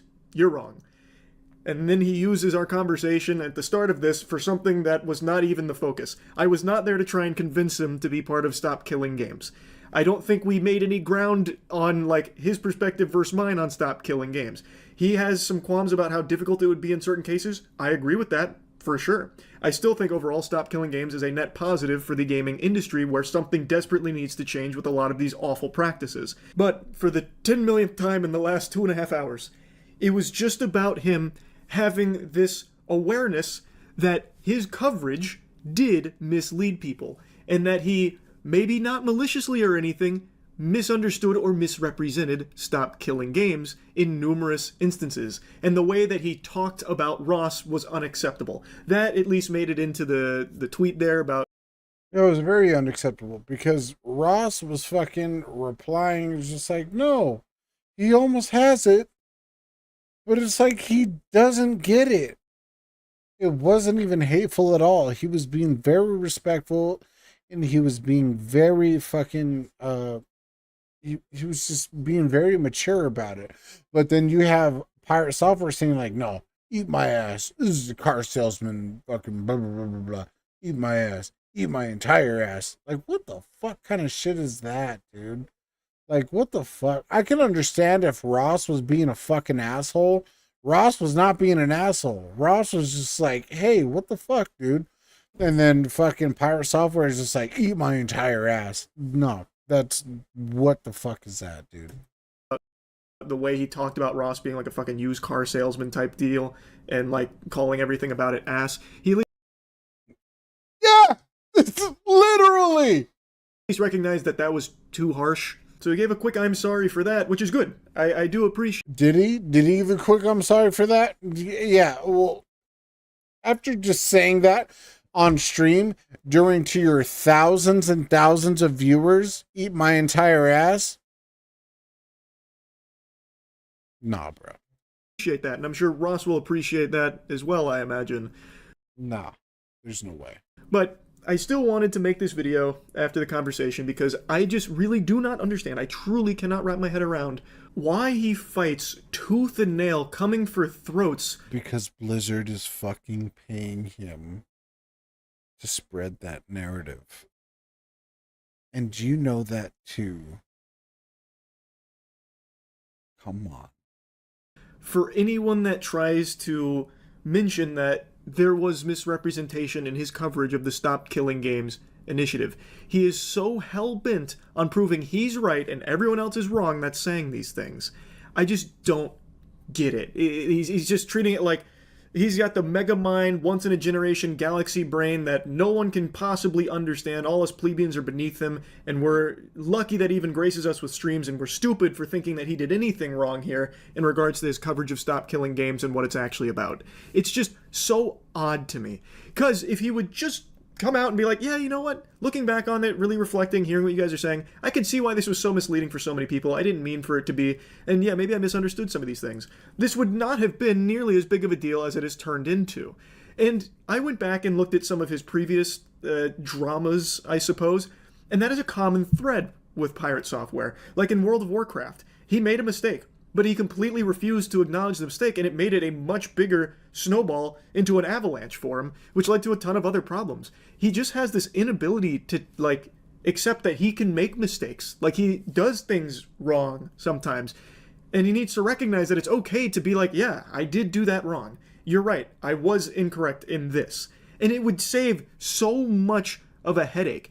But he just comes across as a narcissist. He really does, unfortunately. Like, I'm not an armchair Reddit psychologist here going to diagnose him as a narcissist or anything, but, like, that's what it comes across as. He just refuses to admit that he ever does anything incorrectly. It admits no faults of his own, ever. Except, I suppose, to Ross here, which maybe this is the beginning of a big character development for Pirate Software. He did apologize to Ross for how he treated him and what he said about him. I think that's great. Would love to see that same kind of energy for understanding where people like myself are coming from with your coverage of Stop Killing Games and why people feel the. Oh, what the fuck? No! Is part of a cult and they don't realize it. I have no doubt most possibly be calling the wambulance with a side of French cries here about people being mean to you.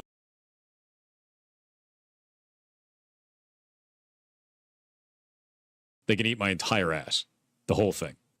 Tweet, a very long tweet as well as going over so like, why isn't he acknowledging that? Is there a reason? Like, what is going on there? So I did. He made it very clear he was not very happy with my coverage of Stop Killing Games, which is fine. I think that's totally fine. I'm not going to leak DMs or really go in depth on our private conversation, but the point of me reaching out to him was to talk about his refusal to acknowledge that he did, maybe unintentionally, misrepresent Stop Killing Games, and it led to a just shy of 2 hours, like, circular argument that ultimately got us nowhere. He was more focused on his qualms with Stop Killing Games and really liked to challenge me to prove him wrong about some of his hang-ups with it. And when I would mention, like, the behavior aspect, like, hey, you did misrepresent it, and I'd give him a timestamp, he'd then instead say how I'm wrong for thinking that he misrepresented it. We got nowhere. So I want to just publicly say this again. There are plenty of things you can disagree with when it comes to the Stop Killing Games initiative. I'll put links to it if you want to learn more about it, and you can form your own opinions on it if you want to support it. If you don't like it, that's fine. That's super normal. And I didn't reach out to try. But it doesn't even matter anymore because Stop Killing Games is null and void now, which is fucking stupid. And champion that Pirate Software should become, a huge ambassador of Stop Killing Games, out there on the fucking front lines fighting for it. It had nothing to do with that. It was simply about you lying sack of shit. You're trying to save face. Misunderstanding that he showcased, maybe unintentionally, and the misrepresentation of it that he broadcast, again, maybe unintentionally, which has in turn, over the course of 10 months, misled people on what the fuck Stop Killing Games even is in the first place, which I found to be a problem because he's never even acknowledged that as something that has... Oh, he acknowledged it. He acknowledged it, especially in 10 months. Come on now. Happened. And because he refuses to acknowledge that... The sad part of it is, as wholesome as I thought Pirate Software was, I thought he would actually get behind this. But apparently he wasn't. And I wonder why. And anyone that even, tiptoes around that subject, he kind of treats as though they're fucking idiots, like me, for thinking that he's misrepresented something. Now, he did just post a tweet where he said he talked to me and Josh Strife Hayes, and in that... Just talked to Charlie and Josh Strife Hayes for a bit in DMs. If you're mad at me for being a dick to Ross, I get it, and I'm sorry for that. I should not have lashed out, but I had an emotional response due to how important this subject is to me. That tweet... No.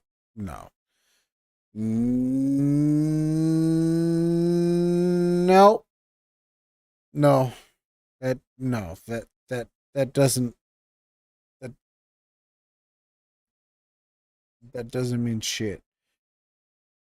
You're a man. You shouldn't be having an emotional response to anything like that, especially as how meaningful the movement is. You should be the one to get behind it. You should be. But for some reason, you're fucking not. So your emotional response was paid off. And I know for a fact it was. This will prove how useless our conversation was, unfortunately. There's not a single peep about misrepresenting what Stop Killing Games was about. It's more so about how the public just doesn't understand game development, and it kind of reads to me like we're all just too stupid to understand it from his side of things. Our conversation basically amounted to toilet paper, unfortunately. Again... Yo! What's up, Fafa? Do we not like Moist? I'm in Adland. Oh, well, we don't care. I was focused... Let me know when you're back. ...focused on, you have done this, maybe unintentionally. You should at least say that you have, or are you aware that you did this? And then it became more of nope, I didn't. You're wrong. And then he uses our conversation at the start of this for something that was not even the focus. I was not there to try and convince him to be part of Stop Killing Games. I don't think we made any ground on, his perspective versus mine on Stop Killing Games. He has some qualms about how difficult it would be in certain cases. I agree with that, for sure. I still think overall Stop Killing Games is a net positive for the gaming industry where something desperately needs to change with a lot of these awful practices. But for the 10 millionth time in the last 2.5 hours, it was just about him having this awareness that his coverage did mislead people, and that he, maybe not maliciously or anything, misunderstood or misrepresented Stop Killing Games in numerous... Oh, he definitely maliciously misunderstood. He's been paid off by fucking Blizzard, dude. ...instances, and the way that he talked... Oh, I'm back. Okay. No, Moist is cool. I don't mind Moist. But no, the situation is against Pirate Software, which is another streamer, content creator, but streamer. So essentially, in the lore dive, there has been this movement called Stop Killing Games. And the Stop Killing Games is essentially for video games that major developers have just killed off in the servers. And so what Stop Killing Games is like, you can kill off your servers, that's fine, but please allow the people that love to play the game to create their own servers so we can keep this game keep these games alive. After all, we paid for these games. We should be allowed to play them when we want to. And Moist Critical is saying, I agree. And Pirate Software, which is a big streamer in the Twitch community and just video game community, because he was a developer for Blizzard at one point, because he's a Nepo baby, because his father was a developer for Blizzard. And so people take Pirate Software's word because he was a developer and he talked a whole bunch of unnecessary shit about the movement and misrepresented. Is that the right word? Yeah. Misrepresented. Yeah. Misrepresented. Anyway. The whole movement in any way that he could to make it, and ultimately that Stop Killing Games movement failed because of Pirate Software, and Pirate Software tried to push back and be like, oh, well, I guess it's my fault because blah, blah, blah, blah. No, it is your fault. It is definitely 100%. Okay, maybe not 100%. It is definitely at least 85 to 90% your fault because of your viewers and your community just heard you say some shit and was just like, yeah, that's how it is. And that sucks. And a lot of people are disagreeing on you disagreeing on you about it. So yeah, so it's just a whole thing, dude. It's a whole thing. So basically, sucks on a marshmallow. Yes, got it. And thank you for chiming in, Fafa. Give me just a second. I do have to go to the restroom for a bit. Or you can leave if you want. I don't mind. Whatever you want to do.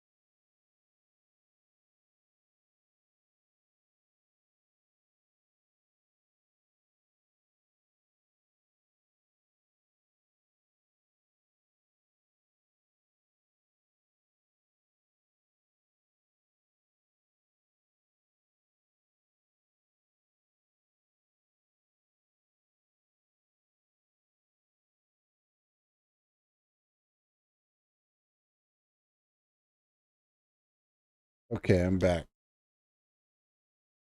Yeah, man, no worries. I'll be here. Oh, thanks, Papa. You're so nice. About Ross was unacceptable. That at least made it into the tweet there about the way he. My goodness gracious. Sorry. No, I will be back yet again.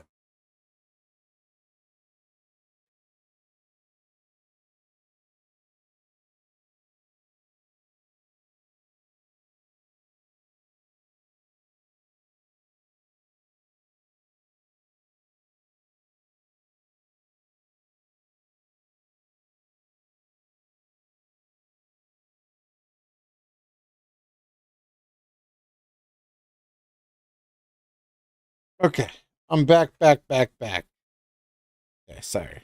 He talked about Ross being like a fucking used car salesman type deal, and like calling. Yeah, that was that was such an asshole move. Oh, this is used car smell. Literally, Pirate Software told the dude that made Stop Killing Games movement to eat his ass entirely. Very disrespectful. And that dude has said nothing disrespectful to Pirate Software whatsoever. Such a dick move. Calling everything about it ass. He at least recognized. Forgot to wash your hands. No, I washed my hands. No, I forgot that my beer was ending, and so I went to go grab a fresh brewski. That's all. I'm gonna be cleaning while having you up. All right, fine, Papa, fine. I hope you get everything spotlessly clean. Sorry for yelling at you. It was just for comedic purposes. That was too harsh. I love you. Harsh. So he gave a quick "I'm sorry" for that, which is good. I do. No homo. Do appreciate that, and I'm sure Ross will appreciate that as well, I imagine. But I still wanted to make this video after the conversation because I just really do not understand. Oh, so you sound tired, Gonzo. Hope you can get some sleep eventually. Truly cannot wrap. Waffle, why you gotta be saying some shit like that? No, no, I'm fine. I'm fine. Oh, and Pork Chop's coming over here because she heard me yell. Come here, baby. Come on. I'm okay. Come here. Atta girl. There's my babies. There's my babies. I'm good. I'm a little tired. I worked a lot last night, full shift and a little bit more, because they needed the help. But no, I'm doing okay. But I've also drank quite a few beers as well, doing reactions. I did like Charlie Kirk reactions. I did Donald Trump reactions, and now I'm moving on to like gaming and stuff. So I'm kind of like hitting quite a bit of corners on the stream tonight. Dude, I didn't even mean to relate it to that. Yeah, okay. Maybe it's just my own insecurities. My head around why he fights tooth and nail coming for throats for anyone that tries to mention that there was misrepresentation in his coverage of the Stop Killing Games initiative. He is so hell-bent on proving he's right and everyone else is wrong that's saying these things. Yeah, that's Pirate Software.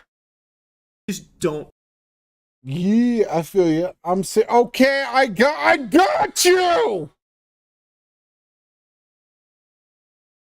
I believe you, Fafa. Sorry. Get it. He's just treating it like he's got the mega mind, once in a generation galaxy brain that no one can possibly understand. All us plebeians are beneath him, and we're lucky that he even graces us with streams, and we're stupid for thinking that he did anything wrong here in regards to his coverage of Stop Killing Games and what it's actually about. It's just so odd to me. Because if he would just come out and be like, yeah, you know what? Looking back on it, really reflecting, hearing what you guys are saying, I can see why this was so misleading for so many people. I didn't mean for it to be, and yeah, maybe I misunderstood some of these things. This would not have been nearly as big of a deal as it has turned into. And I went back and looked at some of his previous dramas, I suppose, and that is a common thread with Pirate Software. It is a common thread. Like in World of Yes, sir. Yes, sir. He doesn't like to take accountability for the shit that he says, the shit that he does, or anything, it's everybody else's fault other than him. And the sad thing is, I used to actually like Pirate Software because it seemed like a genuine dude. He really seemed like a genuine dude. Now, I've been duped, and I freaking hate when I've been duped.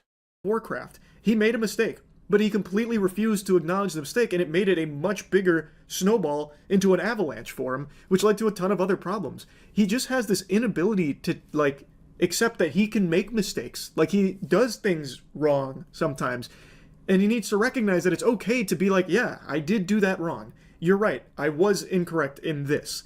And it would save so much of a headache. But he just comes across as a narcissist. He really does, unfortunately. Like, yeah, he really does. And, you know, surprise, as a Nepo baby,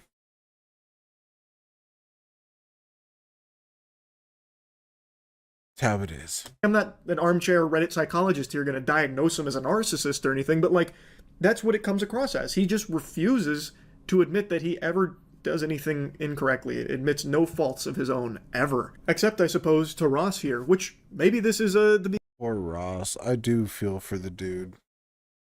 I feel for him a lot. beginning of a big character development for Pirate Software. He did apologize to Ross for how he treated him and what No, he didn't really apologize to Ross. He just gave like a small little minuscule apology, but it was just like, it wasn't directly towards Ross. He didn't really tag him in anything. He didn't really.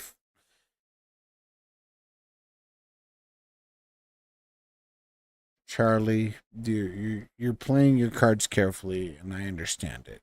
All right, I respect the hustle. However, come on, bro. what he said about him. I think that's great. Would love to see that same kind of energy for understanding where people like myself are coming from with your coverage of Stop Killing Games and why people feel the way they do about what's happened since with your responses. But anyway, I won't keep yapping about it. That's really about it. So yeah. I have no doubt. Okay.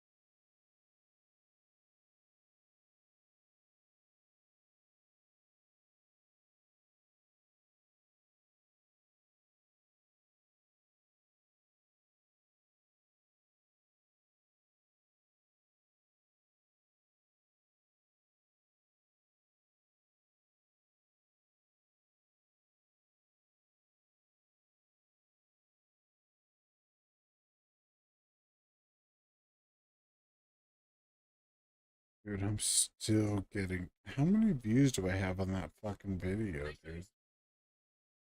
Only 5,014K? Bro. How much is it on Insty? Because I'm still getting shit on Insty. 1.2 million. Dude, that's so... That's so wild to me. All right, we gotta. Pirate Software is a piece of shit. I thought he was cool. I used to think he was cool, bro. And I've been duped. And it's the one thing that I really hate is being duped. I really hate being duped. All right, hold on. You know what? In honor of Fafa, I'm going...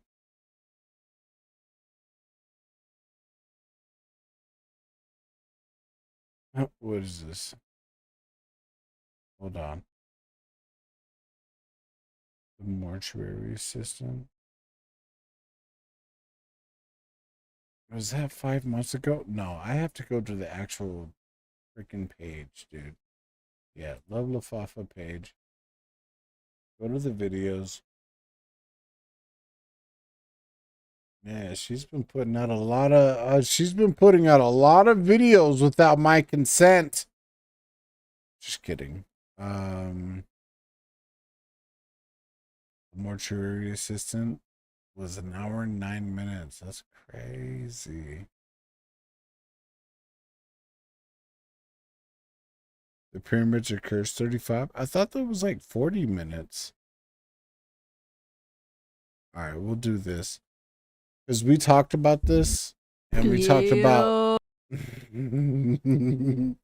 we talked about my reaction to these videos. So we're might as well 35 minutes. All right.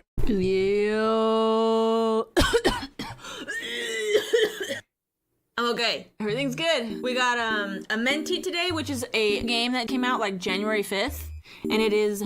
She put in a little bit of little bit of flair with the music on that one. Okay. Apparently really, really scary, so we're gonna play that today. Is it spooky time, bro? Fafa's a fucking retard, bro. But I love her. She's retarded. Because I'm retarded. I am mentally challenged, and so is she. That's why we're cool, dude. It is. We've been. Oh my god, I knew you'd say something, bro. What is it? Yo, you watching the video you made? No, I didn't make this video. What are you talking about? Did you say retarded? I did say retarded. Yes. And TikTok's gonna freaking flag me now. Been doing a lot of spooky games. Are you guys? Are we ready to get started? A lot of spooky games. Look, you want to know how I know how fake Fafa is in this? Look, check this out. Check this out. January 5th, and it is apparently. And hilariously, January 5th is the day right before January 6th. So she knows that January 6th was gonna happen. Therefore, she was one of the people. Part of the January 6th, rioters. So I'm just kidding. No, she was nowhere near that shit. I'm just joking. I'm just joking. Really, really scary. So we're gonna play that today. Is it spooky? And also, this was like well past the January 6th thing. So calm down. Time, bro. It is. We've been doing a lot of spooky games. Are you guys? Are we ready to get started? See when she does she's just trying to appeal to the fan base. She's just trying to. She doesn't even really do this at all. You know what I'm saying? Because that hurts her hand, bro. No, I'm just kidding. I'm just joking. I'm just kidding. Bro, you reacting to cringe streamers now? Yeah, I'm reacting to cringe streamers. I'm down. Let's start. I can't wait because I never watched this video ever. Egypt pyramids. I missed it. Right, I like the diagnosis of my streams. Yeah, no, they're very sloppy. They're very sloppy. What's up, Bean? What's up? You okay, baby? Today is the most important day of my life. By tomorrow, I could be hailed as the bravest photographer or the most foolish in history. That's probably what they meant. The most foolish history. I want to photograph Rudiman's remains. I'm terrified, but I won't let fear stop me. This is my chance to make history. Ooh, so we're a photographer? I can't see! Dang, I love this car. This is a nice car. Wow, the graphics are so good. It's so pretty. These pyramids were built by humans? I find that hard to believe. So, we come up on this gate here. Bro, the hieroglyphics would be so cool to be able to read.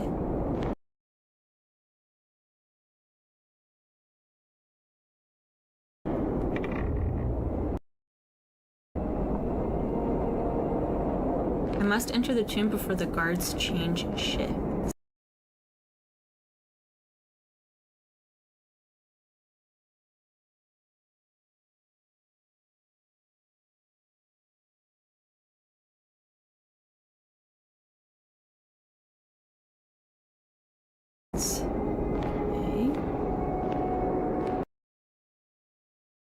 Oh my goodness, I am muted. Bill, Fafa, where the frick were you, dude? Where the frick were you? You know what? It's every time Porkchop gets up on my lap, her big fat butt knocks the mute button, and then I'm all of a sudden muted. You're grounded. You're grounded. Go lay down. No, go lay down. Don't look at me like that.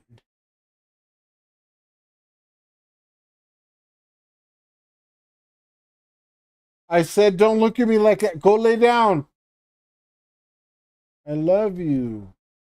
Don't treat me like I'm a bad person. So we're just a photographer and we're Bro, what did I do? Bill, same dude, he laughing without us. Yeah, I'm sorry. Wow. Oh, yeah. It's your fault, Fafa, because if you didn't hear me, obviously, why did Bill let me know? He's like, bro, I think you're muted. But Fafa is just like, oh, Gonzo's just retarded. That's fucked up, bro. Bro, what did I do? You did everything. Bill, I hope you're doing good. Yeah, Bill, it's been a minute. I haven't even seen you in Fafa streams, bro. I hope you're doing good. Hope you're good, Fafa. Nice, man. I'm doing good as well. Yeah, we're watching this video that this dumbass was doing. And so we're just reviewing. I've never seen it before, so this is a complete first review. You know, look at Gonzo trying to put the blame on me. Fafa never acknowledges me. Yeah, well, she never acknowledges me either, dude. In her streams. Wow, she big now. She too big. Yeah. You could blame me for that because, you know, I brought her to superstardom. True story. She will admit that. You know what, guys? You suck. I'll acknowledge you, Gonzo. Thank you. Thank you, Bill. Thank you. You know what? I'll be making sure that I'll be going to your streams, you know, from now on, because, you know, I feel like I have been neglecting you, but I've also been trying to work on my own content as well. But I'll do what I can, bro. I'm right here. No one cares, Fafa. or what I can't remember what we were trying to capture. Spooky stuff. Fafa. Ooh. Is this like a military base? Or not a military base, but It's the pyramids. Is it a military base? is the military involved with this, or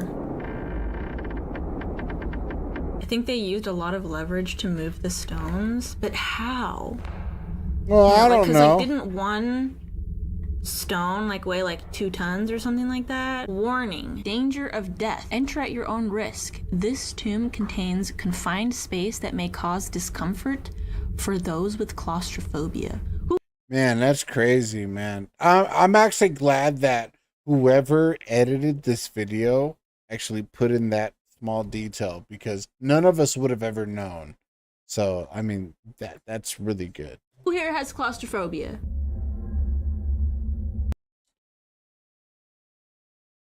Guys, I'm gonna go because I want to play this. I don't want spoilers. Oh, okay, that's fine. Have the best stream. I'll do what I can.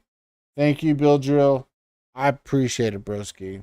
Yeah, you have a good time, dude. You got to. It's super good. It is really good. Yeah. Have a good one, Bill. W editor. Yeah, you know that editor sucks ass, bro. Hello? This editor, the one who edited this video, like, you shouldn't even be given any props whatsoever, because the editing is so fucking trash. It's so trash, bro. It's so trash. Sorry, I was just taking a picture. Was Flash not allowed or something? Oh, okay, so Oh shoot. I'm supposed to be taking like specific pictures, I guess. Am I a good photographer? You Bill is that guy. Dude, Bill is that guy. That's crazy. guys? I need more You should see the Huntsman one. It's pretty good. And, you know, light whatever. to take more photos. Really? Since you did see this one, I didn't see this one. I've never once saw this video ever. This is new to me. Oh, there you go. Let there be light. Dude, she's so ugly, bro. Like, who the fuck likes her, bro? Nobody. I don't have to run. That's why she has thousands and thousands of views. That scared me. Whoa! Did the editor really leave that in, bro? Dude, W editor, bro. That's so good. The timing on that. Are you kidding me? Stupid. How drunk are you, Gonzo? True. How are you gonna say how drunk are you, Gonzo, and then follow it immediately right after true? What the F, bro? Makes sense, dude. Pharaoh. Oh, we gotta go back here. Oh, my comment section froze on screen for some reason, so I have blurred for the rest of the video. Sorry. Oh, right, because that... Okay, that makes sense, because I was like, why was that one message on there for so long? But now I see kind of the blurred sign, but it doesn't really look too much. Actually, you know, W editor, because the dude that edited, or girl, I don't know who it is, but the person that edited the video actually made it look like it was part of the environment. So that's actually pretty nice, dude. That's crazy. I commented to something you said, dude. Maybe you read chat, so it actually... Wait, hold on. I was commenting to something you said, dude. Maybe read chat, so it actually does make sense. Gonzo, how drunk are you? Bro, I'm not that drunk, dude. Are you guys scared? Is anybody else scared? I'm not scared. Does it... Oh, need something. We need to get another one of these thingies. Yeah. Where?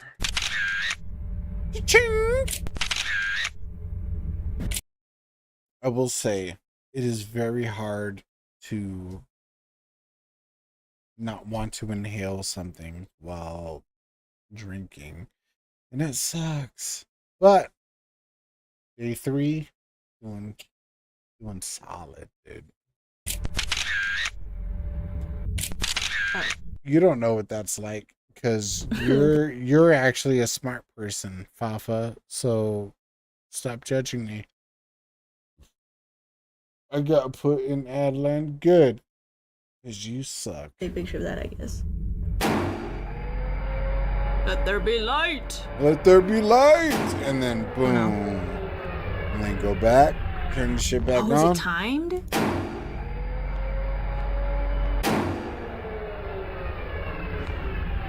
I don't like this. Okay, I'm back. Oh man. I kind of wanted you like not back, bro. Bro. I'm just kidding. I can't. I want to go back home. Whoever edited this video had a lot of fun editing. Now we get a flashlight? You didn't think to bring one before we went in here? Nope. Okay, so where do we get it? Oh. That's actually a pretty good observation. It's like, oh, fuck, I forgot my flashlight. Oh, luckily, conveniently, I found one in here with full batteries. Oh my goodness. You have to turn it into a hobbit. Ooh. I like that. Dude, doing the Dougie, bro. Warning, danger of death. Tragic events haunt this place. Entry is strictly forbidden. If you enter, your death will be solely your responsibility. Okay. Ooh. I just read the thing. I think I would like. What? I'm sorry that I read it. Is he right behind me? Oh. Okay, we're good. That was close. Good thing you checked for nothing. Where's the scream emote when you need it? I might be making one today. All right, we're gonna tough it out. Open the door.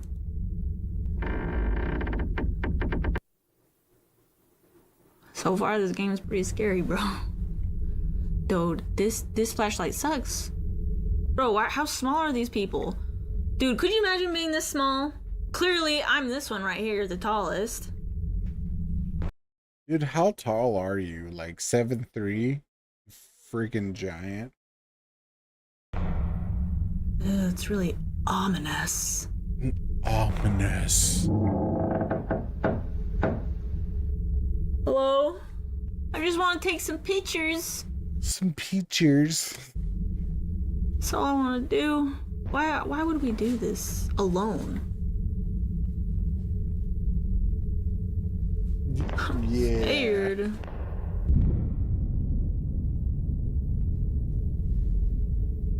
Are you guys scared though? Hey, look at that. That's me. You see, cause of the chin right here? Fafa, you should have been a basketball player, for real. bro. You could have been up there with Caitlin Clark, but no. I'm falling. I'm getting lost. I will say that. Let's take a picture. This is gonna go on the gram. It's me. You see, cause of the chin right here? That's me for real.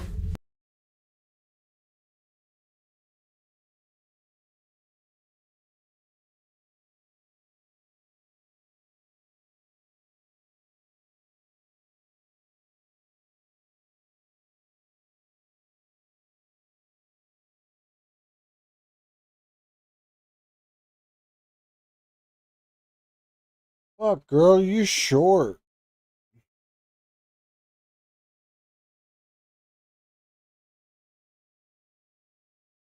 I want to say you're 5'7", 5'8".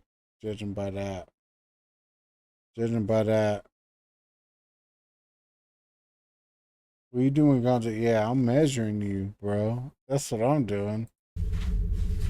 He said, what are you doing, Gonzo? And immediately laugh at, wow, 5'7", 5'8". Hey, tell me if I'm lying. I'm falling. If I'm lying. Don't tell me that I am lying. Tell me if I'm lying. I'm getting lost. I will say that. Let's take a picture. Take a picture. Dude, I love when This is you gonna say go on the gram. I love when you say picture. Because it's like a hint of it's like picture. Right? Oh, we needed the circular thing. Remember? We need an ancient artifact, a small wooden model of a fishing boat estimated to be over 4,000 years old. Oh, we need this cord leads to Yo, mama. Yeah, the fact that you haven't even said anything. No, AI, get off of my face. Yep. Okay. So like 5'7", 5'8". I knew it, bro. I flipping knew it. Thank you very much. Yo, welcome. Oh, I don't want to look down there. It's gonna be a jump scare. No, we're good. We're good. Hey, what did the son of the whale say to the dad?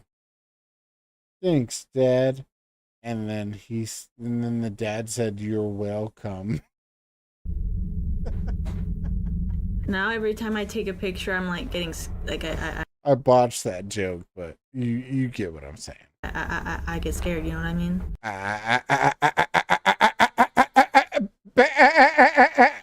Hey, a piece of paper. My name is Henry Caldwell. It's 1922, and I'm leaving this note for anyone who finds it. I came into this tomb searching for answers about the connection between ancient Egyptians and beings from beyond our world. I know I might not make it out alive, but I need to know the truth before it's too late. This place isn't just stone, it watches, it listens. If you feel it too, trust your instincts. I'll try to leave more notes to guide you if I survive long enough to write them. But now I have to run. The air has turned cold and I swear I can hear her. The Queen's spirit is close, too close. He's talking about me. Wow.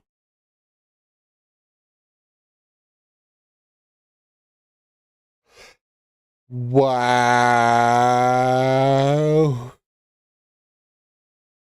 Narcissistic much? No. Actually, do you know what I'm thinking about doing on Sunday mornings? Not gonna lie. I've even talked to my my best friend about this. So you know how LDS churches like have their streams like, you know, on Sundays, obviously. So I've been thinking about streaming my reaction, or not reaction, just, you know, just being present to the LDS stream. But I'm streaming it as well. And I'm just kind of, you know, doing that. So that's what I'm doing. That's what I plan on doing. So I think it'd be pretty cool. Well, not for like all my other viewers, because I imagine that they're like anti-LDS, which, you know, they're stupid for being so. But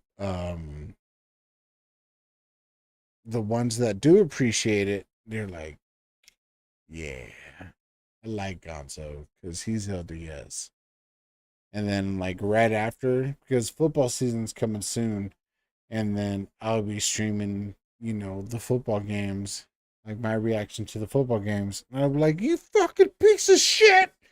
And they'll be like, whoa, he's LDS? I'm like, you fucking right I am. Just kidding.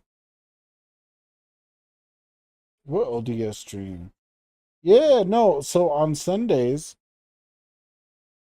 I'm thinking about streaming me watching the LDS stream.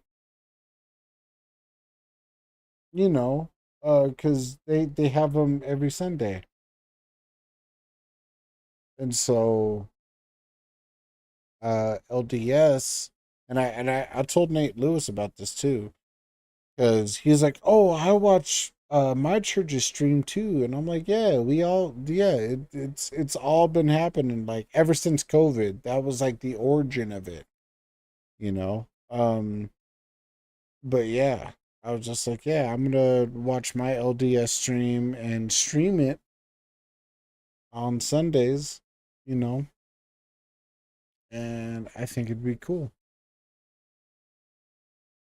General conference? No, not the general. No, because they stream. No, because general conference is like only a couple times a year, right? So, but no, there's been some other streams, right? I would imagine so.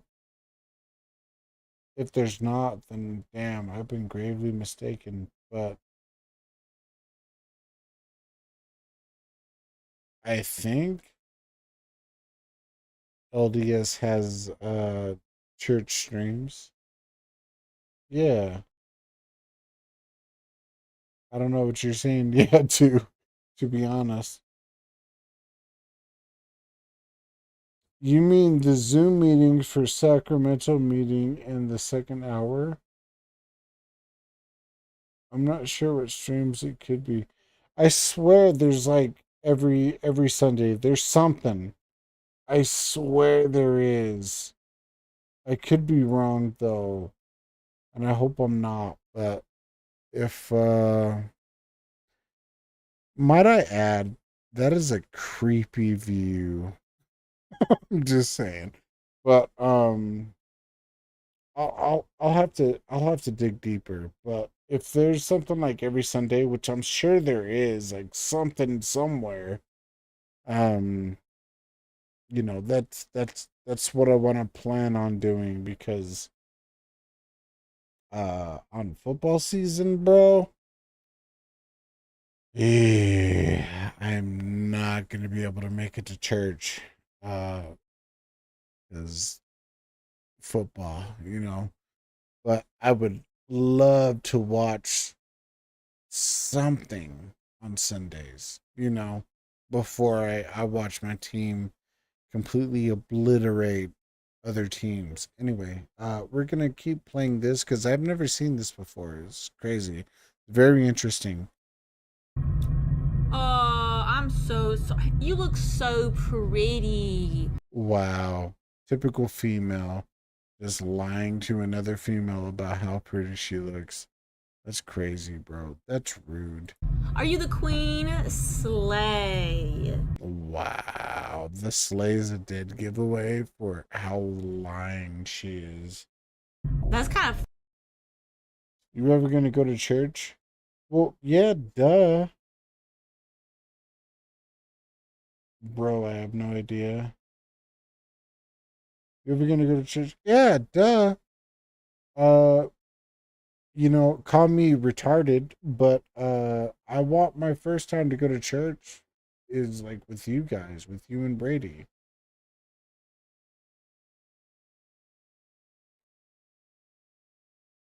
Because I would just feel comfortable.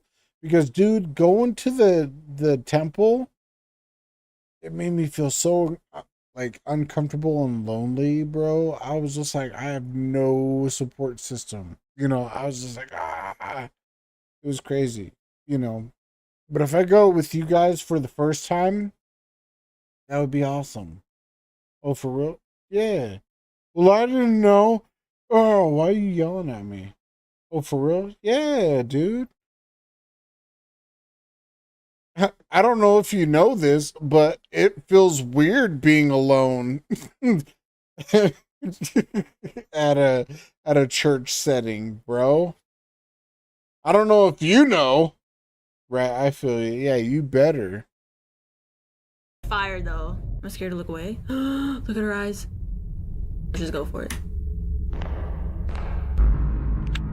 Oh no. Dang, she's not even that scary. She came out of the. Yeah, I don't know how you feel about it, but you know, as a person that's alone all the time and then going to a friggin' church alone, bro, it's weird, bruh. Yes, I do know that. LOL. But didn't you know you were waiting for us? But didn't know you were waiting. Dude, I told you this, like, in our Discord calls, bro. I was like, I would rather my first time be with you guys. That's what I said. So, you guys better move to Utah, not Tennessee. Just saying. The well. Oh my gosh. Must have been the wind. Oh. This broke down. Okay.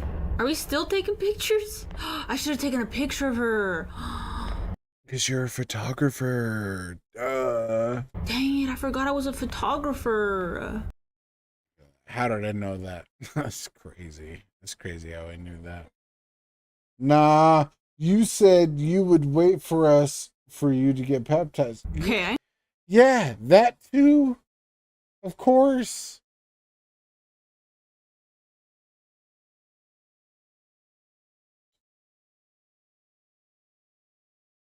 What else is that? I'm gonna lie, this one looks kind of goofy. How? That does look a little goofy. Look at it. Look how cross-eyed. Oh. This broke down. Okay. Are we still taking pictures? I should have taken a picture of her. Dang it, I forgot I was a photographer. Okay, I ain't gonna lie, this one looks kind of goofy. They did that one wrong, bro. How the heck do we...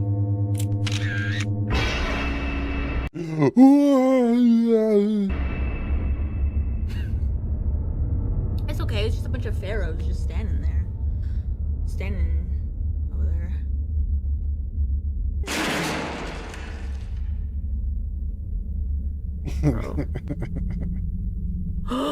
We have awoken him from his slumber. Please don't scare me, sir. No? Okay. He's gonna be behind me. I feel like he's gonna be right behind me. Nothing. No, okay. I think I'm paranoid right now. Oh, Yeah, maybe I you need are. to take a picture of him. So stupid. Alright, say cheese! Cheese! I'm sure you were a really good guy when you were alive, dude, and I'm so sorry I had to go down this way. The last thing you said probably was like, it's a wrap.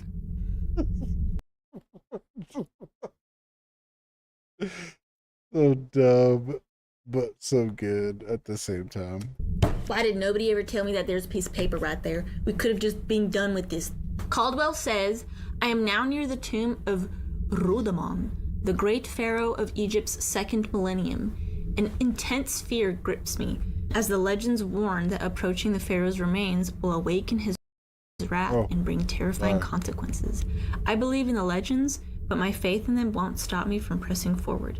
I must uncover the truth. Truth, no matter the cost. Henry Caldwell. Oh, this opened up mysteriously. How convenient. Stop! It's not even... She says, stop.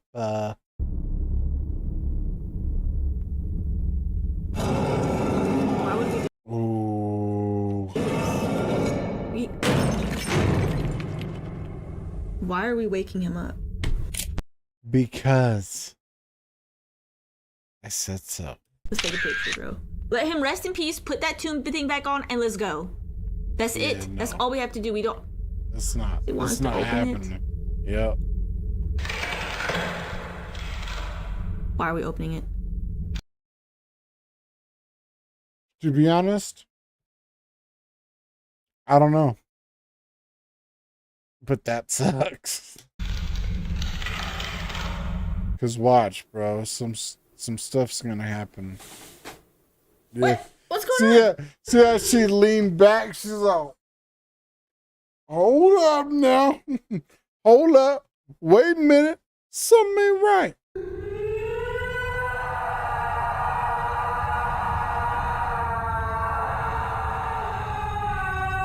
What was that?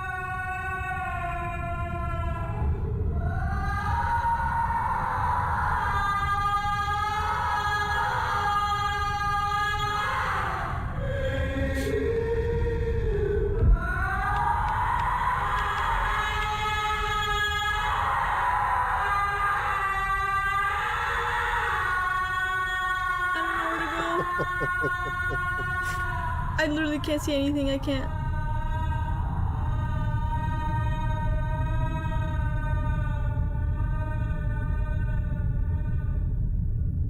He said, okay.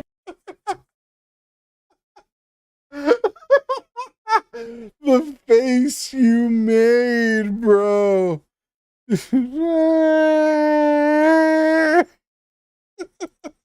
Bro. Bro. He said,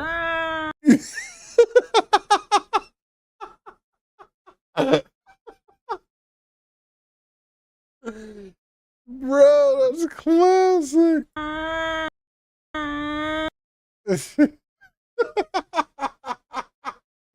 Yo, that's just, oh, that's great. okay, that wasn't so bad. I mean, she just probably like had a stomachache. Bro, I'm dead. Yeah, bro. So was those mummies, bro. Cake or something. Oh, we got. Oh yeah.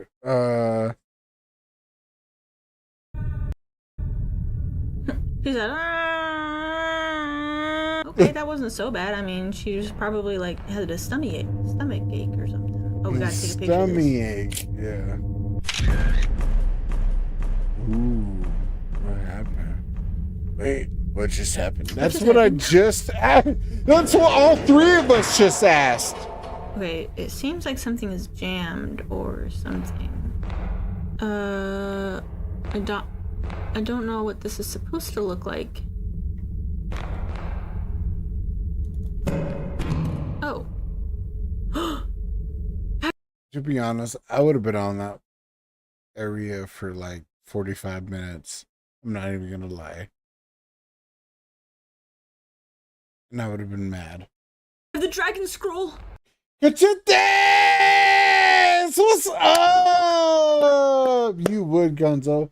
What going on, Gonzo? Nothing. Just, you know, reacting to your super non-smart sister's video. I'm gonna become the dragon warrior. That I totally did not edit myself the whole way. See ya. Hey, don't you refer to Cachetes like that. You refer to him as his YouTube name. Cachetes.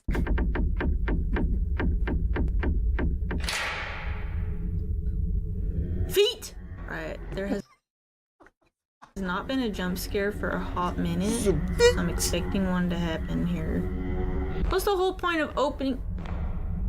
Yee. Oh, now Fafa's on YouTube. Okay. Oh yeah, because yeah, that's how she would. Wow, you refer to Fafa as Fafa, not Sophia. Okay.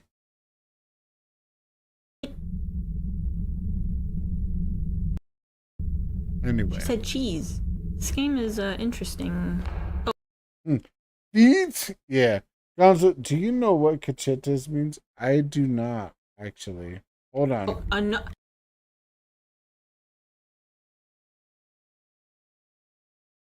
Yes, I do.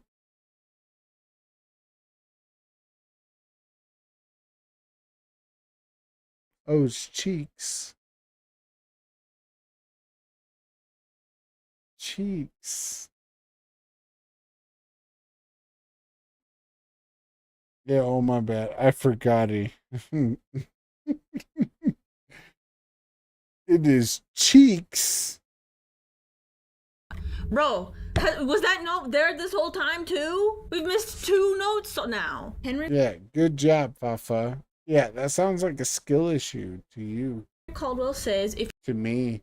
If you're reading this, you've probably realized by now that this place isn't as abandoned as it seems. It feels like we've been stepped back in time, but I believe it's far more complicated than that. It's as if history itself has swallowed us whole, trapping us in some kind of temporal void. This is not good at all. You should look up what cachetes means. I already did, dude. And you know what?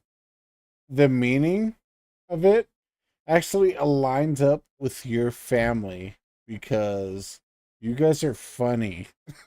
You guys are hilarious. So, yeah, the fact that cachetes means cheeks is hilarious, dude. Need to find a way out of here. No. Whatever you do.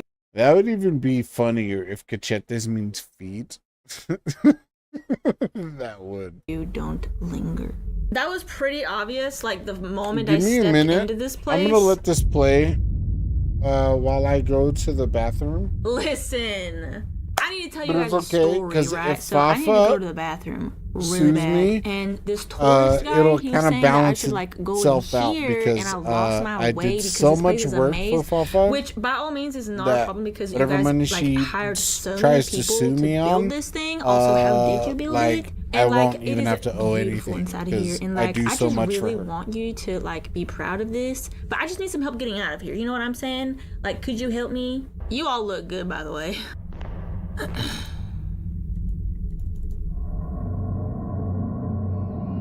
outside. I like being outside. Some fresh air. Hold W and close your eyes. Did you hear the trumpet? Okay, well, at least they didn't attack. Spoke too soon. This is kind of nice. Could you imagine? Oh yeah, let's go over to my chambers, and this is what your chamber looks like.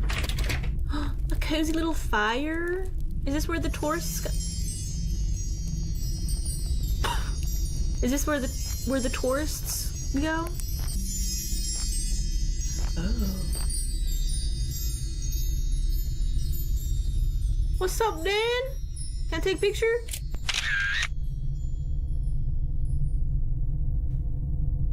Oh. Hey, that was a joke, right? You guys see his face, bro?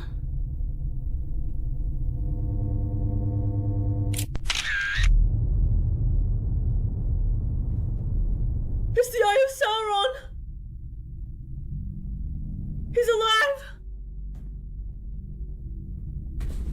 Hey, that is really creepy.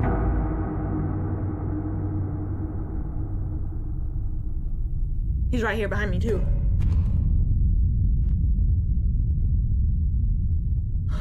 Mommy, I just really want to go home. Okay, old man got up. You need to get a hip replacement. Did I just teleport? I think I teleported. Yeah, these things teleport you, bro. How did I end up over here? That's kind of cool, not gonna lie. Ooh. Okay. Is it a jacuzzi?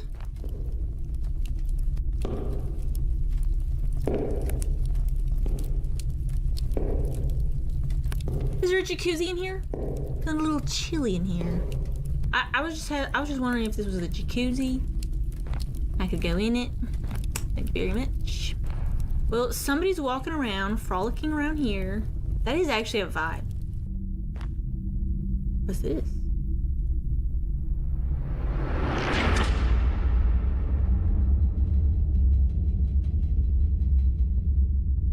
Is your hand okay? That probably was hot. Oh my gosh. Scared me. Okay, bye! What's this loser doing now? I'm not afraid to use it. Okay, we're gonna go into the dark. Alright, I gotta figure out this Rubik's Cube. There's nothing here. Oh yes, right here. There I didn't realize I figured it out. I'm out here thinking the worst, bro. Can you run? Yes. I think. Can you run? No. Here, but Just walk very slowly. Bro, who's this loser that you're reacting to? That's what I'm saying, bro. Like, I just stumbled upon this video. Crazy.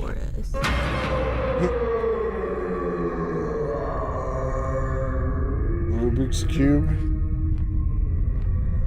Yeah, the Zen thing. He's trying It to has say like whale. it's a lock Where the thing, heck- so Yes, right here. I can't open it. But if I line it up at a specific point, The moon haunt you. Yeah. It's so dark, like I can't see anything. I don't know if you guys can see Can anything. you tell but that I it's so know dark. Fafa like really So well? what am I supposed to do? Okay, they're worshiping But if the I line it eye. up, boom. I can It open does look like aliens a little bit. Look at that. I'm not gonna lie. I'm not gonna lie. I know Fafa Henry too Cole much, was right. It seems the legend and of it's a little Menti is worrying. true. Not for me, but for the community. Who's a Menti? Look, another piece of paper. Translation of the Egyptian hieroglyphic language. So this is an No. inscription. Oh well. Okay. Pharaoh Radamon JK. ascended tonight to the realm of the star gods. He and Queen Meretenkar shared a sacred bond with the I wish Fafa was smart enough to move her fat head to the left so we could see what it's actually saying. stars. Radamon was the only pharaoh granted the power. Why is it worrying? Because I know too much about you. But the funny thing about it is even during your streams, you're even like not claiming. You're saying things that you know about me. So it's like it like comes full circle, and so people in that circle will actually kind of just know both of our lores, which is actually pretty nice. I'm not even gonna lie. I actually kind of dig it. Where's the Chug Chug? Oh, bro, did your sister ever even show you the video that I got of you? Because it's hilarious, dude. You took your big Chug Chug and you were like, you know what? I can't even reenact it. She would just have to show you the video because it is hilarious. It is so funny. Gonzo, if you moved your fat head, it would also help us to read.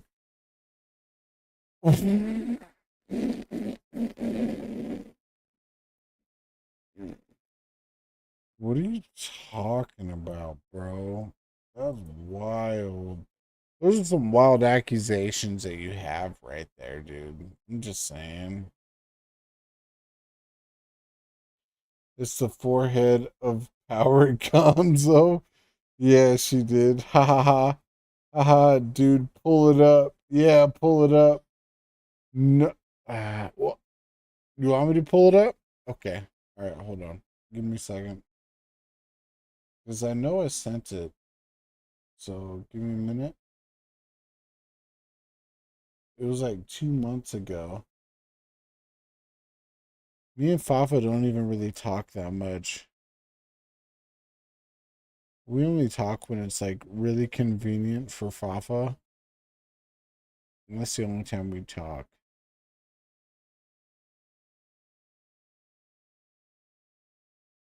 There's actually a lot of dialogue to scroll up through. Hold on. Give me a sec. Oh! This is it. Oh, yes. This is perfect. Thank you, Virgil. But yeah. Yeah. Thank you, Virgil. But yeah. Yo! Yo! Look at you. You went to town on this, bro. Thank you, Virgil.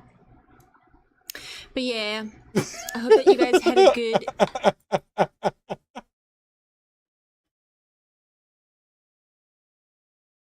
You went to town, bro.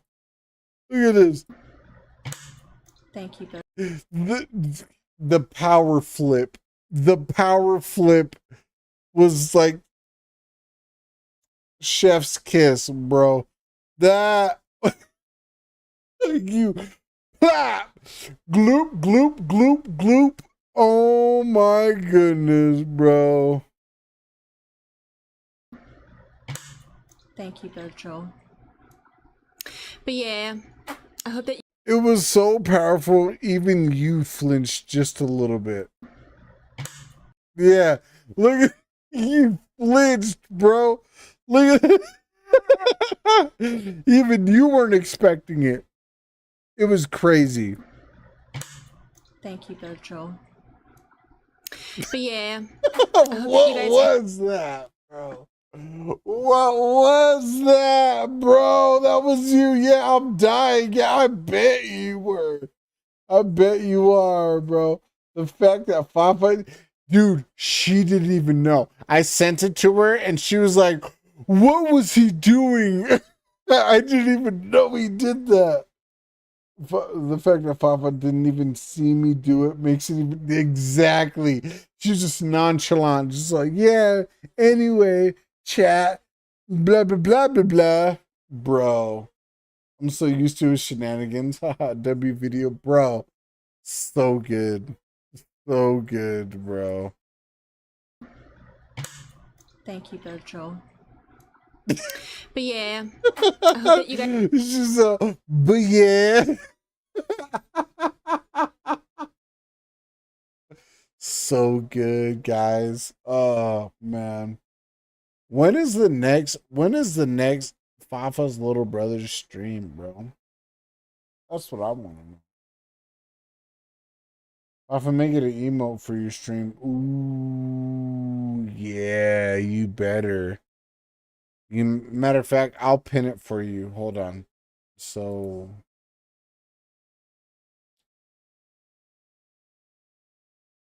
Pin message. Pin it. There you go. I pinned it.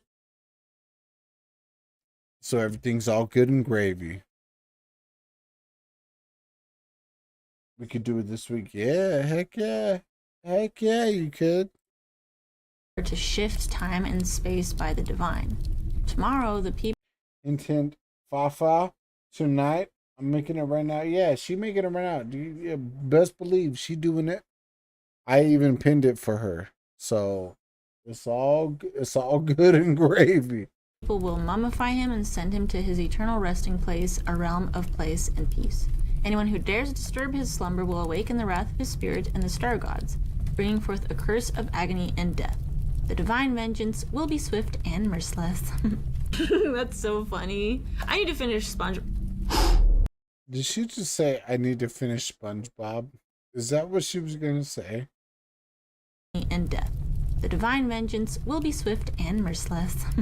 That's so funny. I need to finish SpongeBob.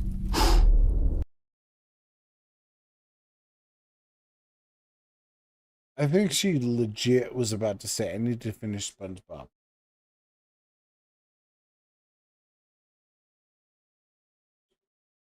I gotta fix my PC. It was so bad on Monday. So, oh, your PC is broken? Yeah, because my face was on it and I broke it. And I farted. So, it's my bad. Something happened, I think, because I left my editing software up all day and then streamed. Yeah, something like that. He was blowing out his candle, I guess. Did we wake him? Apparently we woke him up. I don't know why we would do that. He was just chilling, bro. All we need to do is just take a picture, you know? Whoever edited this video is like so top tier. Like, even Fafa can't even compete. That's crazy, dude. All right, we're back. Well, we're just back. Oh my god.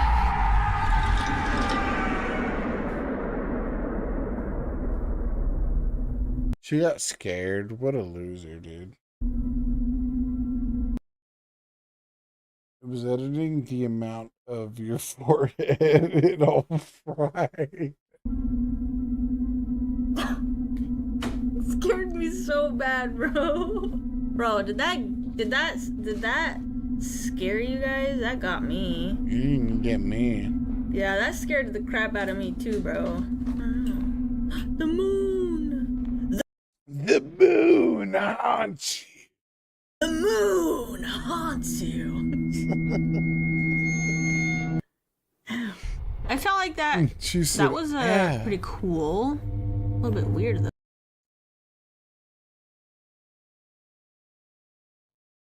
I kind of relate to that because certain frequencies in my right ear, because it was around, ironically, it was around 4th of July, and I was walking from my friend's house, and somebody shot a bottle rocket at me, and it exploded right by my right ear.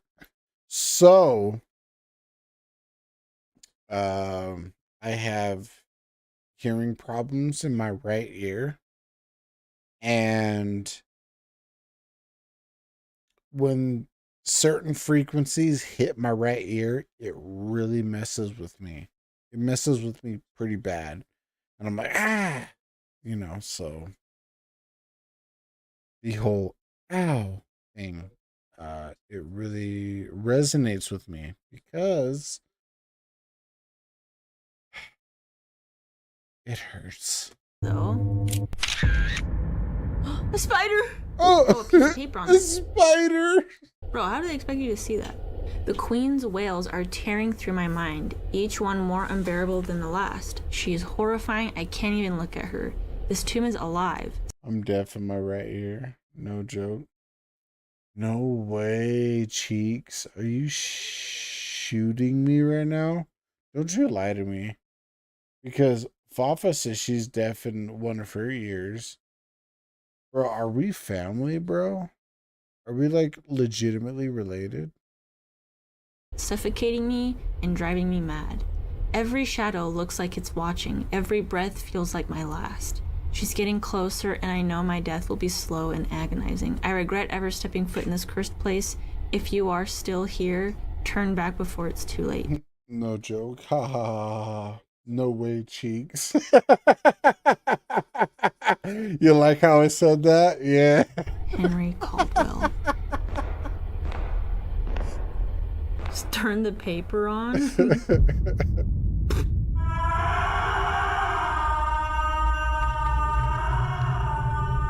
I love how she wasn't scared. She laughed at it and then concealed it.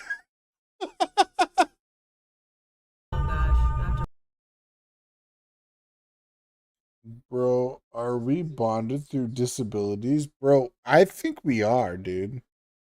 I'm actually deaf. What? Huh? To take my earphone off.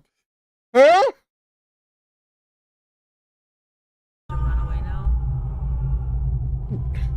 What? Oh my gosh. You have to run away right now? I don't like this. Bro, why she sound? I think we might be bonded through disabilities. I think that's why we're so cool, is because we're so retarded. I don't like that. Oh no, not a maze. I don't like mazes. They're not amazing. Get it? Because it's amazing. Legit, I almost spit my beer out. I don't like mazes. Oh, what did you say, bro? Bro, why she sound like that? Oh no, not a maze. I don't like mazes. They're not amazing. I don't like mazes. They're not amazing. Get it? Because it's amazing. Yeah. We get it. We get it. Hey, look, something that I shouldn't open.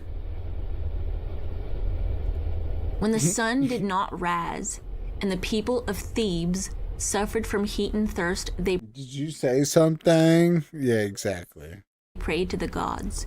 Because we're deaf. In their mercy, celestial In our right ear. ships descended from the stars, building the pyramids over the holy tombs of the pharaohs. These pyramids, symbols of Egypt's majesty, hold a divine power that made the Nile flow, set the heavens in motion, and restored life to the earth.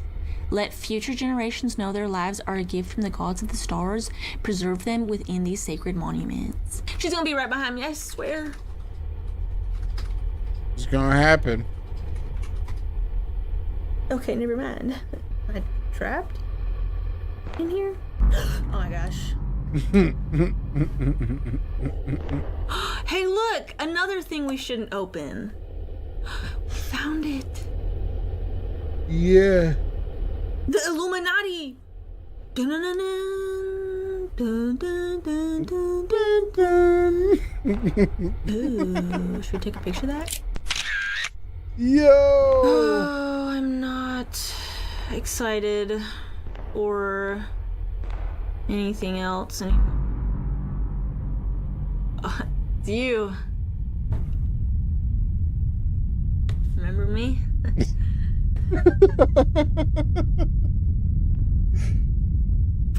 And it's you too.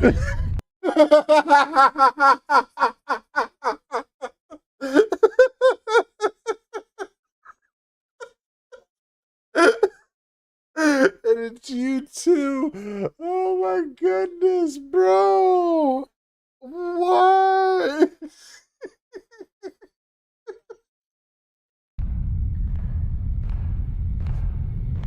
Yo! My goodness. And it's you too. Nope, she's in this maze. I don't like this. I don't like this. Yeah, and it's you too. I don't like this. I don't like this. Maybe I should, if I speak her language.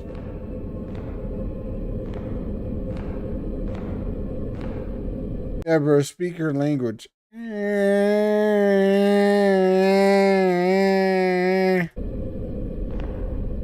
take this? It's a winged statue, really? Oh yeah, you kind of crashed out on this statue. I'm not even gonna lie, bro. This is crazy. Ancient Egyptian statue of Isis wings, goddess of fertility and also known as the goddess of motherhood, magic, death, healing, and rebirth. Her name means queen of the throne. Yeah, she's magic, or goddess of motherhood, magic, death, healing, rebirth. Like, why? Okay, this is the goddess of everything, I feel like. A little Fafa crash out, if you will. No, don't flicker right now, please. Okay, we're out of the maze. Who's that? It's your mama. Is that her? Is she right there? Hello? What? Oh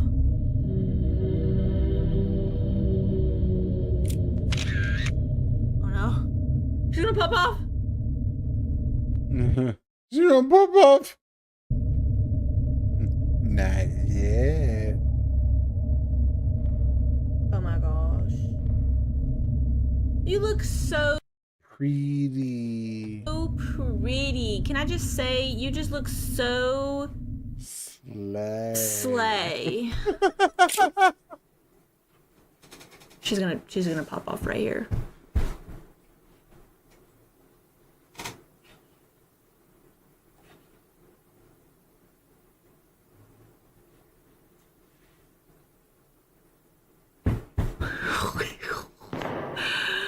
What am I supposed to do? Okay, bye. I'm sorry you passed away. Bye. Woo!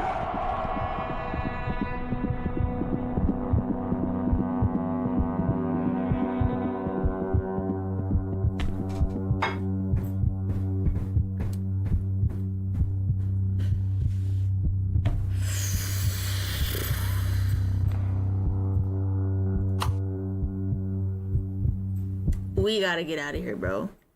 Bro, that scared the crap out of me. Let's get out of here, dude. I need to find a way out of here. I can't stay in this hole anymore. Really? There's something popping off here. Oh. Eyes. Oh, wait. Oh, okay. Never mind. I thought it was just the eyes that you had to focus on.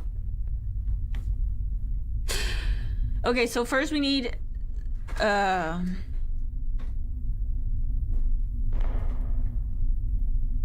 What? I'm confused.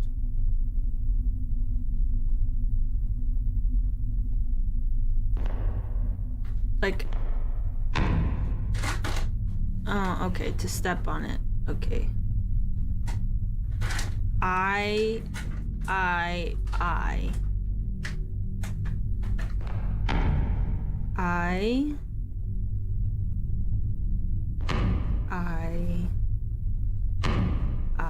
And then the flower, and then the onks. The moon haunts you, and then after that comes lions. So we need to go. We need to go to the right. 2 moons, right? Yes. Or 2 onks, and then not 2 moons. 4 lions, 1, 2, 3, 4, and then a snake. Was that a snake? Okay, why did I make that sound? We didn't do the. Wait, did we do the flowers? Snake? I'm so dumb. 3 eyes. 1, 2, 3. 2. Oh, a flower. And then 2 onks. 4 lions. 1, 2, 3, 4. And then the flowers. And then the snake. Okay. Hello? Who's that? I was just trying to see what he was doing. It looked like he was taking a dookie right there in the corner.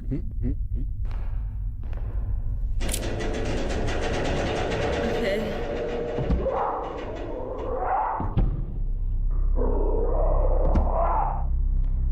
Alright, you gotta leave. I'll leave. Let's see. Aliens. Yes.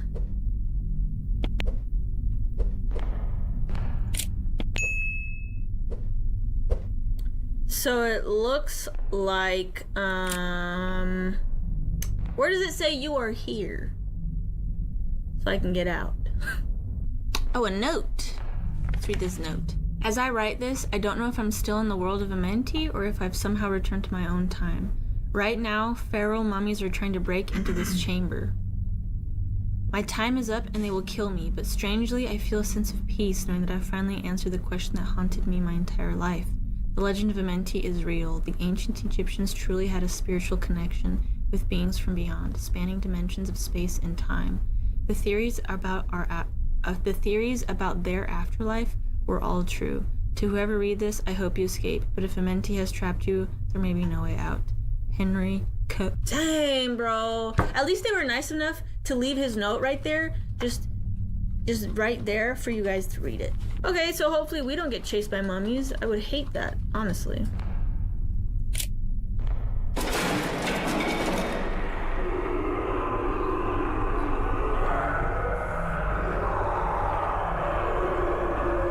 We're dead. We're dead.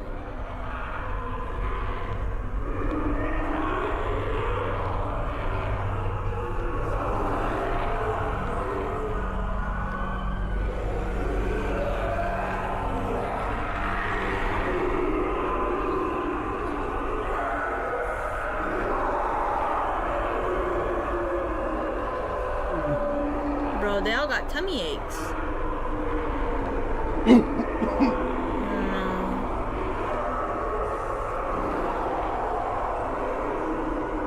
Okay, I don't like this. I'm not looking back. I'm not looking back. I don't know.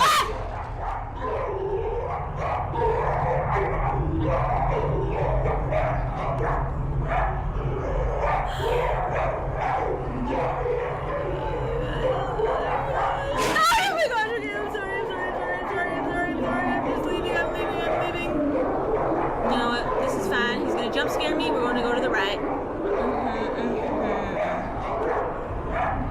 Run away. Run away, you're gonna die. Run away. Where am I supposed to go?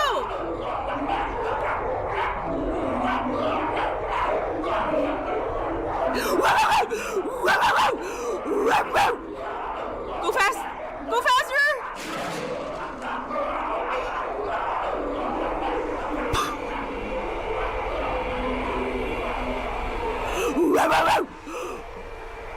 Hey, how's it going? How you doing?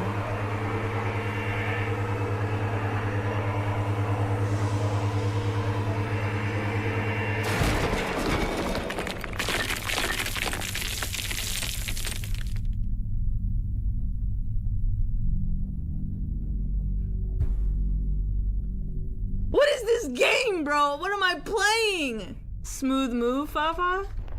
Like backing out? Like, Annie, are you okay? Okay, well, we're back in the beninging. Way is blocked out. I need to find another way. Maybe if we go, then we'll find a way out. The thing.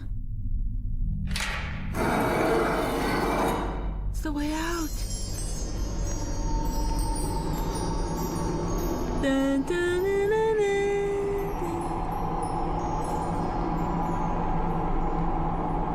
I can't believe I'm walking out of this alive. I have a feeling you're not. It's too good to be true, bro.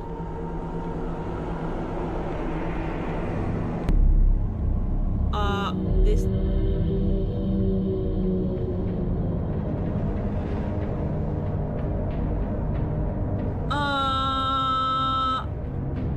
Floating donuts?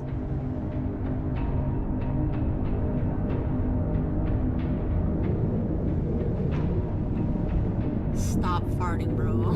It's not the time. Look, we're clearly getting abducted.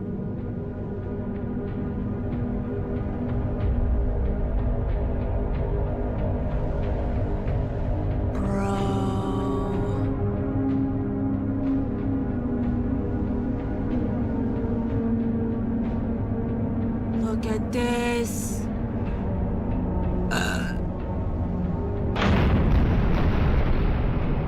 R.I.P. bro.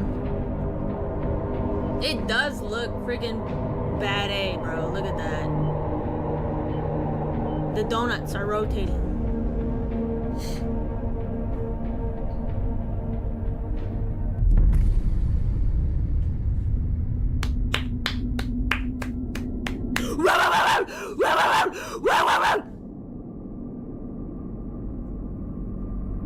Like, bro. W game. According to recent reports, American photographer Ethan Carter, famous for exploring and capturing images in terrifying locations, has illegally entered the ancient tomb of Rudimon beneath the Great Pyramids of Egypt. Unfortunately, Carter has not returned, and all attempts to locate him have failed.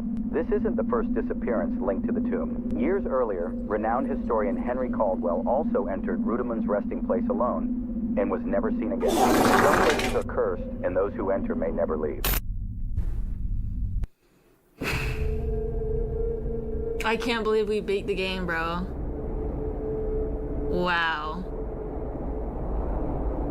Amenti is crazy, bro.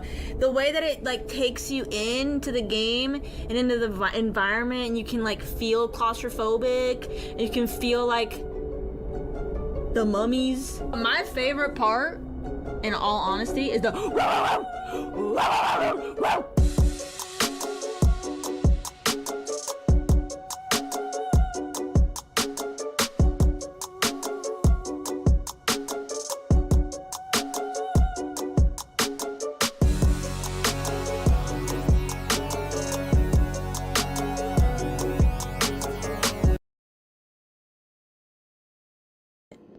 okay. Do I have a flashlight?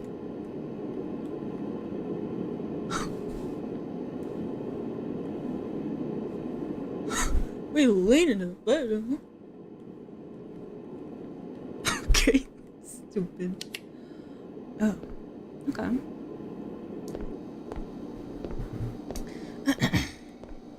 So X17 literally is not gonna scare me at all, bro. Like, this game is not that big of a deal. People are making this way more than it seems. All right, they have their thumbnails like,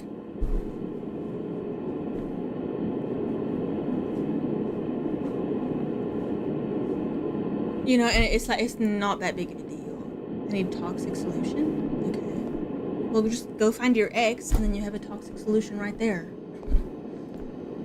Can I have a snack? Drink till you drop. Okay, so this plant is really scary. Okay, so we need a toxic solution. He's kind of cute.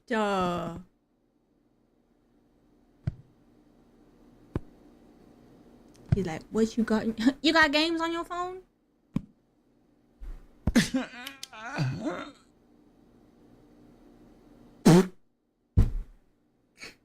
I said,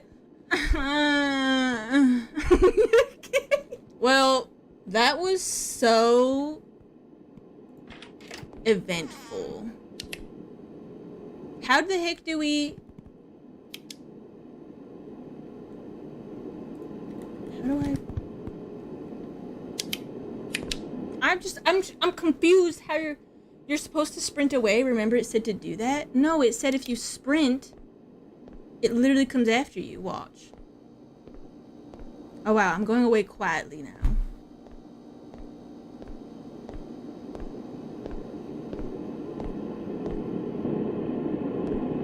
Yes, I think it is the same sound from Amenti. He's like,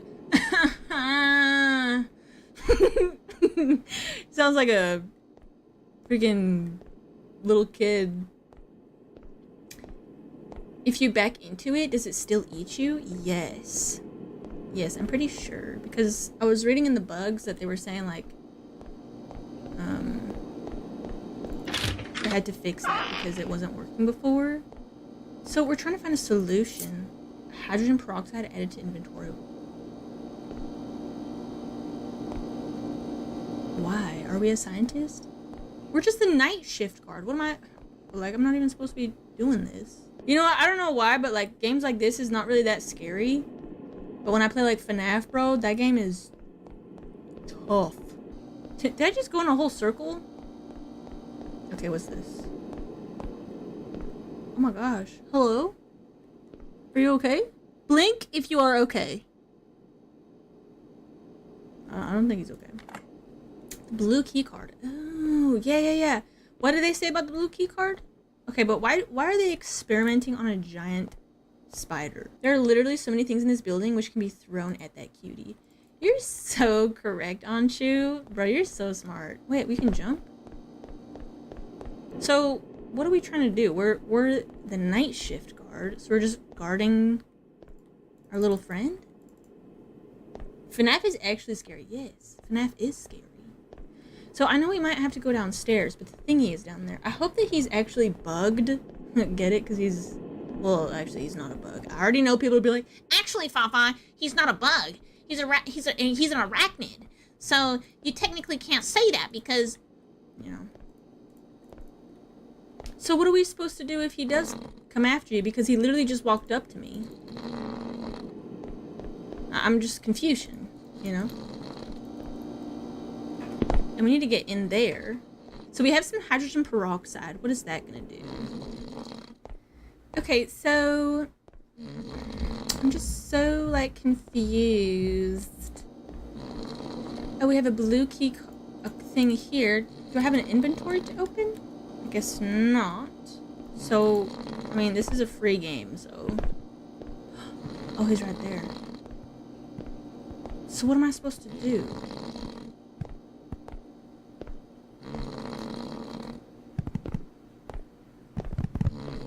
Okay, you go quick with it. Yeah, he's right there. You see his leg? His stanky leg right there?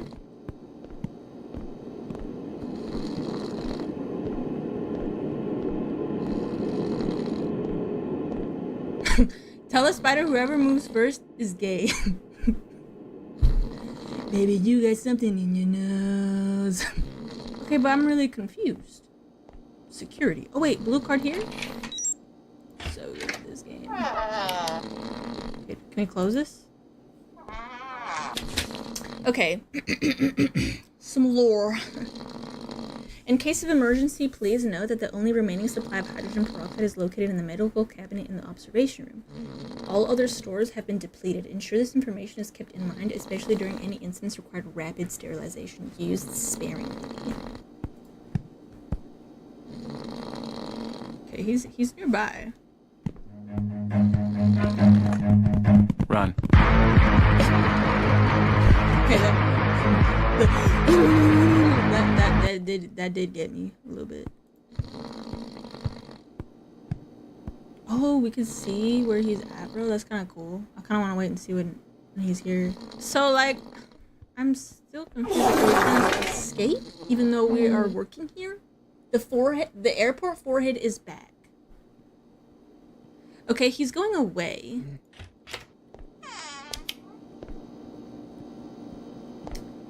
So,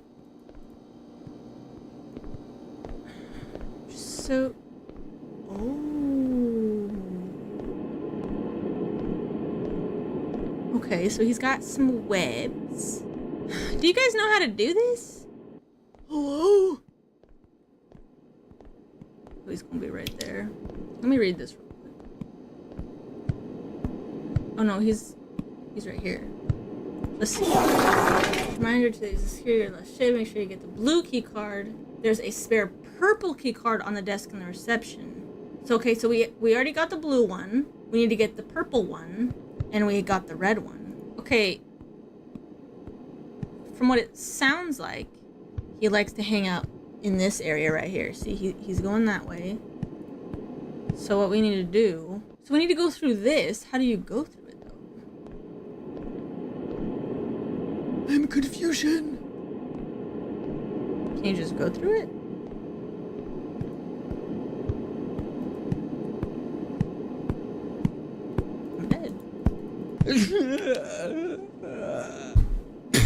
Don't tell me I did it again.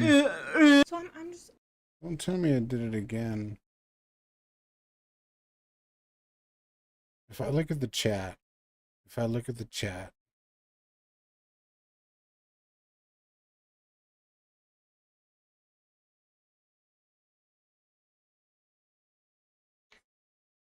and Dante's there. Dante's there. He's there. He is there. He is there.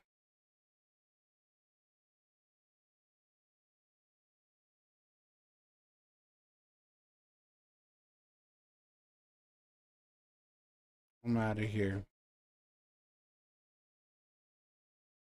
Of course Dante's here. He's been waiting. He's been sneaking. We tried. Yeah. I know.